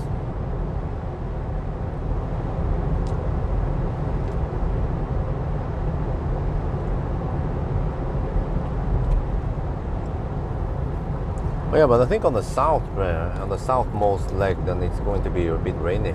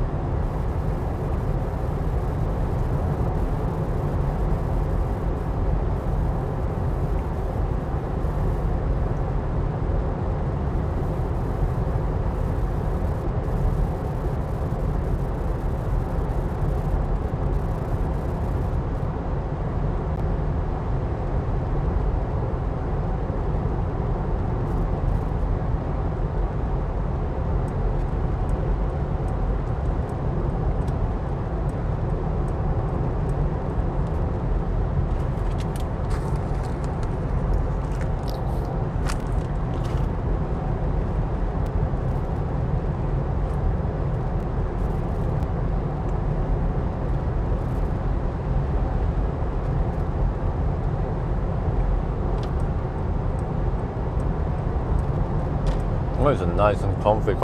Would have been interesting to, and then I'm returning it on Wednesday already.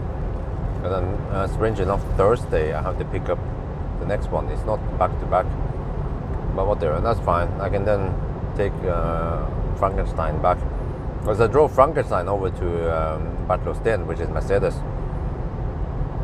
So Frankenstein is parked over there. He's now doing the job he was intended to do, which is to drive 10-20 kilometers and park somewhere for a week. And then the solar panel on the roof is topping up to 12 volts, so it doesn't go low while he's parked for a long time. I actually wonder if that shit works or not.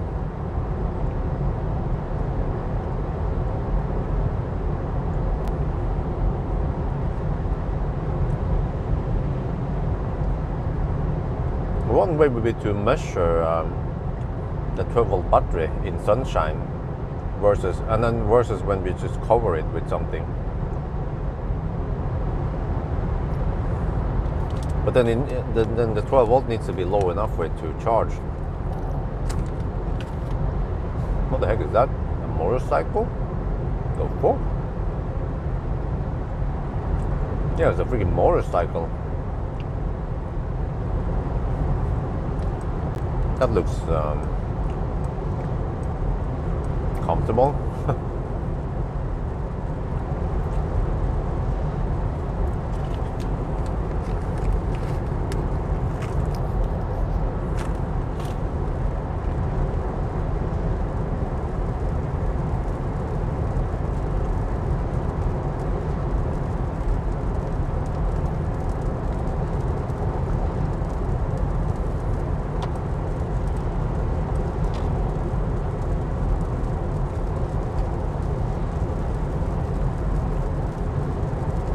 Oh, it's another Ghostbusters. Damn, all these Ghostbusters, man, in Sweden. Okay, the 120 zone is over soon.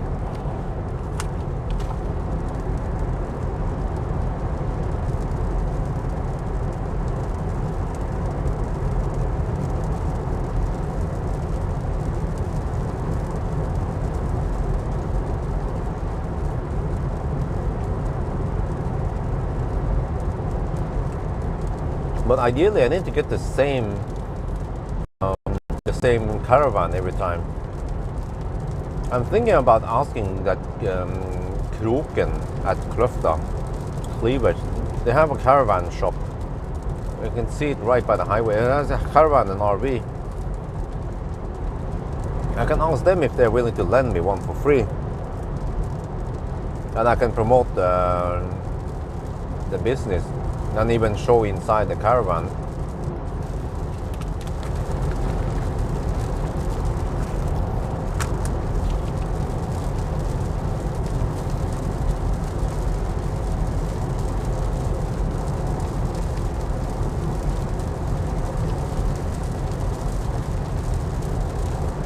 But I'm not sure how it works. If the caravan is not registered, then we have to have the prøveskilt.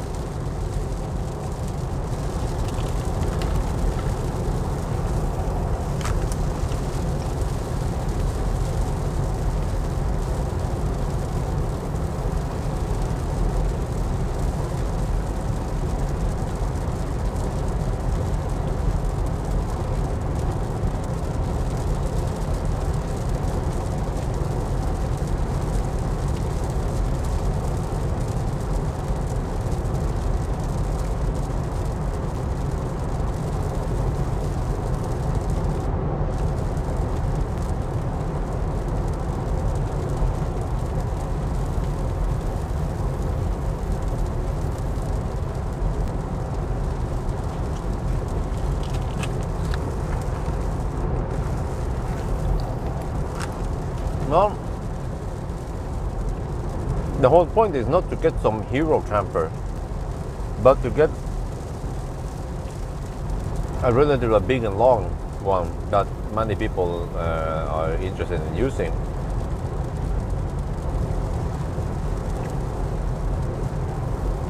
It's all about getting that nice thumbnail, you know, clickbaity thumbnail.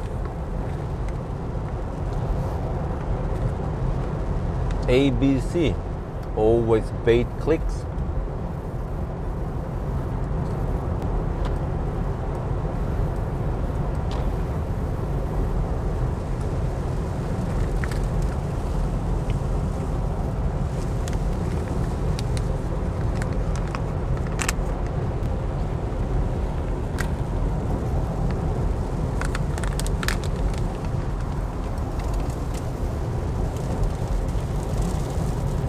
Oh, is it gonna rain like this all the way to Helsingborg?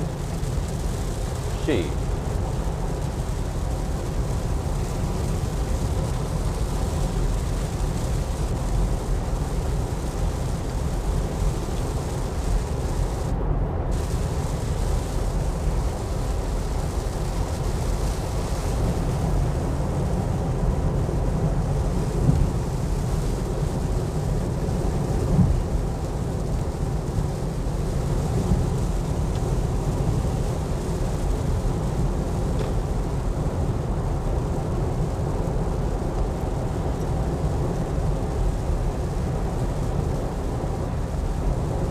For some reason, this lane is narrower than the middle lane. I always notice that.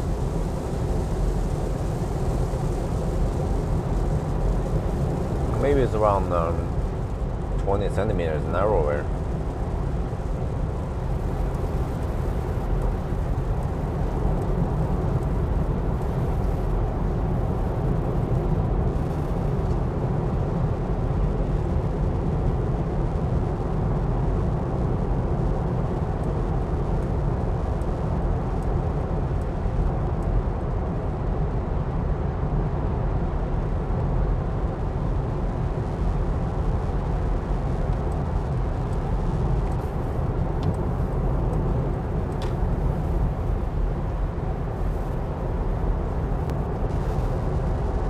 Welcome to Hollandsåsen.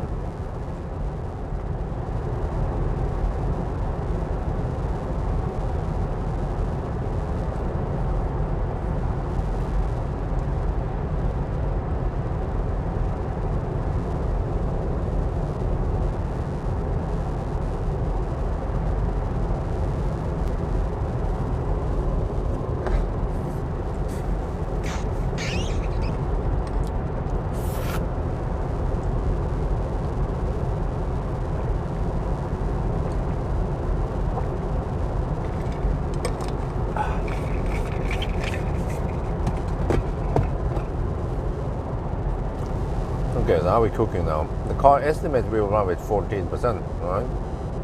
Consumption is 375 watt-hour per kilometer. Damn!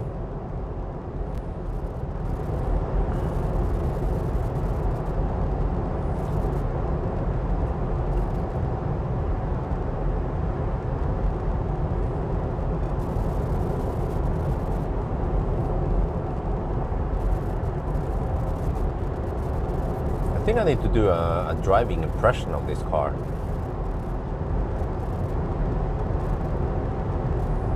Haven't done that one in a while.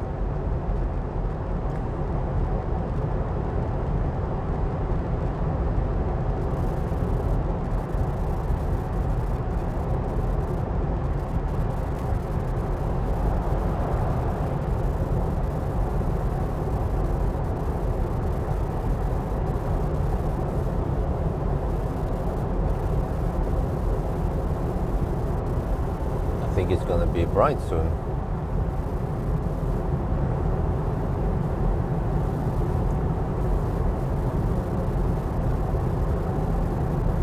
Oh man, I forgot. Shit. I'm supposed to make some sticky rice tomorrow.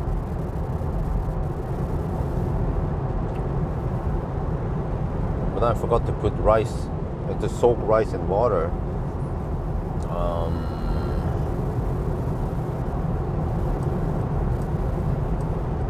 I think all the people are asleep now at home. I have to do that tomorrow morning. Once I get back home.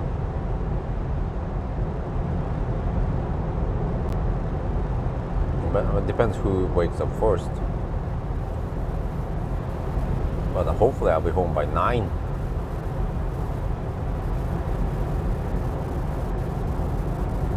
going to have sticky rice with pork chops tomorrow.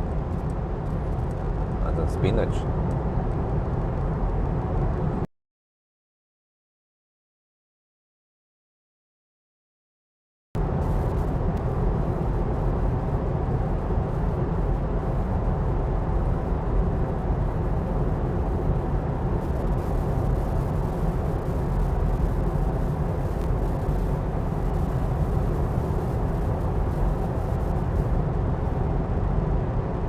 Sometimes, I don't know if you guys see it, but the digital lights, they block out a little square where the reflector is.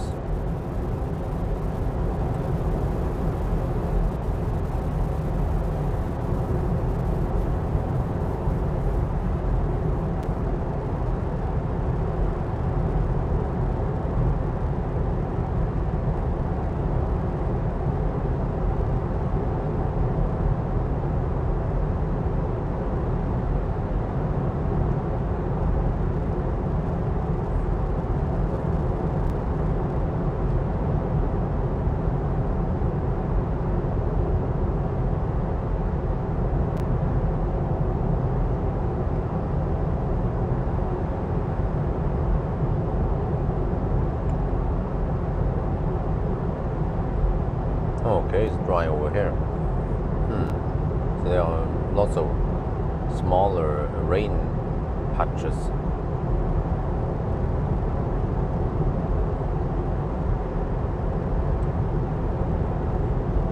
-14 degrees Celsius, not that cold at night.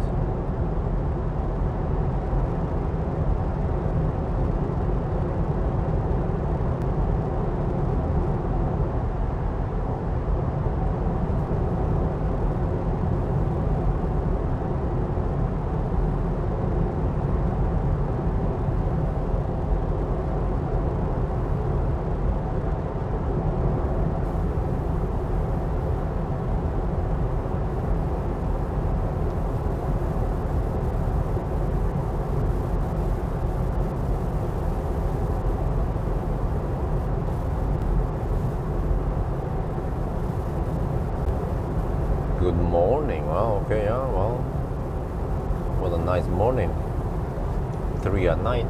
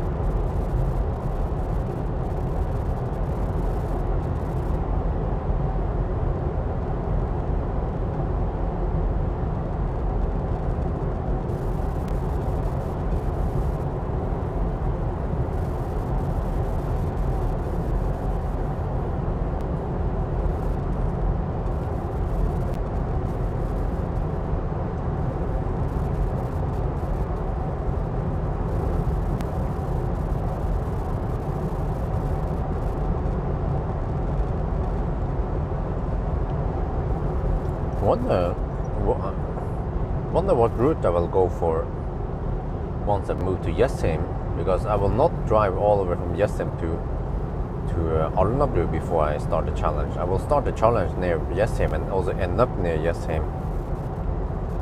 But I have to find a new turnaround point. It's not going to be Helsingborg anymore. It will be well, I'm not sure.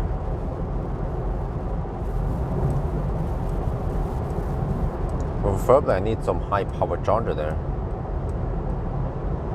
And lots of them.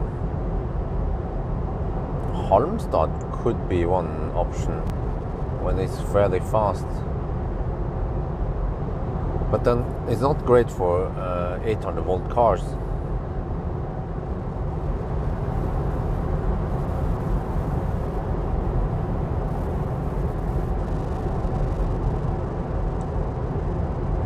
And Melbystrand is too slow.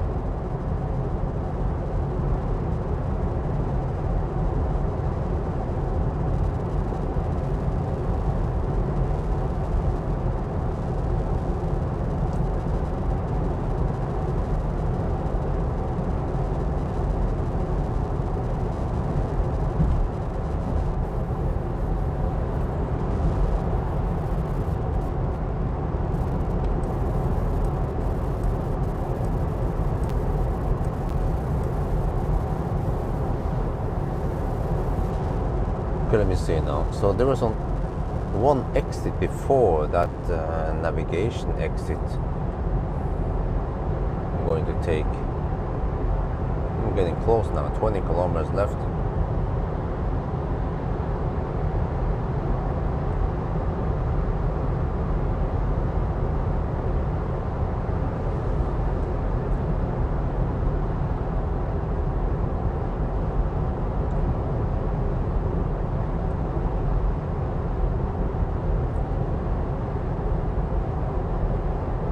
So I'll see which one is the best route. But the shortcut seems a lot simpler than the other one. The one that navigation wants me to take.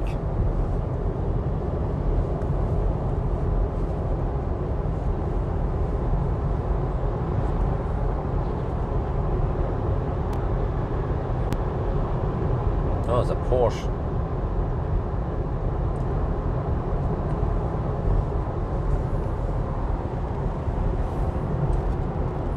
Right, consumption. Oh shit, it's a bit higher than I expected. Consumption is 355 watt-hour per kilometer. Good thing I had a nice margin. And it's going to be even higher on the return because we have a headwind on the return. Yeah, 17% left now.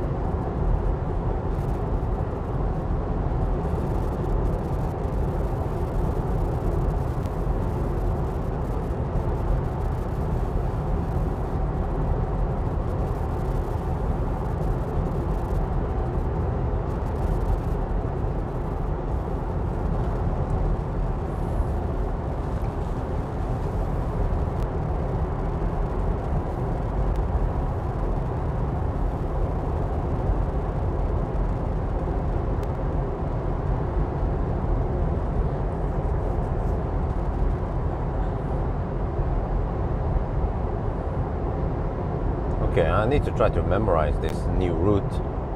It took a while for me to get the Helsingborg route. Afart avstand, okay.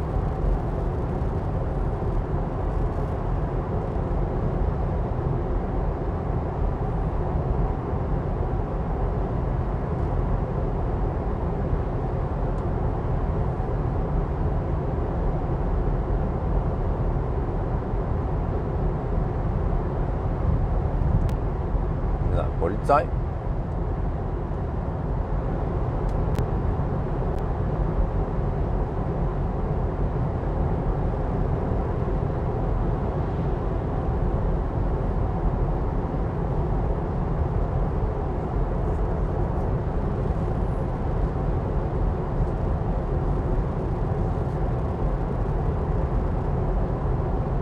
Wow, 353 watt-hour per kilometer. Didn't expect it to be that high, man. Shit.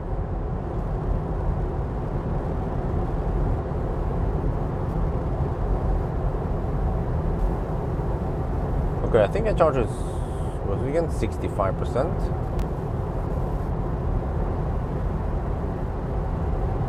I don't remember. Yeah, I think it was 65. Which means I need to charge it to 65% again, roughly.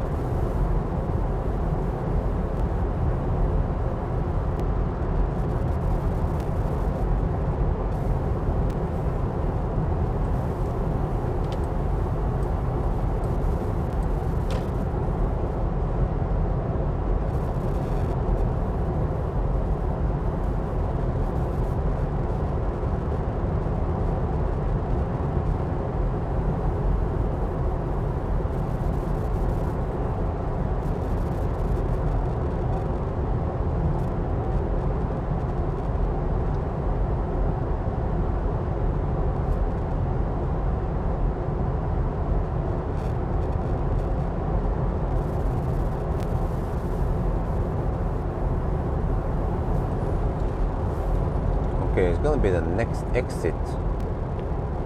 And then I turn left. And then right. No, wait. Yeah, left and right. Then I get over there. Okay, because navigation wants me to take the exit after that one. I have to pay attention there. The exit is coming up soon now. That should be the best deal.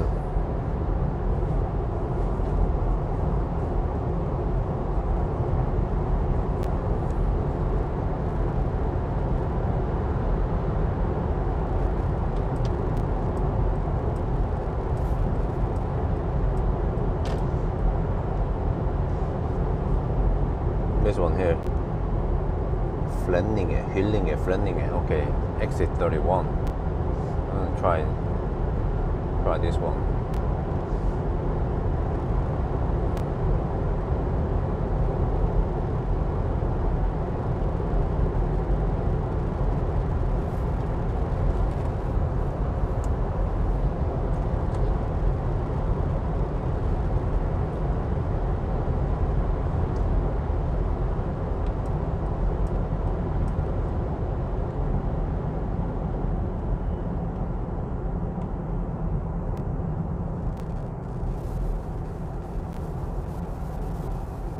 Okay, navigation updated. Alright, that's good.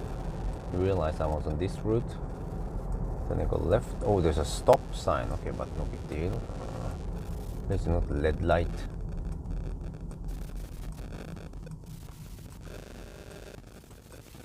So, where's that guy going? He's going straight. Okay.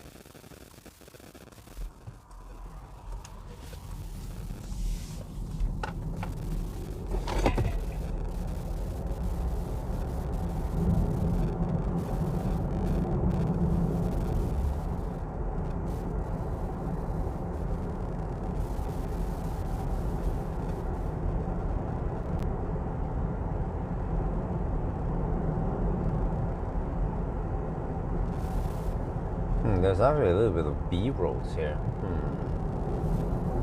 which slows down we have lower average speed.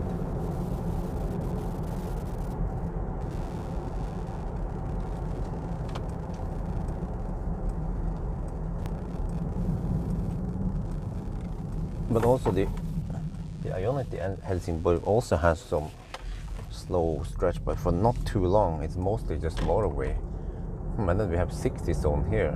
Interesting. But it's only for a minute or two. And then it goes into 80 zone. Okay.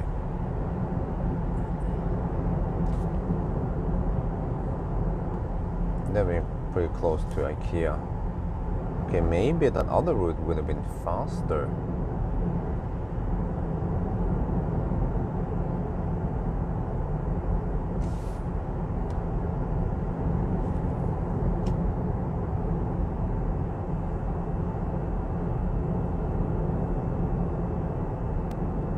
Yeah, I think that the other one is faster.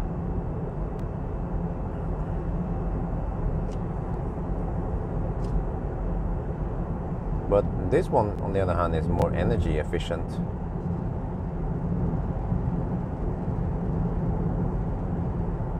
Okay, consumption has dropped to 347.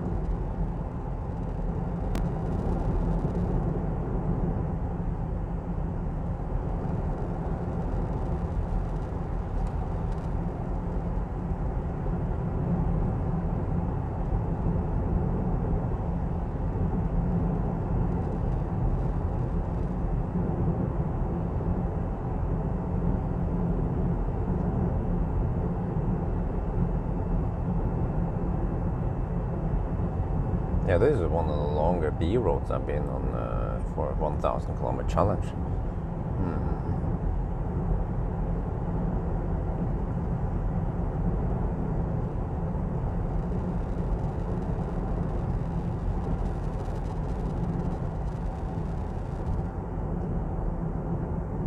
Alright, and the Supercharger is supposed to be right around here somewhere. Wait, let me see. Is this one? No, wait. Where's the next one? Okay. Yeah, I feel it now that the other way is probably faster. Maybe I should just stick with the other route, the GPS route instead, since it's just a matter of 1 extra kilometer, but faster route. Okay, 345 now. Damn. Okay, but that's corrected. It's 340, which is close to my prediction 330. So I didn't miss it by too far. We are now 12% when we arrive here. Okay, maybe charge port is on the right side with the wrong side, but no big deal. Maybe just plug it in any of these ones.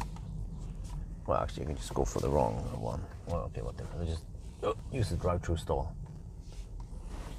Plug on the wrong side.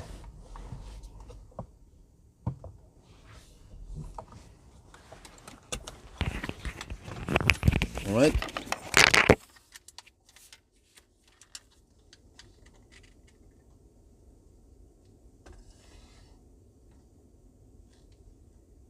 Helsingborg.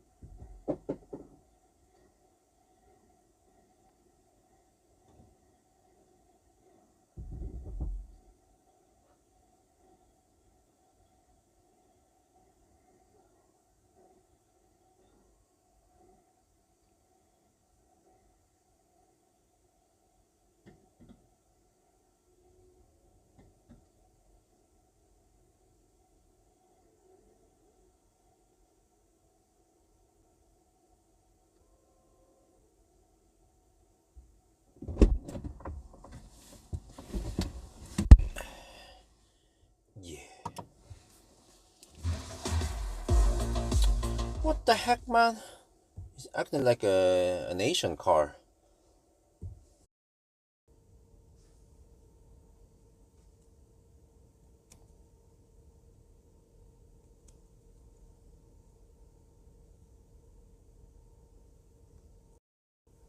Okay, are we back now?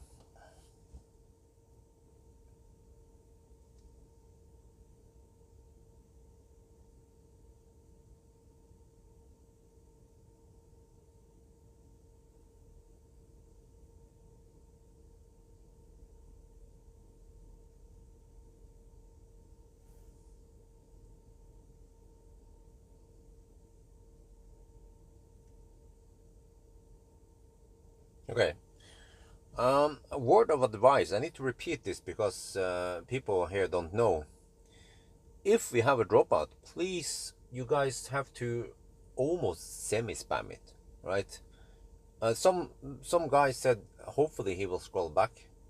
First of all, should have been more clear and say hopefully Björn will scroll up or something, but it wasn't clear. The problem is that I can't see in this app that we are dropped out.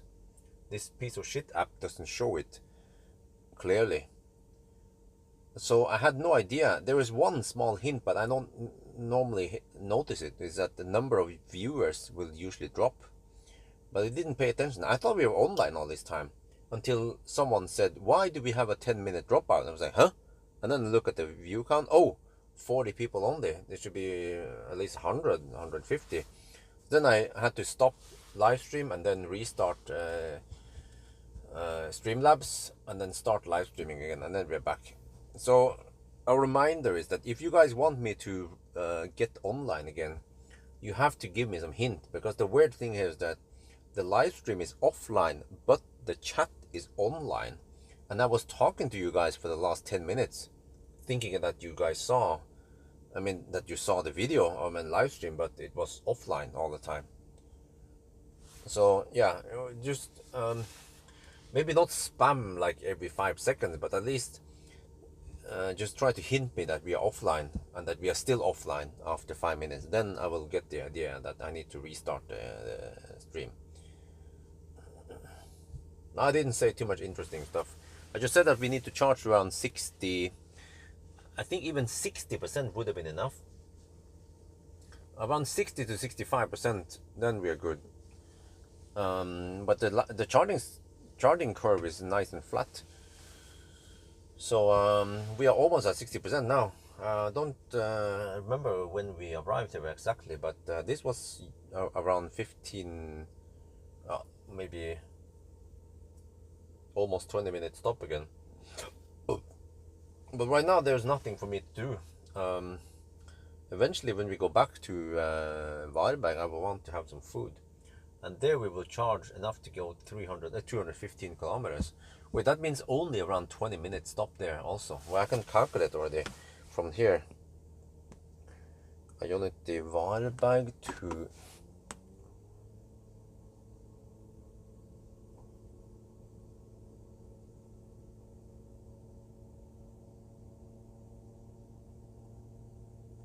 we should skip Strömstad there.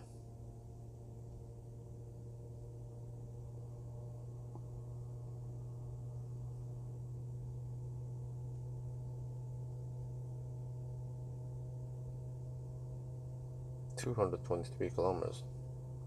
The consumption should be on that stretch. Ooh. 310. Ooh, I need around 80% on the Varberg. Okay, ooh. Yeah. 80%. Wait, that high. Almost would actually almost be better to actually stop at Strömstad. No, to stop at Spekeröd.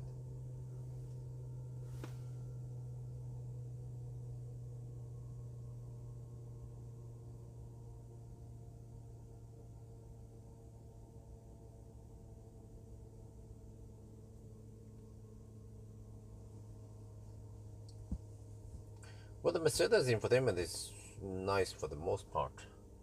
Except for I feel like the menu system could have been better. Let me show you here. You know, when you... Well, this whole floating screen here is nice, right? You have some information here about navigation. It's just some charging stops even. We have charging going on. We have some music here, right? If I do this and I start butt massage, for example, you will see that it appears here. So the whole floating screen here with the navigation as the background is similar to what Tesla is doing actually. But once you get into home, then this thing here is old-fashioned. You have these icons. Because when you want to go into some of the settings, for example, comfort, you have some stuff here. But then when you want to go to another setting, there is no menu. The screen is just too small, or they you can't have like a menu here like Tesla is doing or Neo is doing also, and also Mach-E. That's way better. Now you have to go back here. Wait, back. And then you see all this one. And like, why do we even have like why do we even have icons in the first place, right? Should be just be Mercedes App Store, settings, comfort, phone here on the side, and then every time you click on one of those tabs, then more settings appears here. I don't know, man. The way, but it's yeah, like here we have this one, okay. Well, and also functions available until you start, and then you have a 2-layer menu, which sometimes I find a little bit confusing, because you have menu here and then menu here, tabs here and tabs here, and yeah.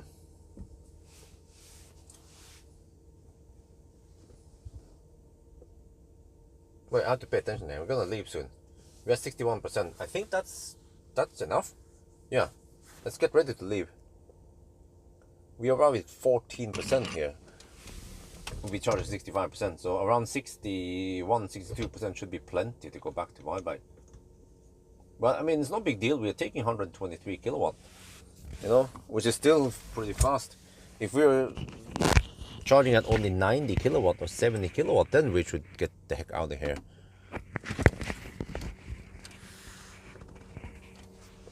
But I feel like the screen could have been slightly bigger at least. Then that is better for making a nicer and more user-friendly menu system. But many user interfaces, I feel like they just cluttered, or they take up precious screen space with some not useful graphics, like a picture of a car, right? Or picture or something. If it's not, doesn't do anything, it doesn't give you much information, then why even have the picture of the car there?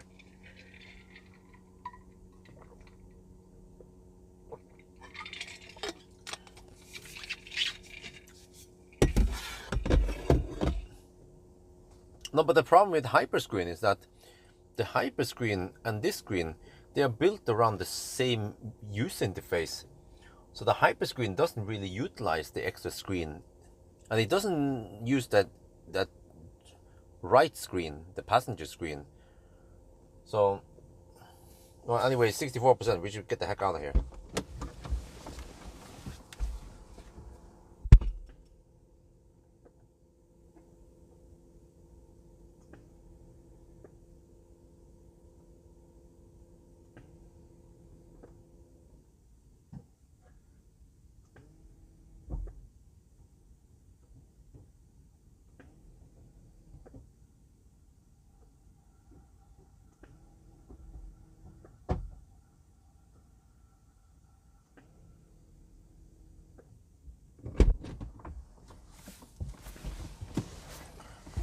Was 21 minutes and 43 seconds, and it cost me, and that was 52 kilowatt hour, and it cost me 205 sec.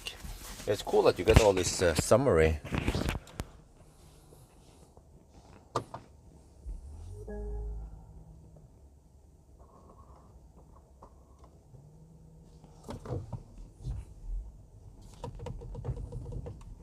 Right, all is good. So a little over 20 minute charging, and we are good to go again. Let me see if I remember the route here. We have to go like this. Wait, can we go? No, we have to go like this. And then this. So it's good that we drive at night, so there's no traffic or no one we have to wait for. So this highway, I mean this road here is probably better, faster, because we stay on the B road for not too long before we enter Autobahn again.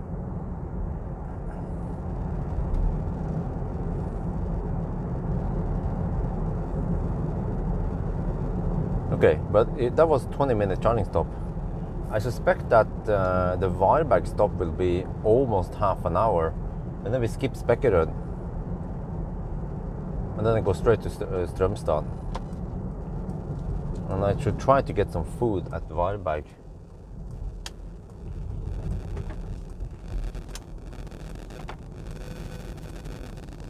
Because we take this one, but then we have to take this exit here. Zoop.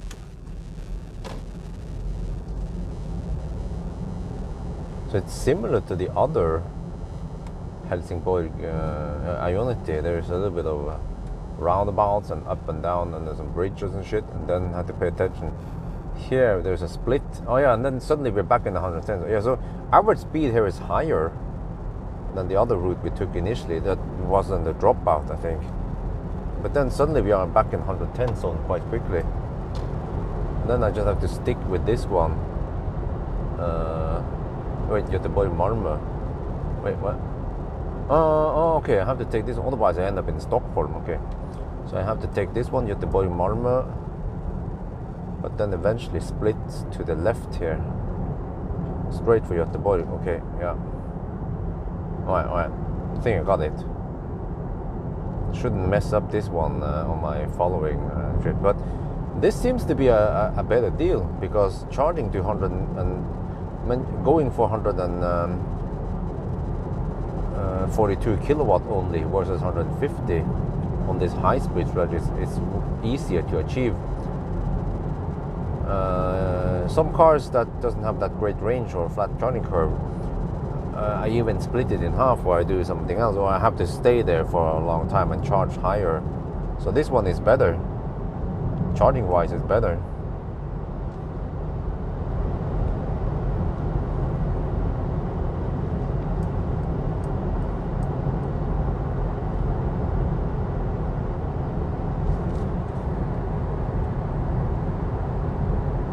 Yeah, a little bit confusing, but I think you just have to follow the signs and it'll be fine. Shouldn't mess up this one.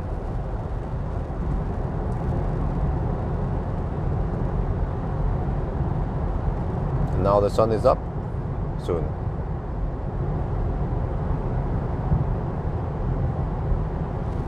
The car estimates 26% at arrival. Okay, I think it'll be more like 10%. Or 8%.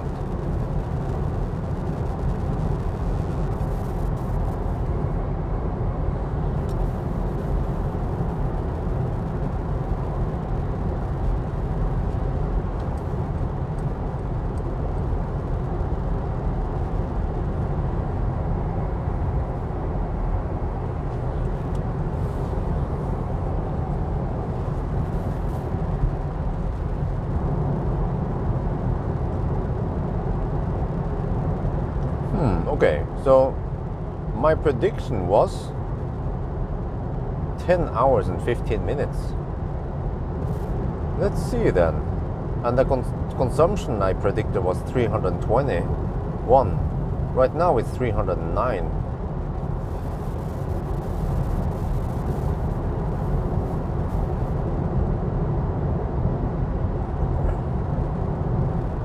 I mean, if if the actual challenge is right on par with what I predicted, then what is the point of doing the challenge, right? We could just calculate how it will perform.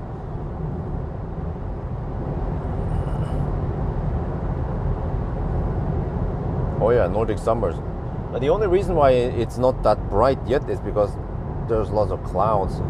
If it would be clear sky, it will look a lot brighter.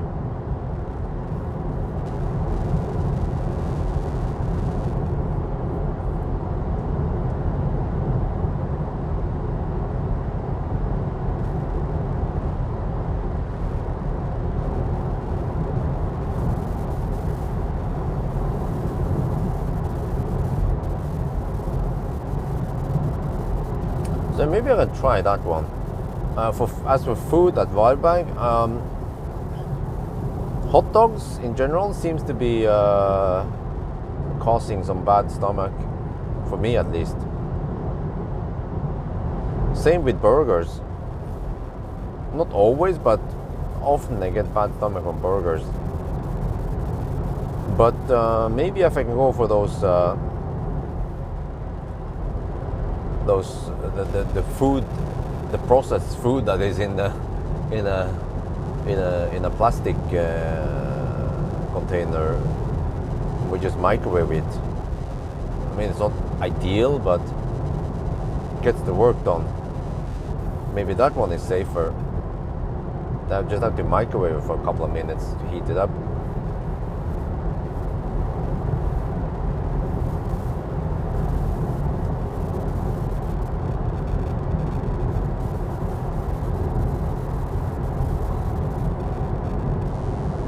Oh, good question. Thailand trip. Well, let me repeat again that we are building a house right now. So all the money, all the funds, they are going towards the house.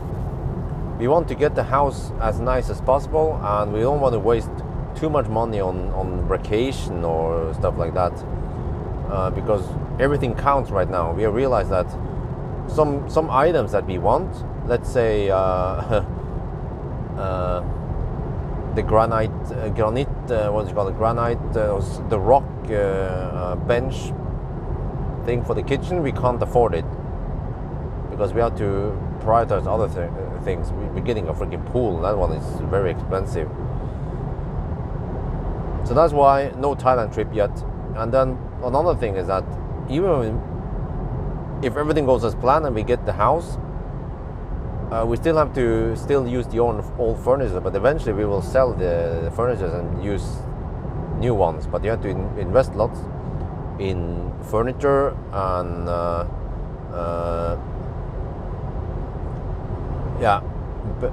furnitures, and also some kitchen stuff. Plus that if we just move to the new house, then we probably want to stay there and enjoy the new house and just get everything set up. So maybe we'll go to Thailand next year instead.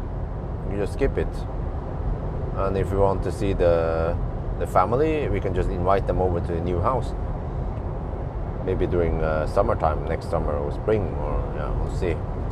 Probably summer, because those guys, they don't like cold weather. Like 10 degrees is freezing cold for them, the old folks.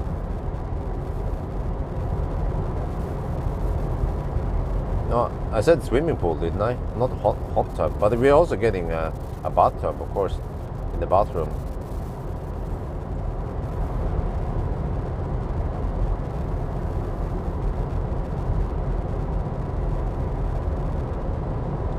Yeah, you will actually see a glimpse of the house, because I made an episode yesterday about this EQE, and I just showed the typical routine that we visit the house, and we go run some errands and have some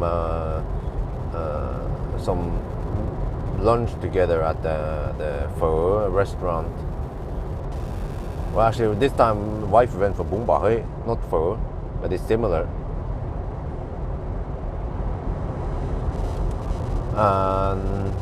And we also show the house and the new garage. Man, the freaking garage is huge, and it's deep, because the current garage I have is I think that, my current garage is only 6 meters deep, but the new garage is about 8 meters deep. So that's good. I have space for shit in there, banana boxes and some other shit. And also, in case I need to put big fat cars in there, like a Hongqi or an i7 I borrow. So yeah, I appreciate that I have a big garage this time. But not only is it big like that, but it's also fairly tall. So I wonder why they made the roof so steep, not flatter.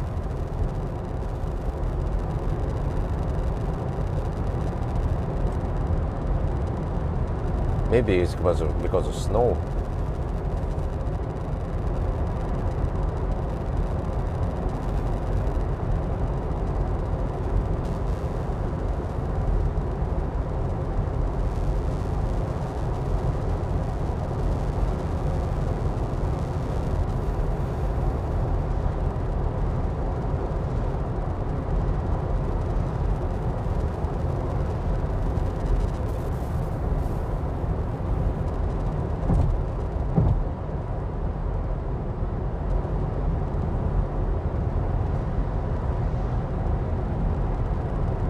Well, on hindsight, I should have saved as much money as possible, because I didn't realize that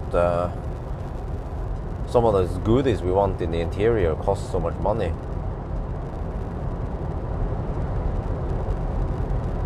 Well, okay, whatever.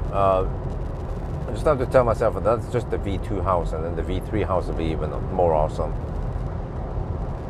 But before even I think about V3 house, I just have to invest some money.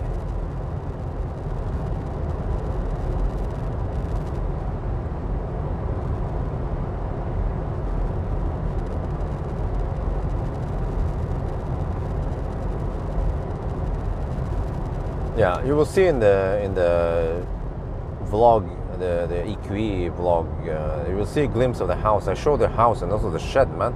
They build a 10 square meter shed, which is the biggest you can build without asking for extra permission for it. And the shed is full size, full height, 240 high on the inside, and it's fully insulated because there's going to be some swimming pool stuff there. But that means that shed, we can also use it for storing shit in there. And I think that it will even be frost free since it's insulated. We might as well keep it above freezing temperatures all year long.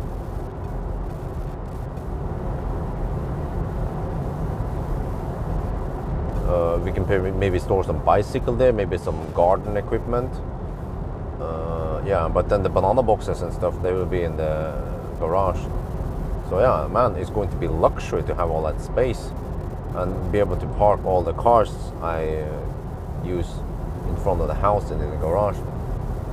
And I decided to go for 3 easy boxes. 2 will be in the garage and 1 will be outside. I think 3 is enough. Eventually I might get some kind of DC charging, even though I'm not hoping for it, but it would be great. But I think 3 charging spots is plenty, and I'll be going for 11 kilowatts.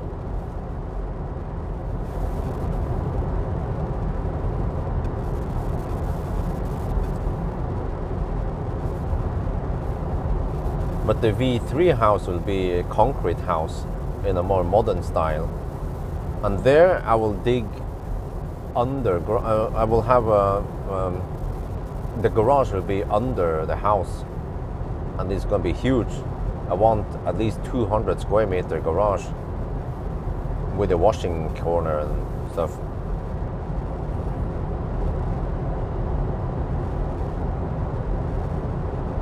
But that's going to take a while, man. I'm hoping I can build something like that in 5 years, somewhere between 5 to 10 years.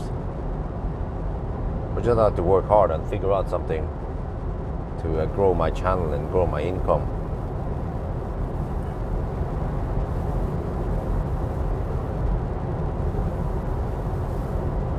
And take car testing to the next level. But I need to hire a guy. I feel like, yes, and came to the point where I will benefit from having a full-time assistant and also co-driver. Or just another driver, so we can test 2 cars simultaneously and we can do a lot of stuff together.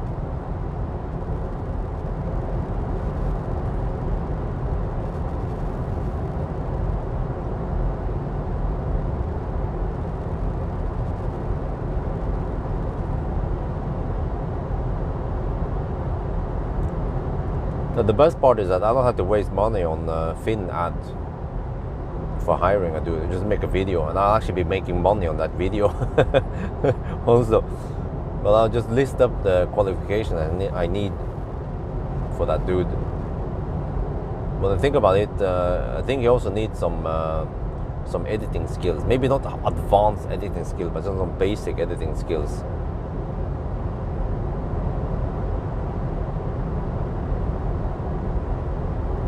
Should know also like basic stuff like Photoshop and yeah, computer stuff in general.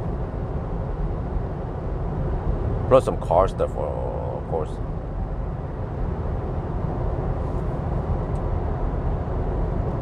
Yeah, good on camera, of course.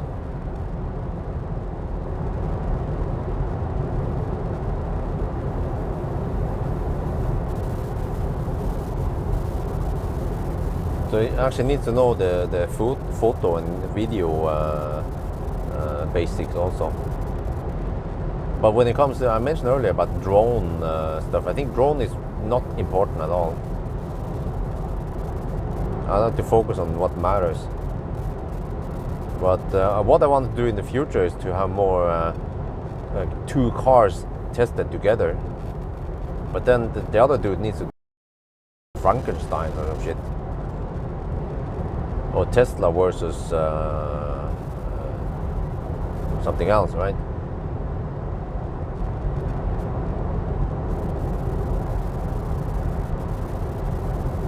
But eventually in the V4, in the V3 house, I need to also dedicate a section, an office. I want the office to be either under the house or a part of the house to be office, and then the company will be renting space there for the office. So that should have also a separate bathroom and shit like that, and I even shower. Yeah, sometimes we even do some heavy activities where showering would be convenient.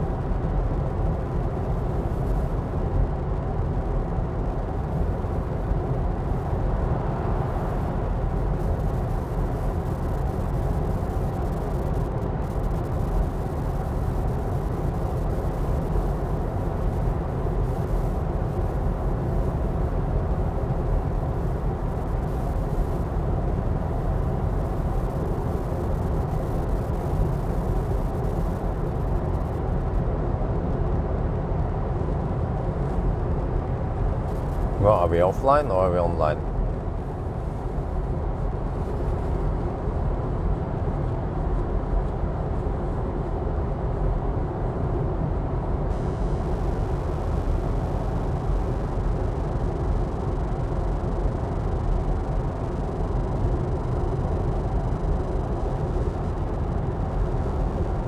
Online, okay.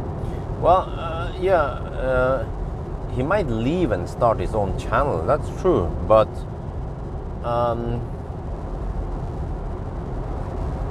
I think actually I have the right to specify that he is not allowed to use any of the knowledge from my channel. Like some of the stuff, is like industry secret. But on the other hand, there's not much secret because I just drive on public roads. I'm quite open on my methodology, so it's. But even if he starts his own channel, I'm not sure if he will succeed because starting an own channel nowadays is quite hard.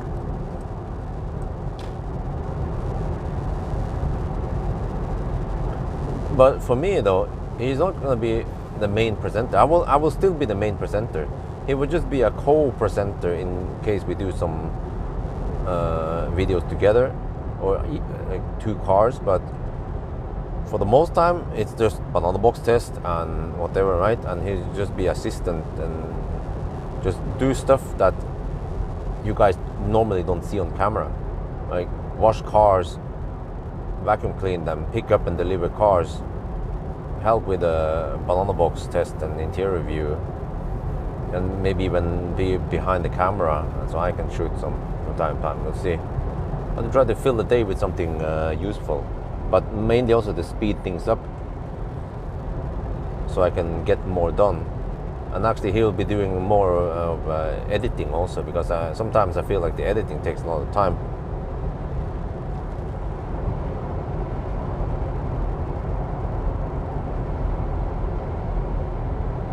Find a replacement. Yeah, that's true. But actually, to be honest, in the beginning, what I just need is an assistant. May has been helping me with some stuff, like picking up cars and doing some stuff.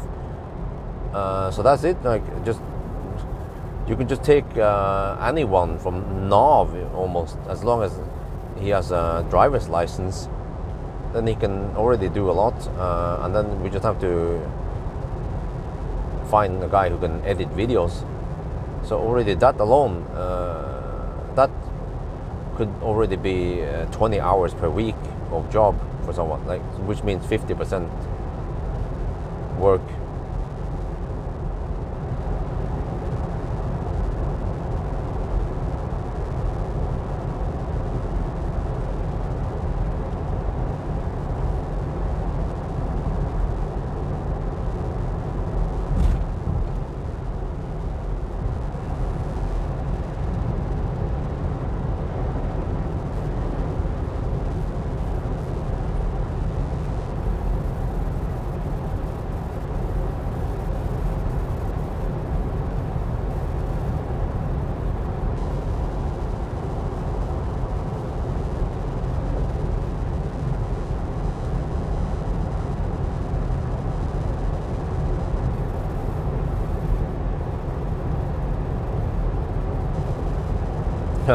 Eye candy, yeah.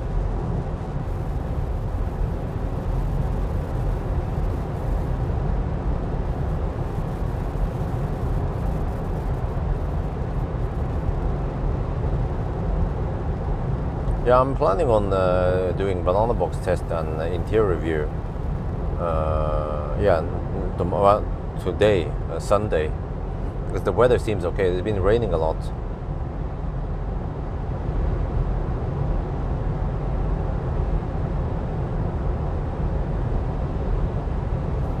Yeah, you know, I wonder if I use a wireless microphone, if that will eliminate the static noise or not. Could be that the cable is picking up some interference or something, noise, and then if you don't have a cable, then no static noise, right?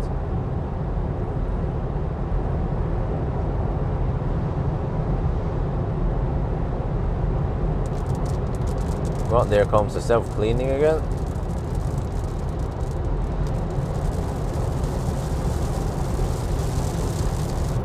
Yeah, these rain showers, they come in bursts, but they only last for a couple of minutes. Well, I mean, maybe they last longer, but we passed through that section fairly fast. Holy crap.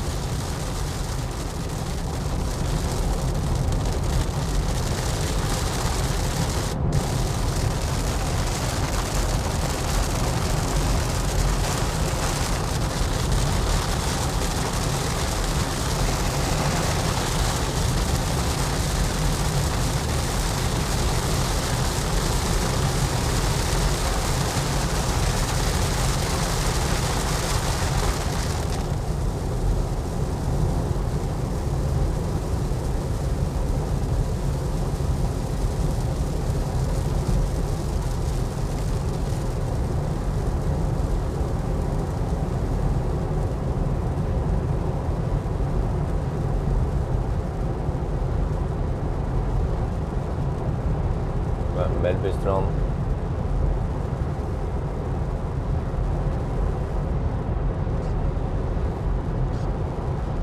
I wonder if this car can do it in around 10 hours, or if it's actually faster than my prediction. My spreadsheet spit out 10 hours and 20 minutes. And then I assume that the Swedish route is slightly faster, so 10-15.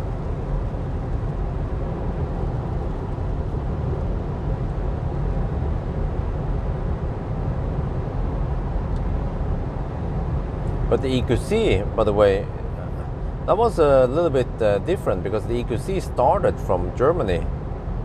I think I started from Neumünster, or I'm not sure where it was. And then I drove a little stretch, also high speed. But then I was riding mostly on tailwind on the way back to Oslo, so that was a different route. I was on my way home from Frankfurt Motor Show. I wonder if that was in 2019, right before COVID hit us.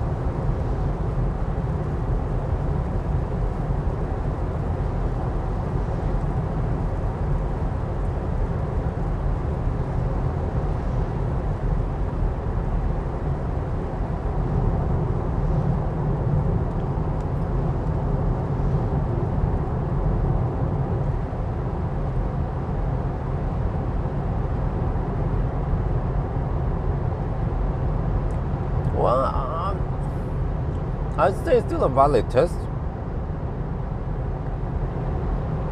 Well, it just depends on when. I mean, who drives from A to B and then back to A, right? So the more realistic test is to actually drive only one direction. But then practically, I would end up in Germany then, and then I have to drive back home after the test. So that's why I created this loop instead.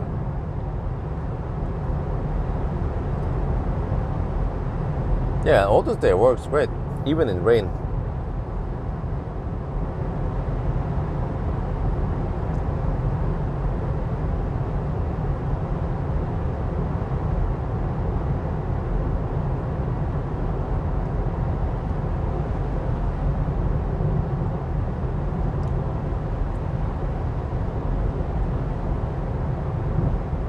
It's getting bright now.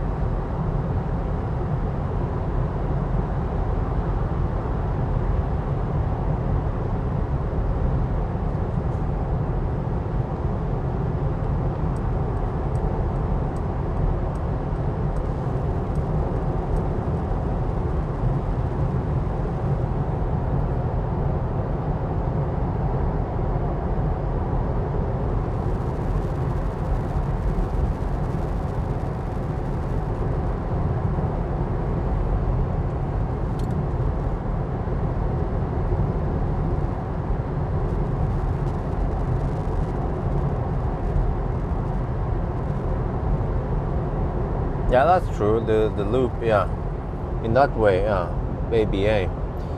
Yeah, so for consistency, yeah, or to make it more comparable with other cars. But on the other hand,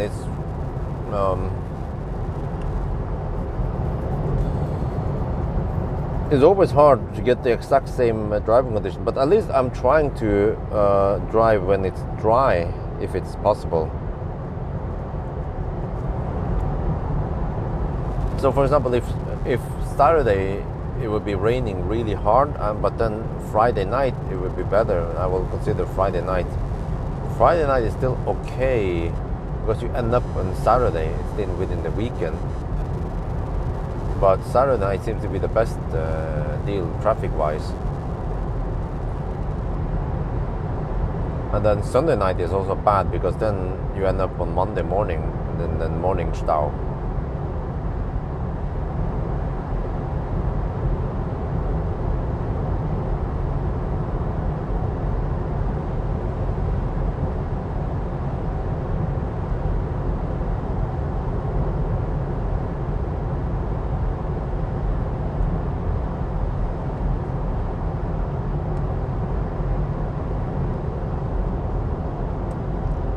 It's a guy with, is he running on fog lights? Seems like it.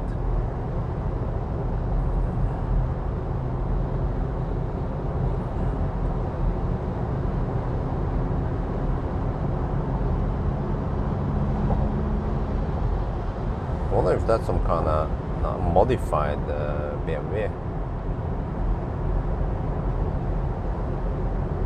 Well, it doesn't sound like a real M3.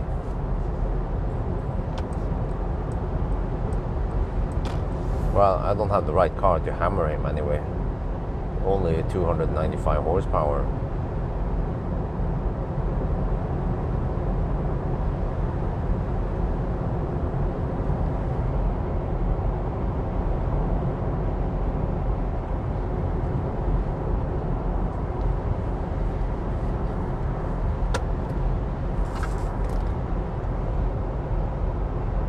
nice Sunday morning.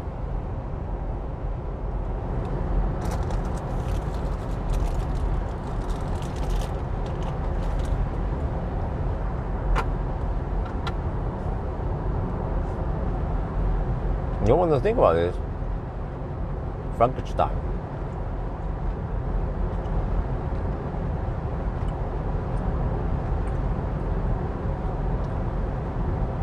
I should have charged a little bit longer at each stop, because timing wise I will then have less overhead, and by charging longer you reduce rapid gate.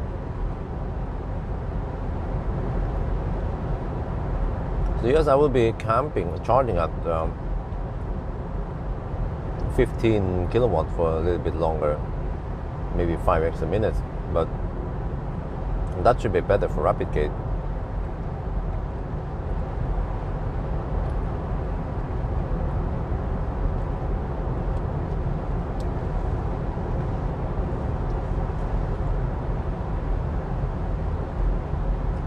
But it would be a pretty good challenge to drive to Bodø with Frankenstein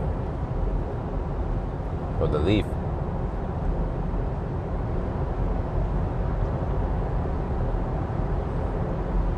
But even before I even consider it, I should check the map and see if we have enough CHAdeMOs on the route.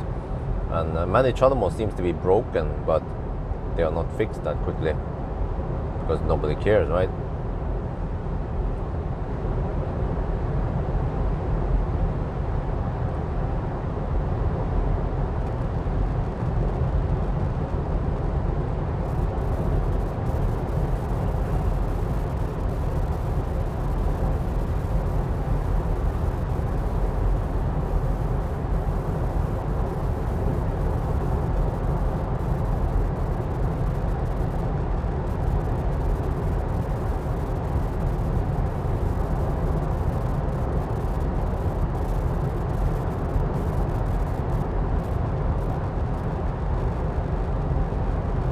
Well, unfortunately, it's going to take a while to get rid of CHAdeMO because there are so many Leafs and Souls out there and IMEOs, but eventually they should die.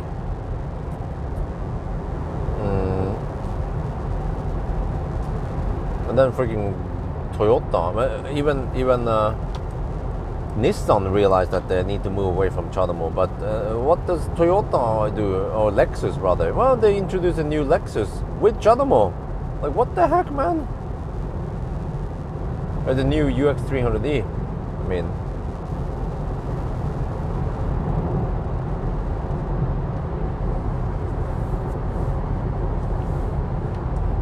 and that's a big battery even. I think it was around 72 kilowatt hour battery. I'm not sure if me as a Leaf driver, if I'll be happy that the freaking Lexus occupies the CHAdeMO for long, rather than if it was equipped with CCS, they take one of them plenty of CCS chargers instead.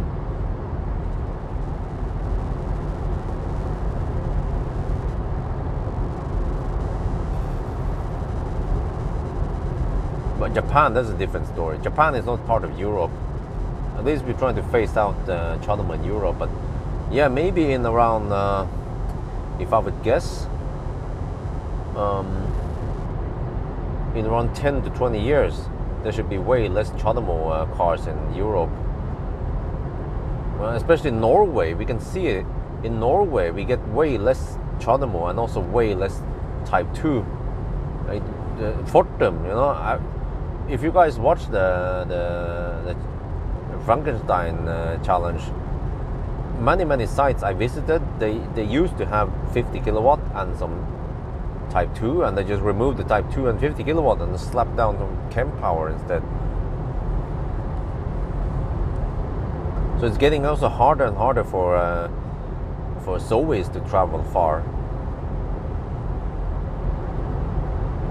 So eventually Zoes, they don't need to be phased out.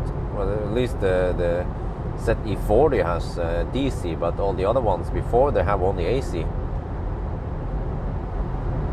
So eventually there won't be too many ACs outside of the city, so Zoes, they are stuck to just driving around city then.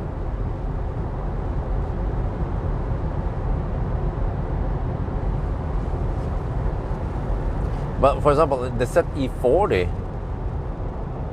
Wait, now I'm mixing up Max. How was it again? The Zoe, the 22 and the 40, those ones, they had AC only, and then with the 52 they introduced DC. So the 40 Zoe could go far. You can stretch maybe 300 kilometers before you can, yeah. So if you can reach to some AC, then that would be a savior for you.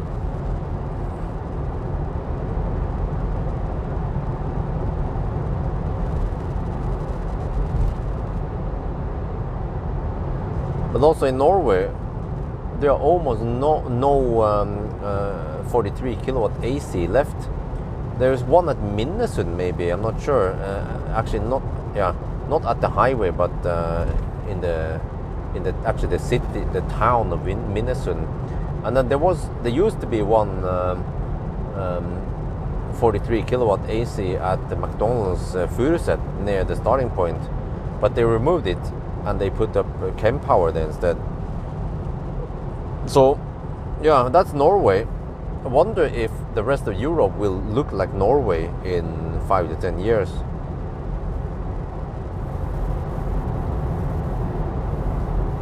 But I got the impression that, for example, in Germany, then 43 kilowatt is more common. But at one point, even in Germany, who would need to use AC, right? Especially if it's a resting area or somewhere near the AC makes way more sense on places where you spend a lot of time, like hotel, shopping center, even restaurants. But some gas station by the highway doesn't really need AC. It was just something in the old days before people knew what the future looked like. Yeah, then people, okay, we need AC there. But yeah, I even remember charging a Millennium Falcon on AC at the gas station in France. I had to stay there for freaking 3 or 4 hours. Man, that was epic patience, man, from Wi-Fi.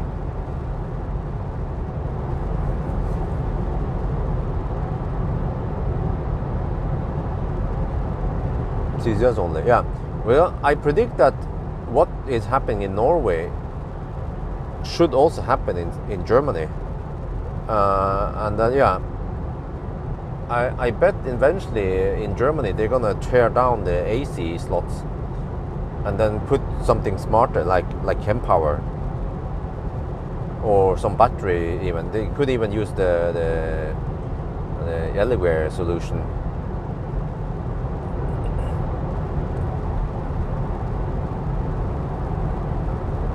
Yeah, but it's cheaper to install, but you have to face the fact that today there aren't that many cars that can take 22 kilowatt. Most cars, they have 11 kilowatt, and most cars, they can take 150 100 to 150 kilowatt.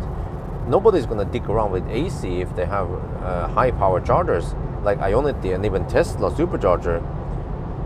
But AC would make sense if you're staying somewhere long, but then if they are offered on places where you don't stay there too long, then it will end up not being utilized.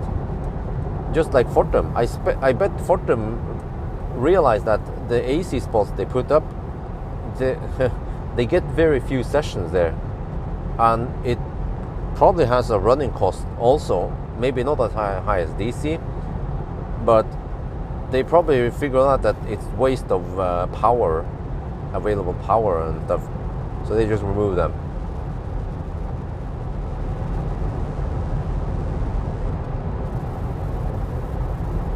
Yeah, I mean, I understand, because in the old days we didn't have that many charging hardware manufacturers, right? Even in the really old days, we had those shitty, unreliable chargers that Circle K, Statoil or Circle K used. I don't remember, it was a switch control, something shitty. And then we have ABB who started to make some chargers, ABB and FSEC. And then after some time, then Tritium joined the party with their 50 kilowatt. That was really unreliable and bad design on the mount. But AC, yeah, okay, AC is really easy to set up, cheap, and at least for a while you had Zoe's and Tesla, but stuff changes and then it seems like AC is not that important anymore. But for example at Nordby they have plenty of AC spots there, and that makes perfect sense. In the beginning they had Schuko because it was cheap to set up Schuko, but Schuko is not going to cut it today. So it was quite smart for them to set up 22 kilowatt AC, or with some load balance maybe. I'm not sure how it works. But at least 400 volt, somewhere between 7.4 kilowatt and 22 kilowatt. And then people who travel to Nordby to shop, they usually spend maybe 2-3 hours there. So AC will be perfect. DC will just be hassle because it finishes charging way too fast for them, and they don't want to dig around and go back there and disconnect, or they can just hog the stall, of course, but that could be bad, and there could be some penalty also if you hog the stall after you finish charging.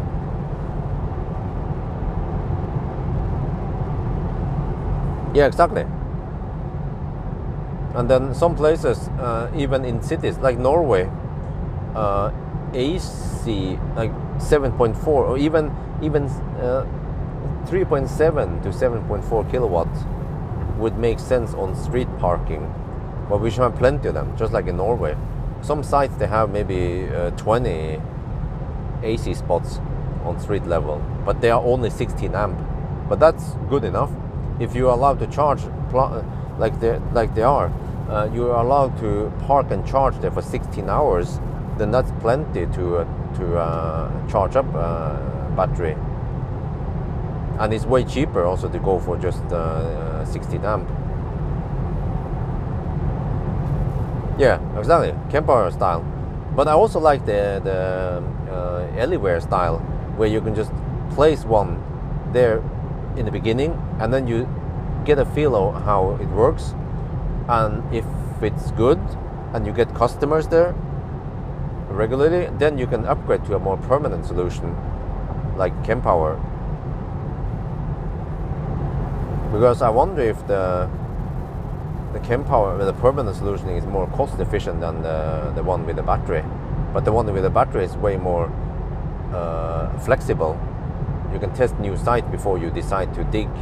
Because we also seen in the past that some places, yeah, wonder how much money Fortum lost when they invested, but then it was not that great, and they had to remove some chargers even to cut the cost or to reduce the losses.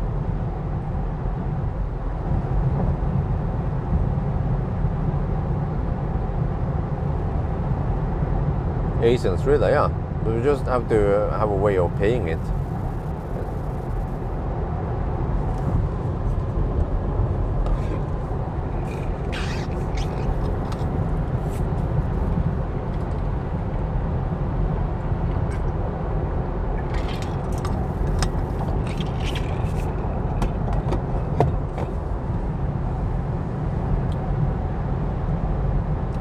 But they're not.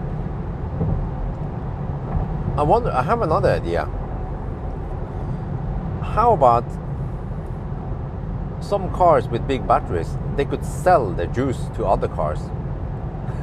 Sounds crazy, right? But think about this. If you have 100 kilowatt hour battery,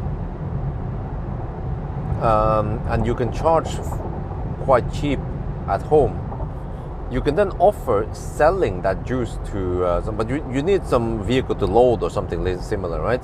You can offer to sell that juice for double the price or 3 times the price, and then you can sell that to other people who doesn't have street charging, and they might not need that much. If if you're parked somewhere and you have, there must be an app, a system, an ecosystem where you can see cars that offers charging, and you can also see how many kilowatt hours available there and the speed. Then you could just plug it in there, like between cars, you know, from one car to another. But everything needs to be automated, so there's no need for too much human interaction.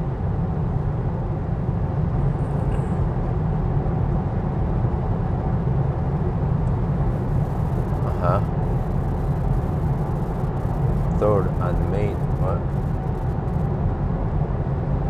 But yeah.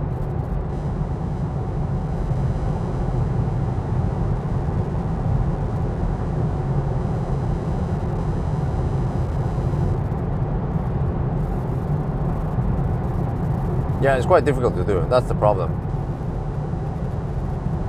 There needs to be some kind of payment system, and you have to be in that ecosystem, that app, that community or whatever.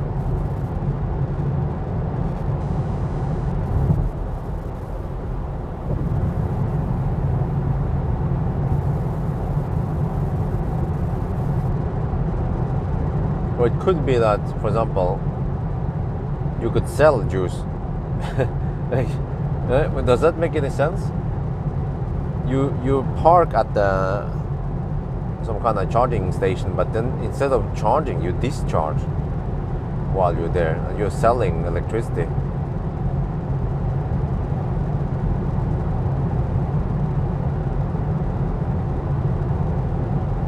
But the whole problem is that instead of building a charging infrastructure, any car that is parked could basically be a charging station. So yeah, but you have to then have the hardware built in on the cars. The problem, by the way, is that if someone is plugged into you, if I'm selling juice, then I will be stuck there until the buyer leaves then. So it will only work if you know that you're going to be parked for a long time.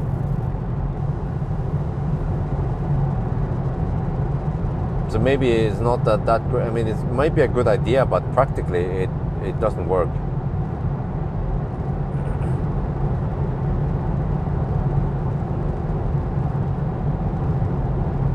But it's actually what I'm talking about here is actually V2V, so it's vehicle to vehicle.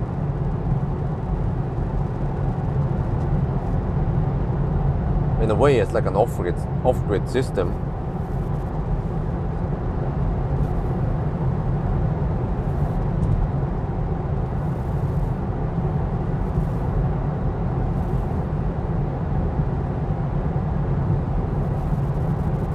Oh, it seems like the wind actually stopped. Wow.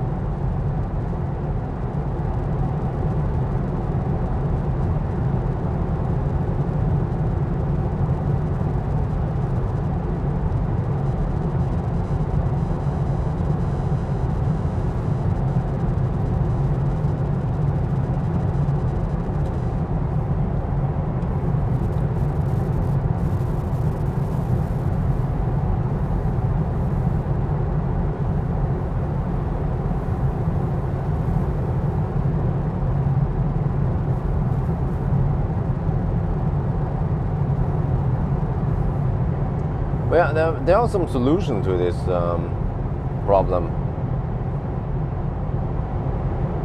which is that, well, for home, if you already have home charging, then no problem. But how do you resolve it with cars that cannot charge at home? Well, if the battery technology is good enough, they could just fast charge within 10 minutes. Mega charge it, right? That would be a solution for those guys. Or if you can go to some shopping mall or somewhere else where you can spend some time, let's say at the gym or grocery store or somewhere, then another solution is to ABC, charge where your car is parked. But even even workplaces could offer charging. If you don't have charging at home, okay, at least workplace offers it. And there could be a meter even, and you just pay a reasonable price for it. And there you solve the problem. So by the end of the day, we just have to solve the problem of charging the cars in a way where it's not too inconvenient. If every car on the road should be electric, then we need to, yeah, figure out something.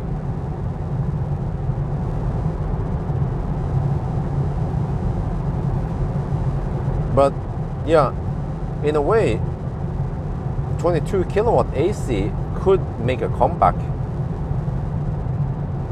If, I mean, electronics are getting cheaper and cheaper, right? So eventually, including 22 kilowatt onboard charger should be affordable.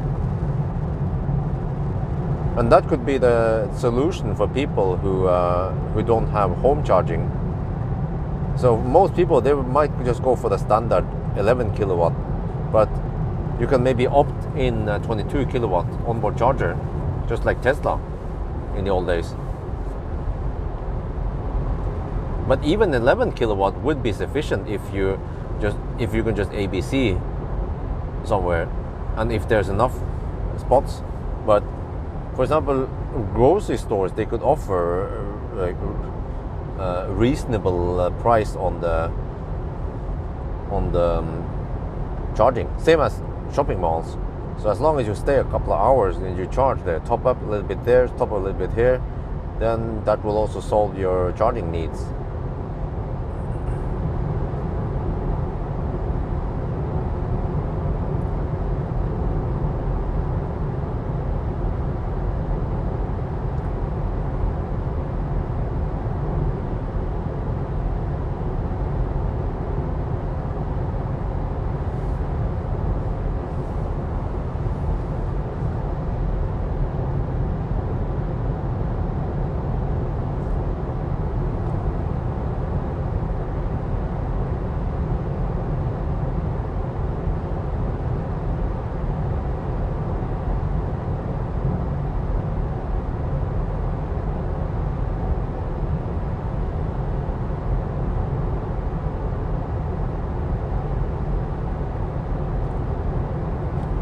Maybe I should shoot a video about this before the sun comes up, because we have nice, this is the magic hour. Yeah, I should record it before we arrive at Pawel.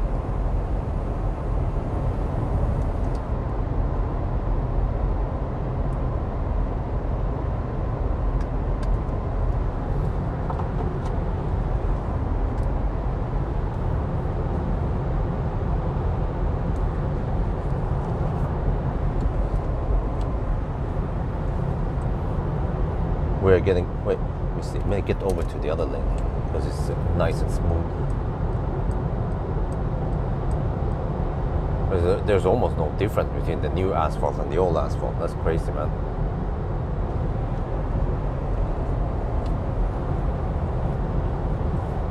We're getting close to Varberg now, and man, this car is just so nice and comfy, just like an EQS. You know, right now when I'm sitting here, I can't really feel the difference, that much difference between the EQE and the EQS. It's nice and comfy, quiet, good ride, awesome Burmester stereo, plenty of space. What else can you ask for, right? And also the auto steer, by the way, is so nice and smooth. It doesn't slow down in the curves. It stays centered. Even when it was raining heavily, it could still maintain the course without like some other cars will be like, too much rain, disengage, you know. So, man, all this stuff. And also, wait, I have to enable butt massage. I have a hotkey for it. Oh yeah, Helga. Oh, massage my butt cheeks. Oh damn. Man, this is why German electroautos are the best.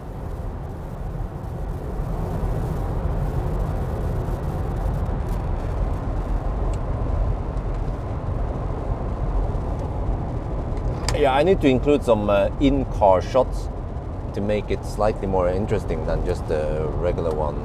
I tend to only film when I'm charging.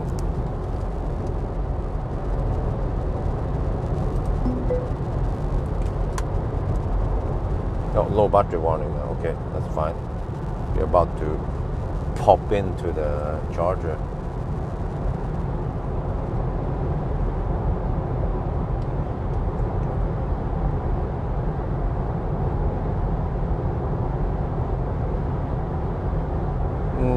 No, I don't think people without access, that could be easily abused.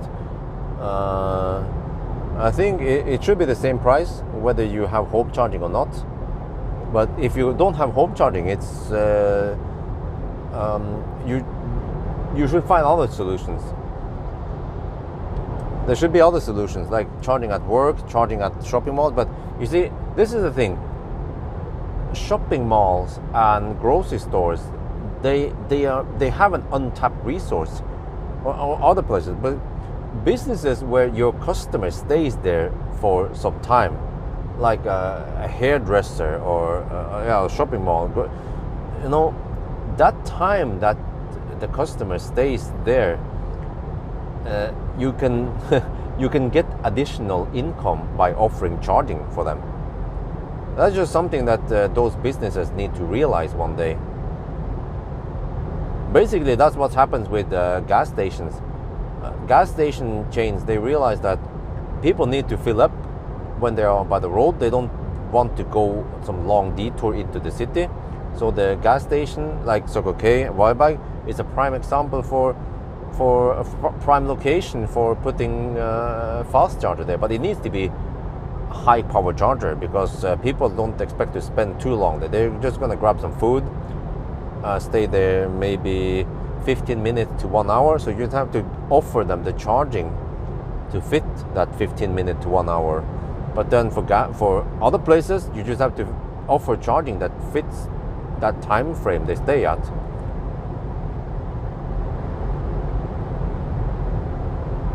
But I'm pretty sure that let's say a hotel that has charging is more it's more desirable for EV drivers to stay over there, but especially if there are plenty of those and if it's not too expensive to charge there.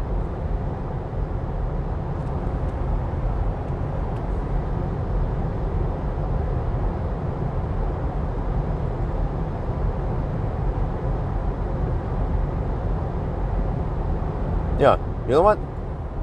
Supermarkets, well, it depends how long you stay there, but I would assume that for supermarket, you spend only 15 minutes to maybe half an hour. So even a 50 kilowatt would work there. Like high power charger could even be overkill some places.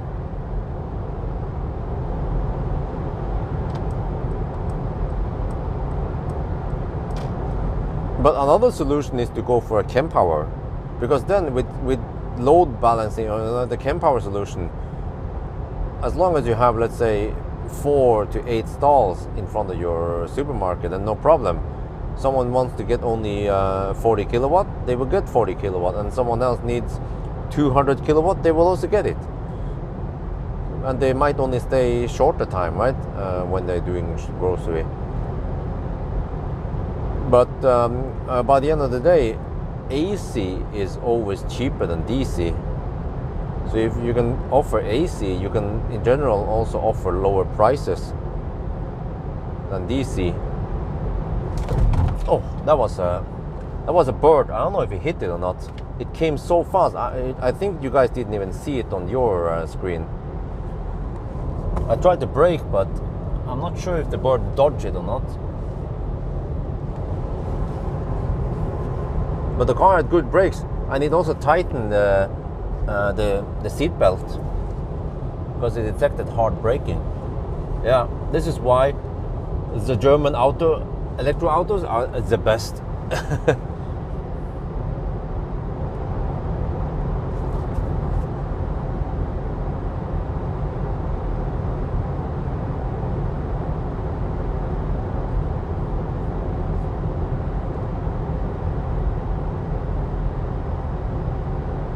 But I also like the solution that Oslo uses, which is to install a bunch of AC all over the place. And they're not that fast, but overnight it's good enough. And over several, since if people are living there, then 16 amp is enough for many people.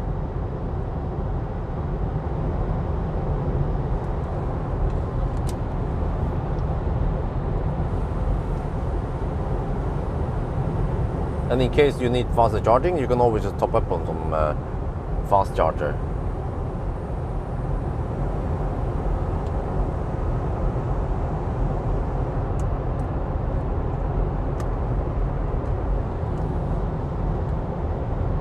Okay, I have 13% left. Plenty, man. I could have charged to only 60%. I would still have 8% left.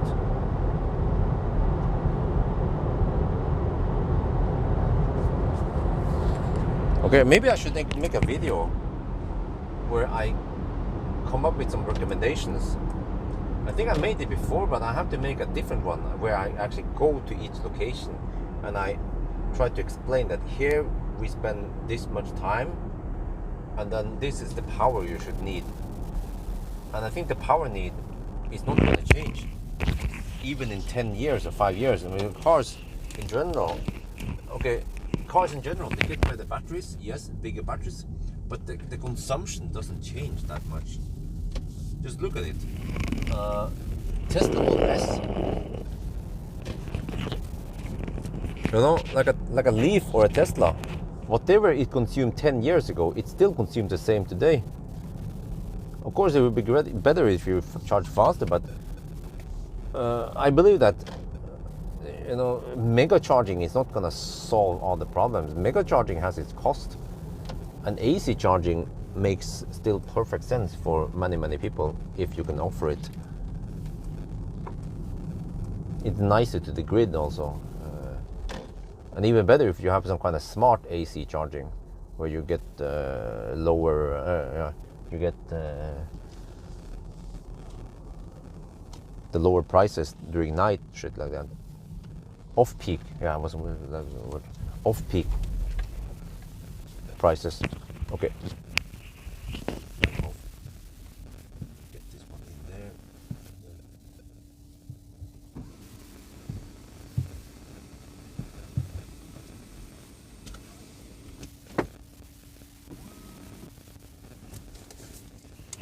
Alright, so this is status update 633 kilometers, consumption 314 while by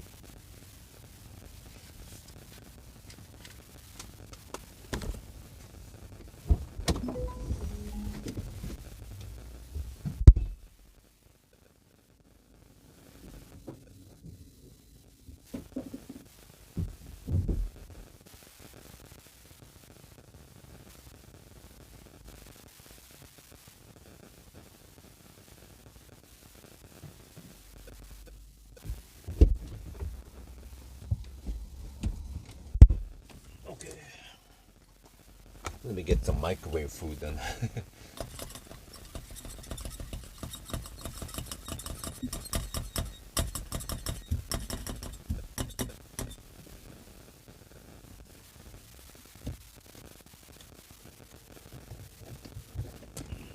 But the whole street light charging also sounds like a good idea. The only problem is that oh, look at that! American Megatrends, yes. Only problem is that it might not be in the right position versus cars. Yeah, you don't want to run the cables over the sidewalk.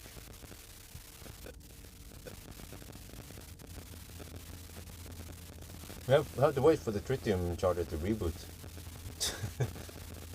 Rebooting. Press F1 if you want to enter BIOS. Okay, there we go.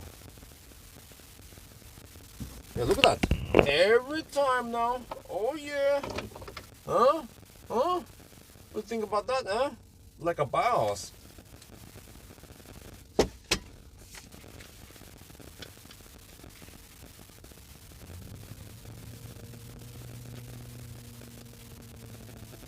We are now at Vibe getting 500 amp, 168 kilowatt. Oh yeah! Fat e-tron, go home! I remember e-tron would peak at 169 kilowatt just for a split second. But here we can actually maintain 169. Ooh, look at that. Oh yeah. Yeah, and then why do I keep mentioning e-tron? Because this car costs roughly the same as e-tron. 1.2 million. No. Okay, let me get out of here. Do I need to clean the windscreen? Yeah.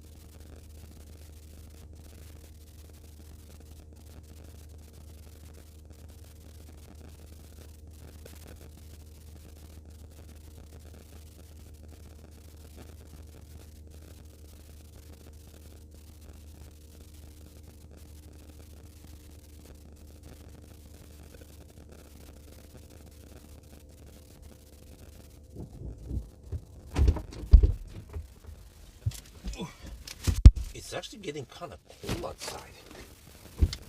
Oh, but it's only 9 degrees outside.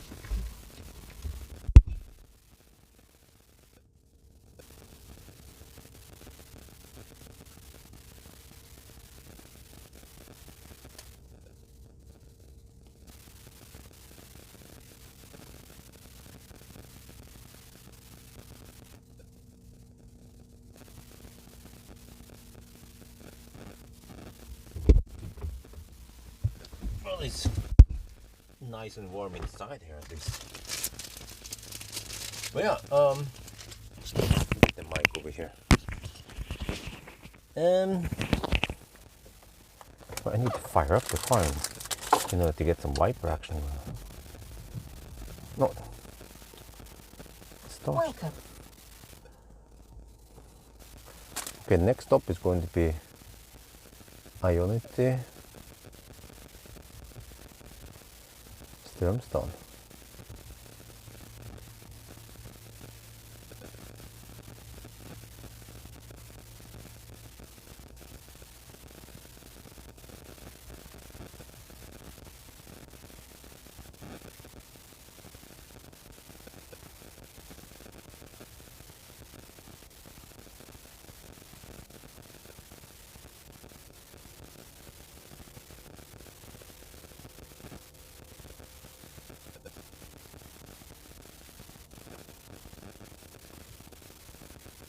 Well, I can't find Ionity Strömstad. What the heck, man? Need to find it manually then.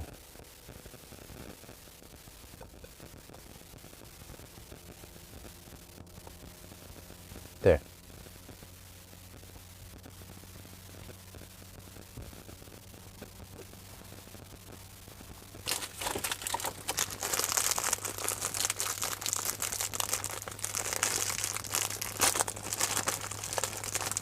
Yeah, Isabel woke up almost 3 hours ago and she's still awake now because some idiots made noise at Esso.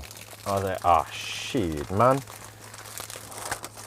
Yeah, there's always people over there making noise, revving engine and stuff, and also there's some idiots driving really fast with some noisy cars at Strömsveien, which is right outside our on the other side of the wall.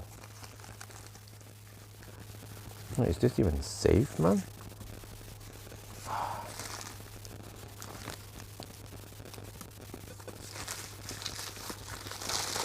No, hopefully.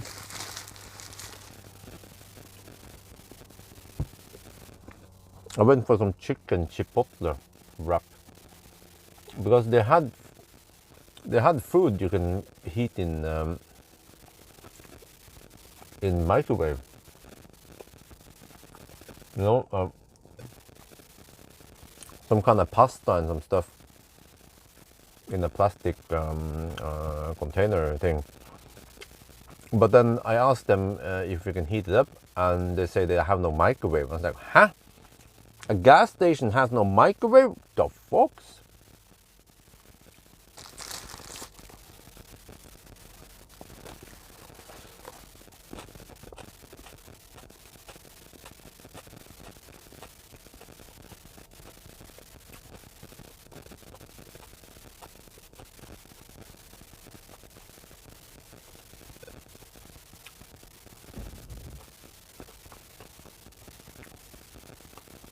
According to my calculation, we need to charge it 80%. But that shouldn't take too long. With this nice and flat charging curve.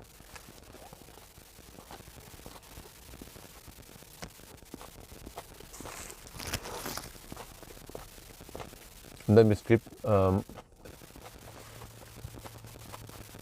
Speckgärde.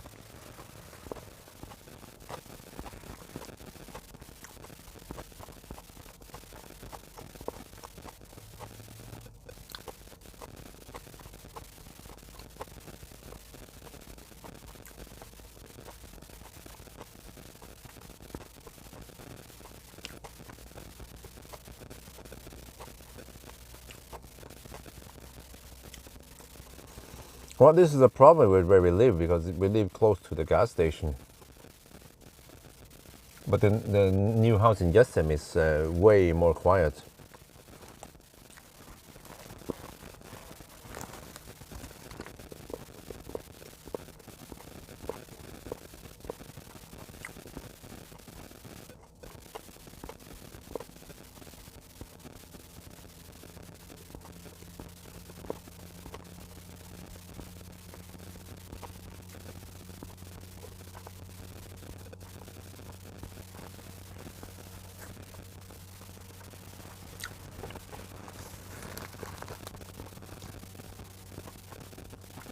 Yeah. Every time now, super consistent charging curve, right? No rapid gate, no cold gate. I can keep the heater running. No problemo.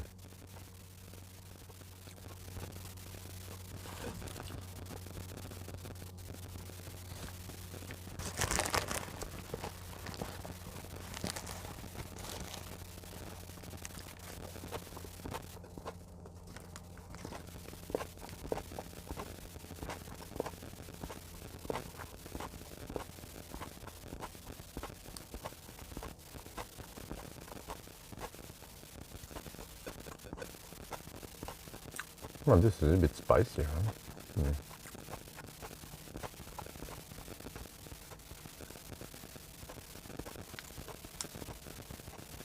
I'm guessing October.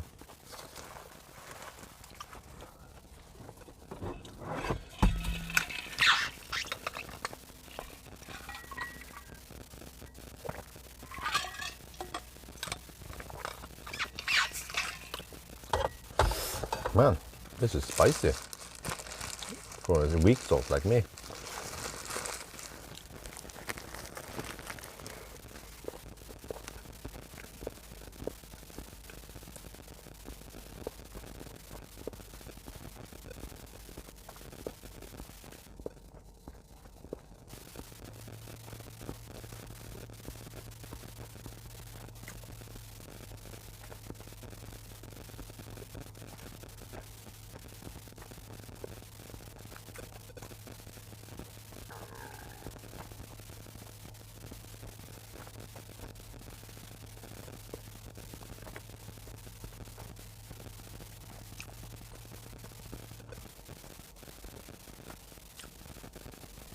Yeah, it probably pays off to just stay here a little bit longer. We have so nice and flat charging curve. Also, if you want to visit Spekkera, there will be detour and handshake and unplugging and yeah, overhead.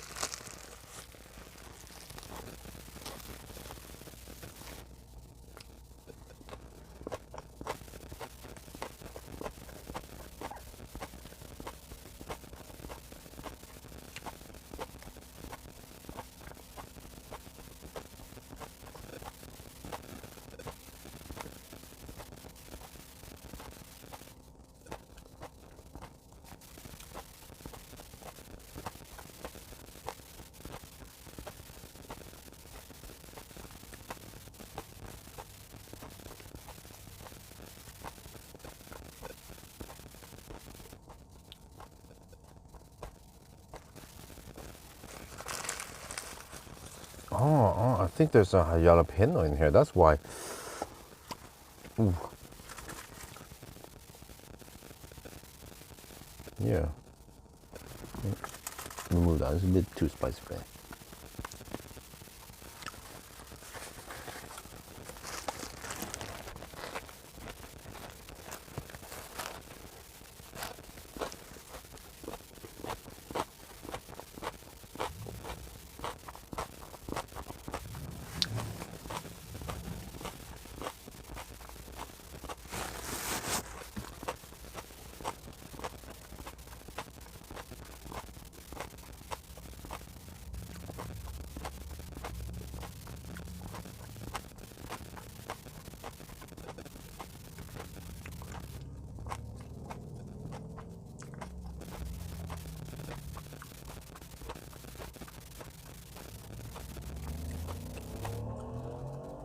Yeah, shit like that also happens near a house.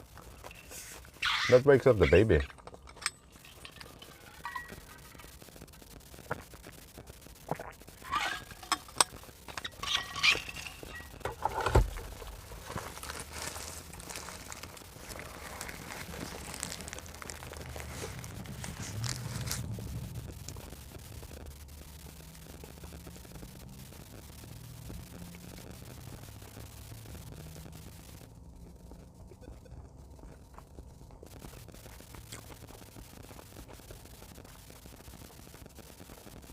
So much noise and so little motion. What is the point of those fossil cars, man? Oh, action cam. No, it'll be specific shots on it, not main camera. Main camera will still be the big camcorder. Action cam might be filming the instrument cluster, or I don't know. I'll figure out some use for it.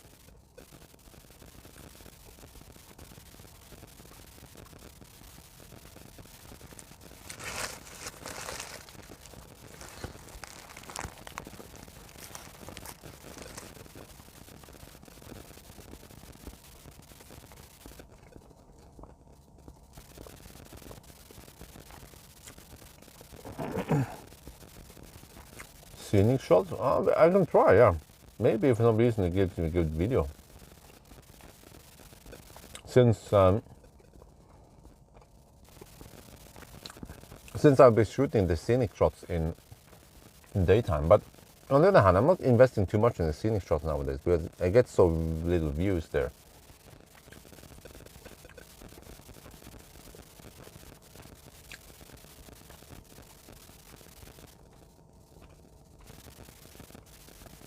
But in general, yeah, when you compare, for example, a picture or a video from a phone versus my big camcorder, in daytime you don't see that big of a difference.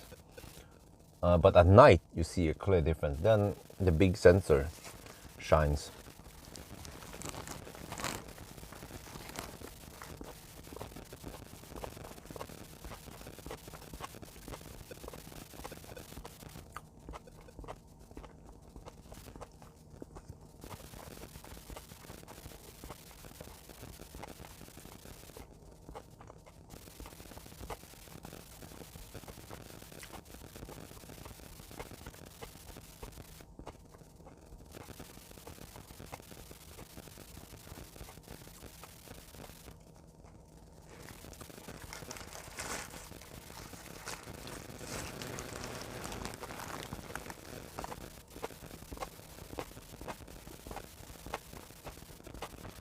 Now I'm almost good to go.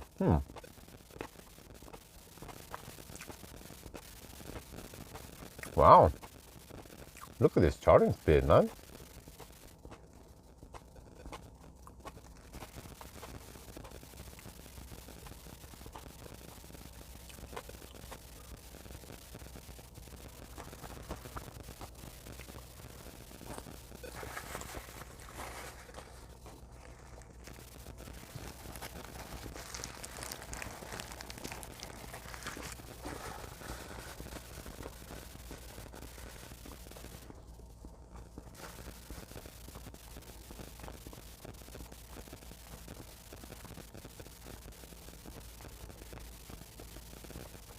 Oh yeah, and also in case I'm going to review some electric scooter, but they are kind of rare.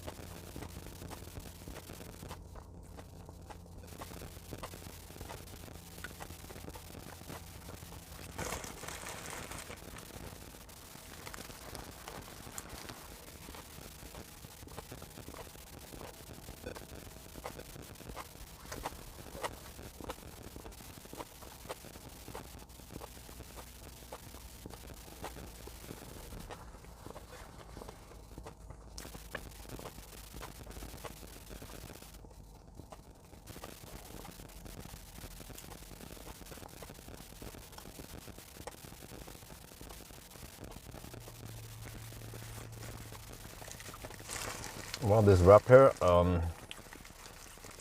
maybe not my favorite. I think I won't buy it next time.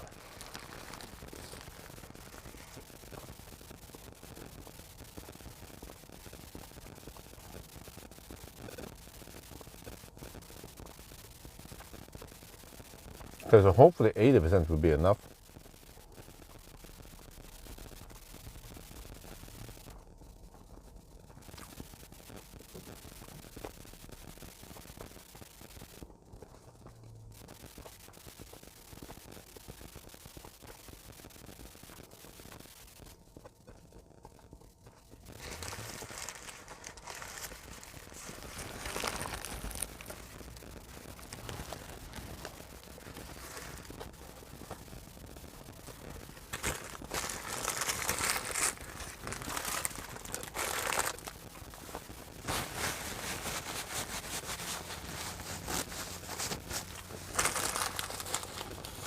So let's get ready to leave.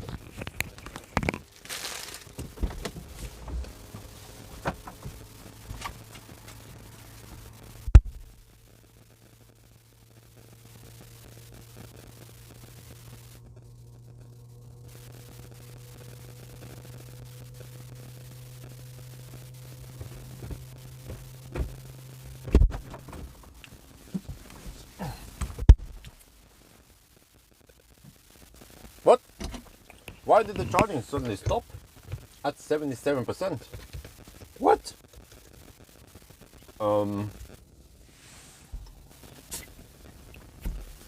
What?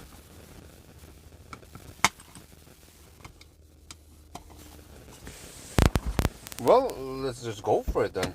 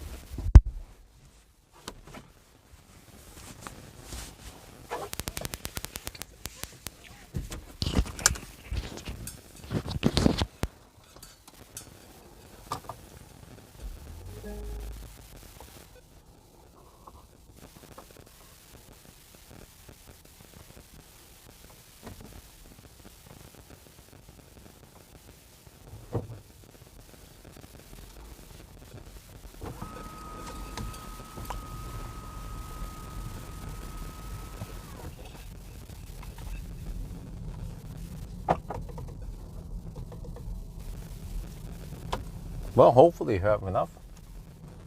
If not, then I have to bail out at the Hawks toy bun and shit.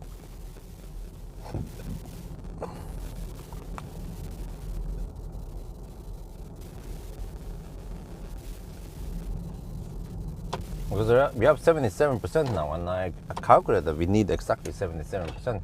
For some reason, it stopped charging at 77. Never seen that one before.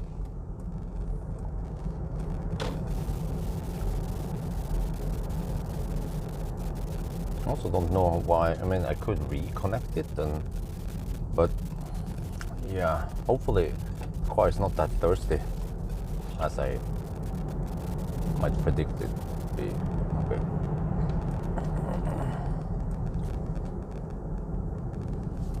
We should stop at wait. Wait. Maybe a Hawks toy would be a better deal when I think about it. Okay, whatever. I'm gonna go for Strömstad.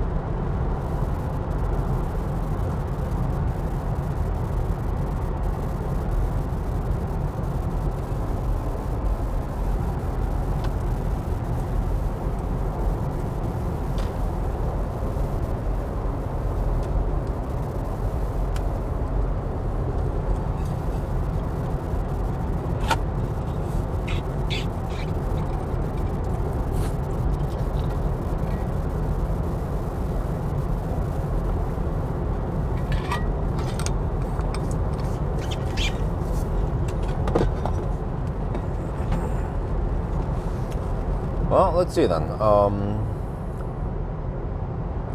We're almost at the 7-hour mark now. We charge for half an hour.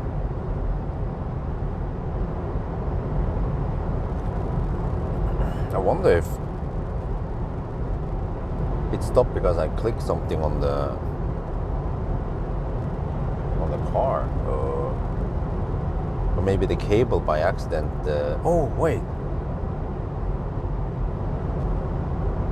maybe when I put the phone back on the front cam, the cable rubbed into the stop charging on the touchscreen. That could be one possibility. But I just have to hope that the car is efficient driving through Göteborg now. And then we save a lot of the juice there. Otherwise, yeah, okay. After, let's see, one bailout point is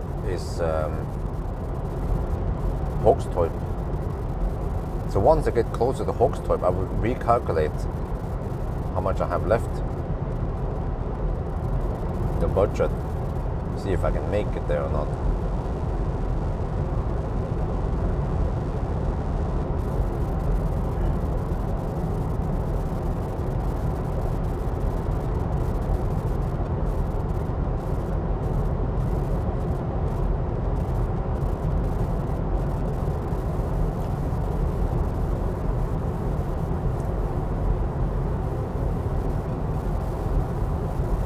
But it's cold outside now, 8.5 degrees only.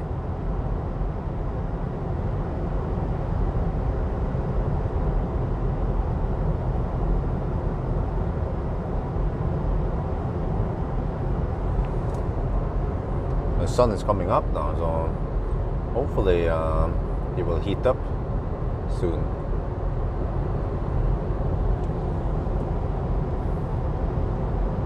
Yeah, I see now.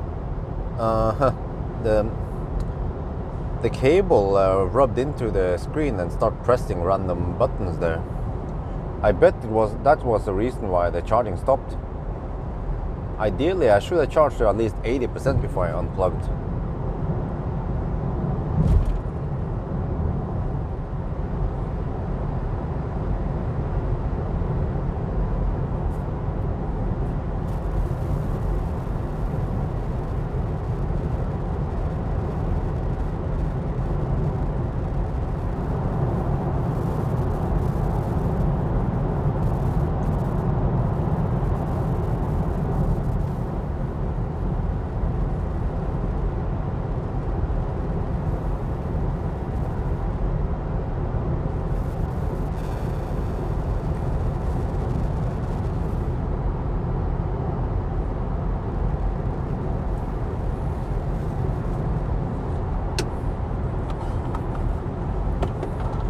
%, less, yeah, yeah. So I'm not sure how much we'll spend.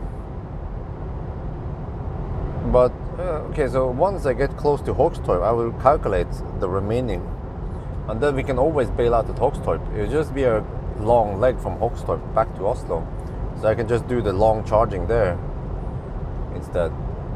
It will be almost 200 kilometers, I think, from Hågstorp to Oslo.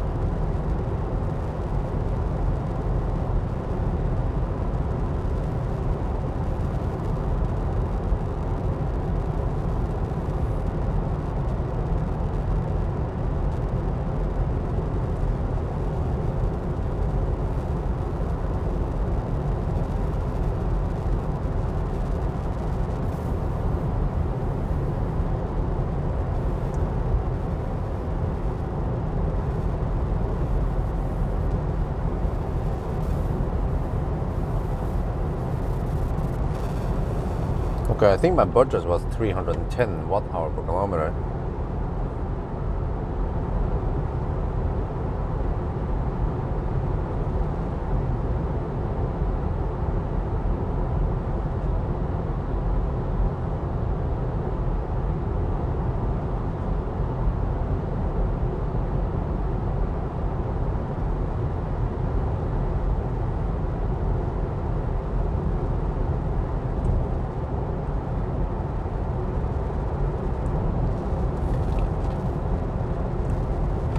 we'll see how it goes. It's 385 right now, so it's too high.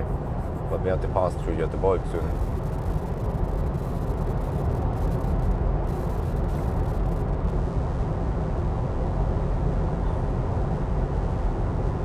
And then the cold weather here also makes it worse for consumption.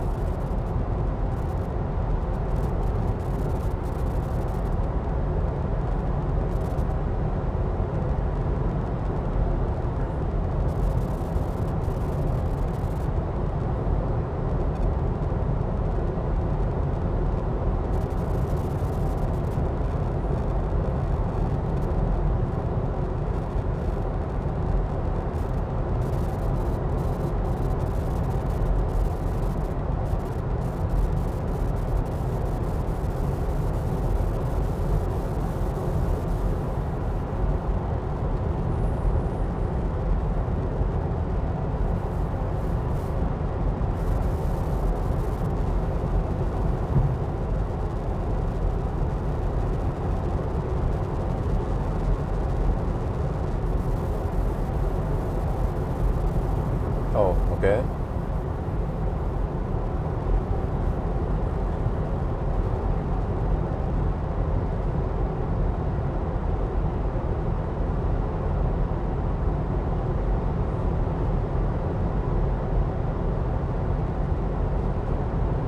Well, we just have to hope that the Göteborg stretch is efficient, since we're going slow over there.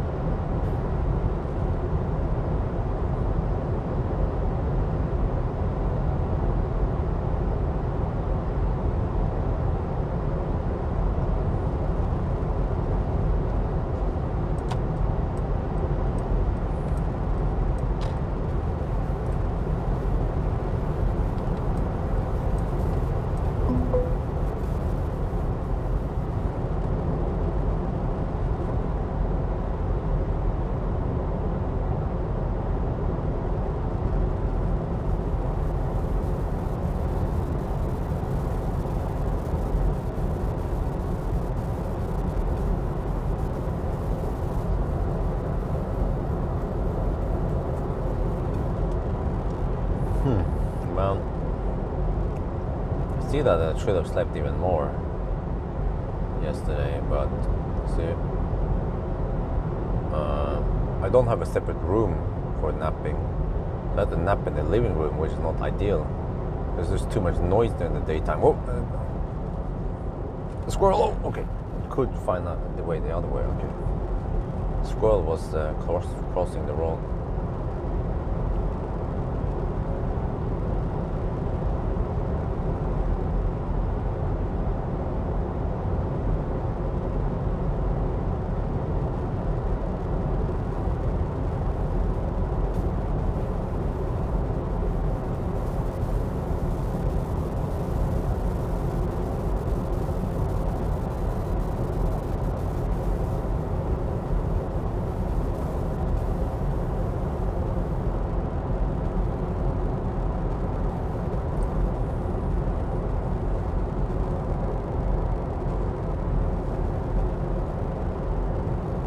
A little bit of side wind, not much. Yeah, not much though. Just cold outside, 8 degrees Celsius.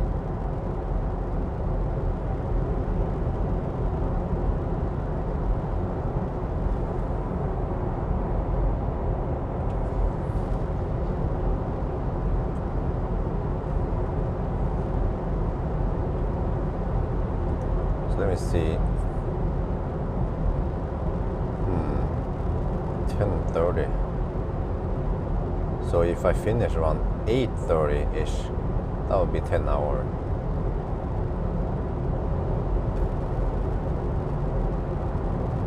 Which is in 3 hours from now. I'm not sure can that be done.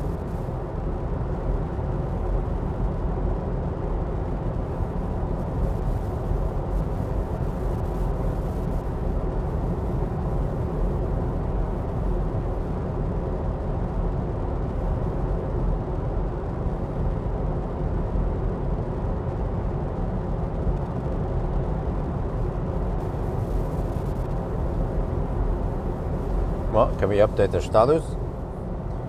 We have done 658 kilometers now. Consumption is 316.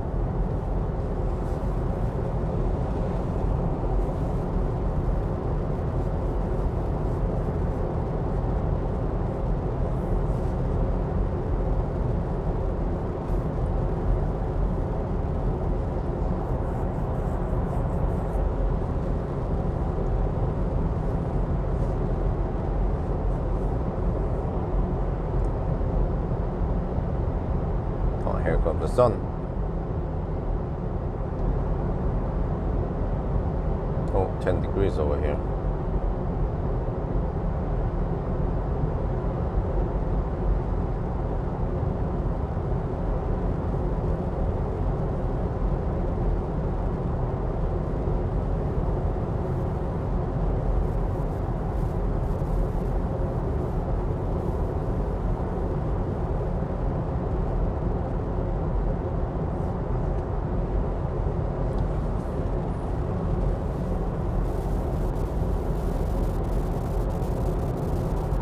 Well, let me see here. I was gonna listen to some more music.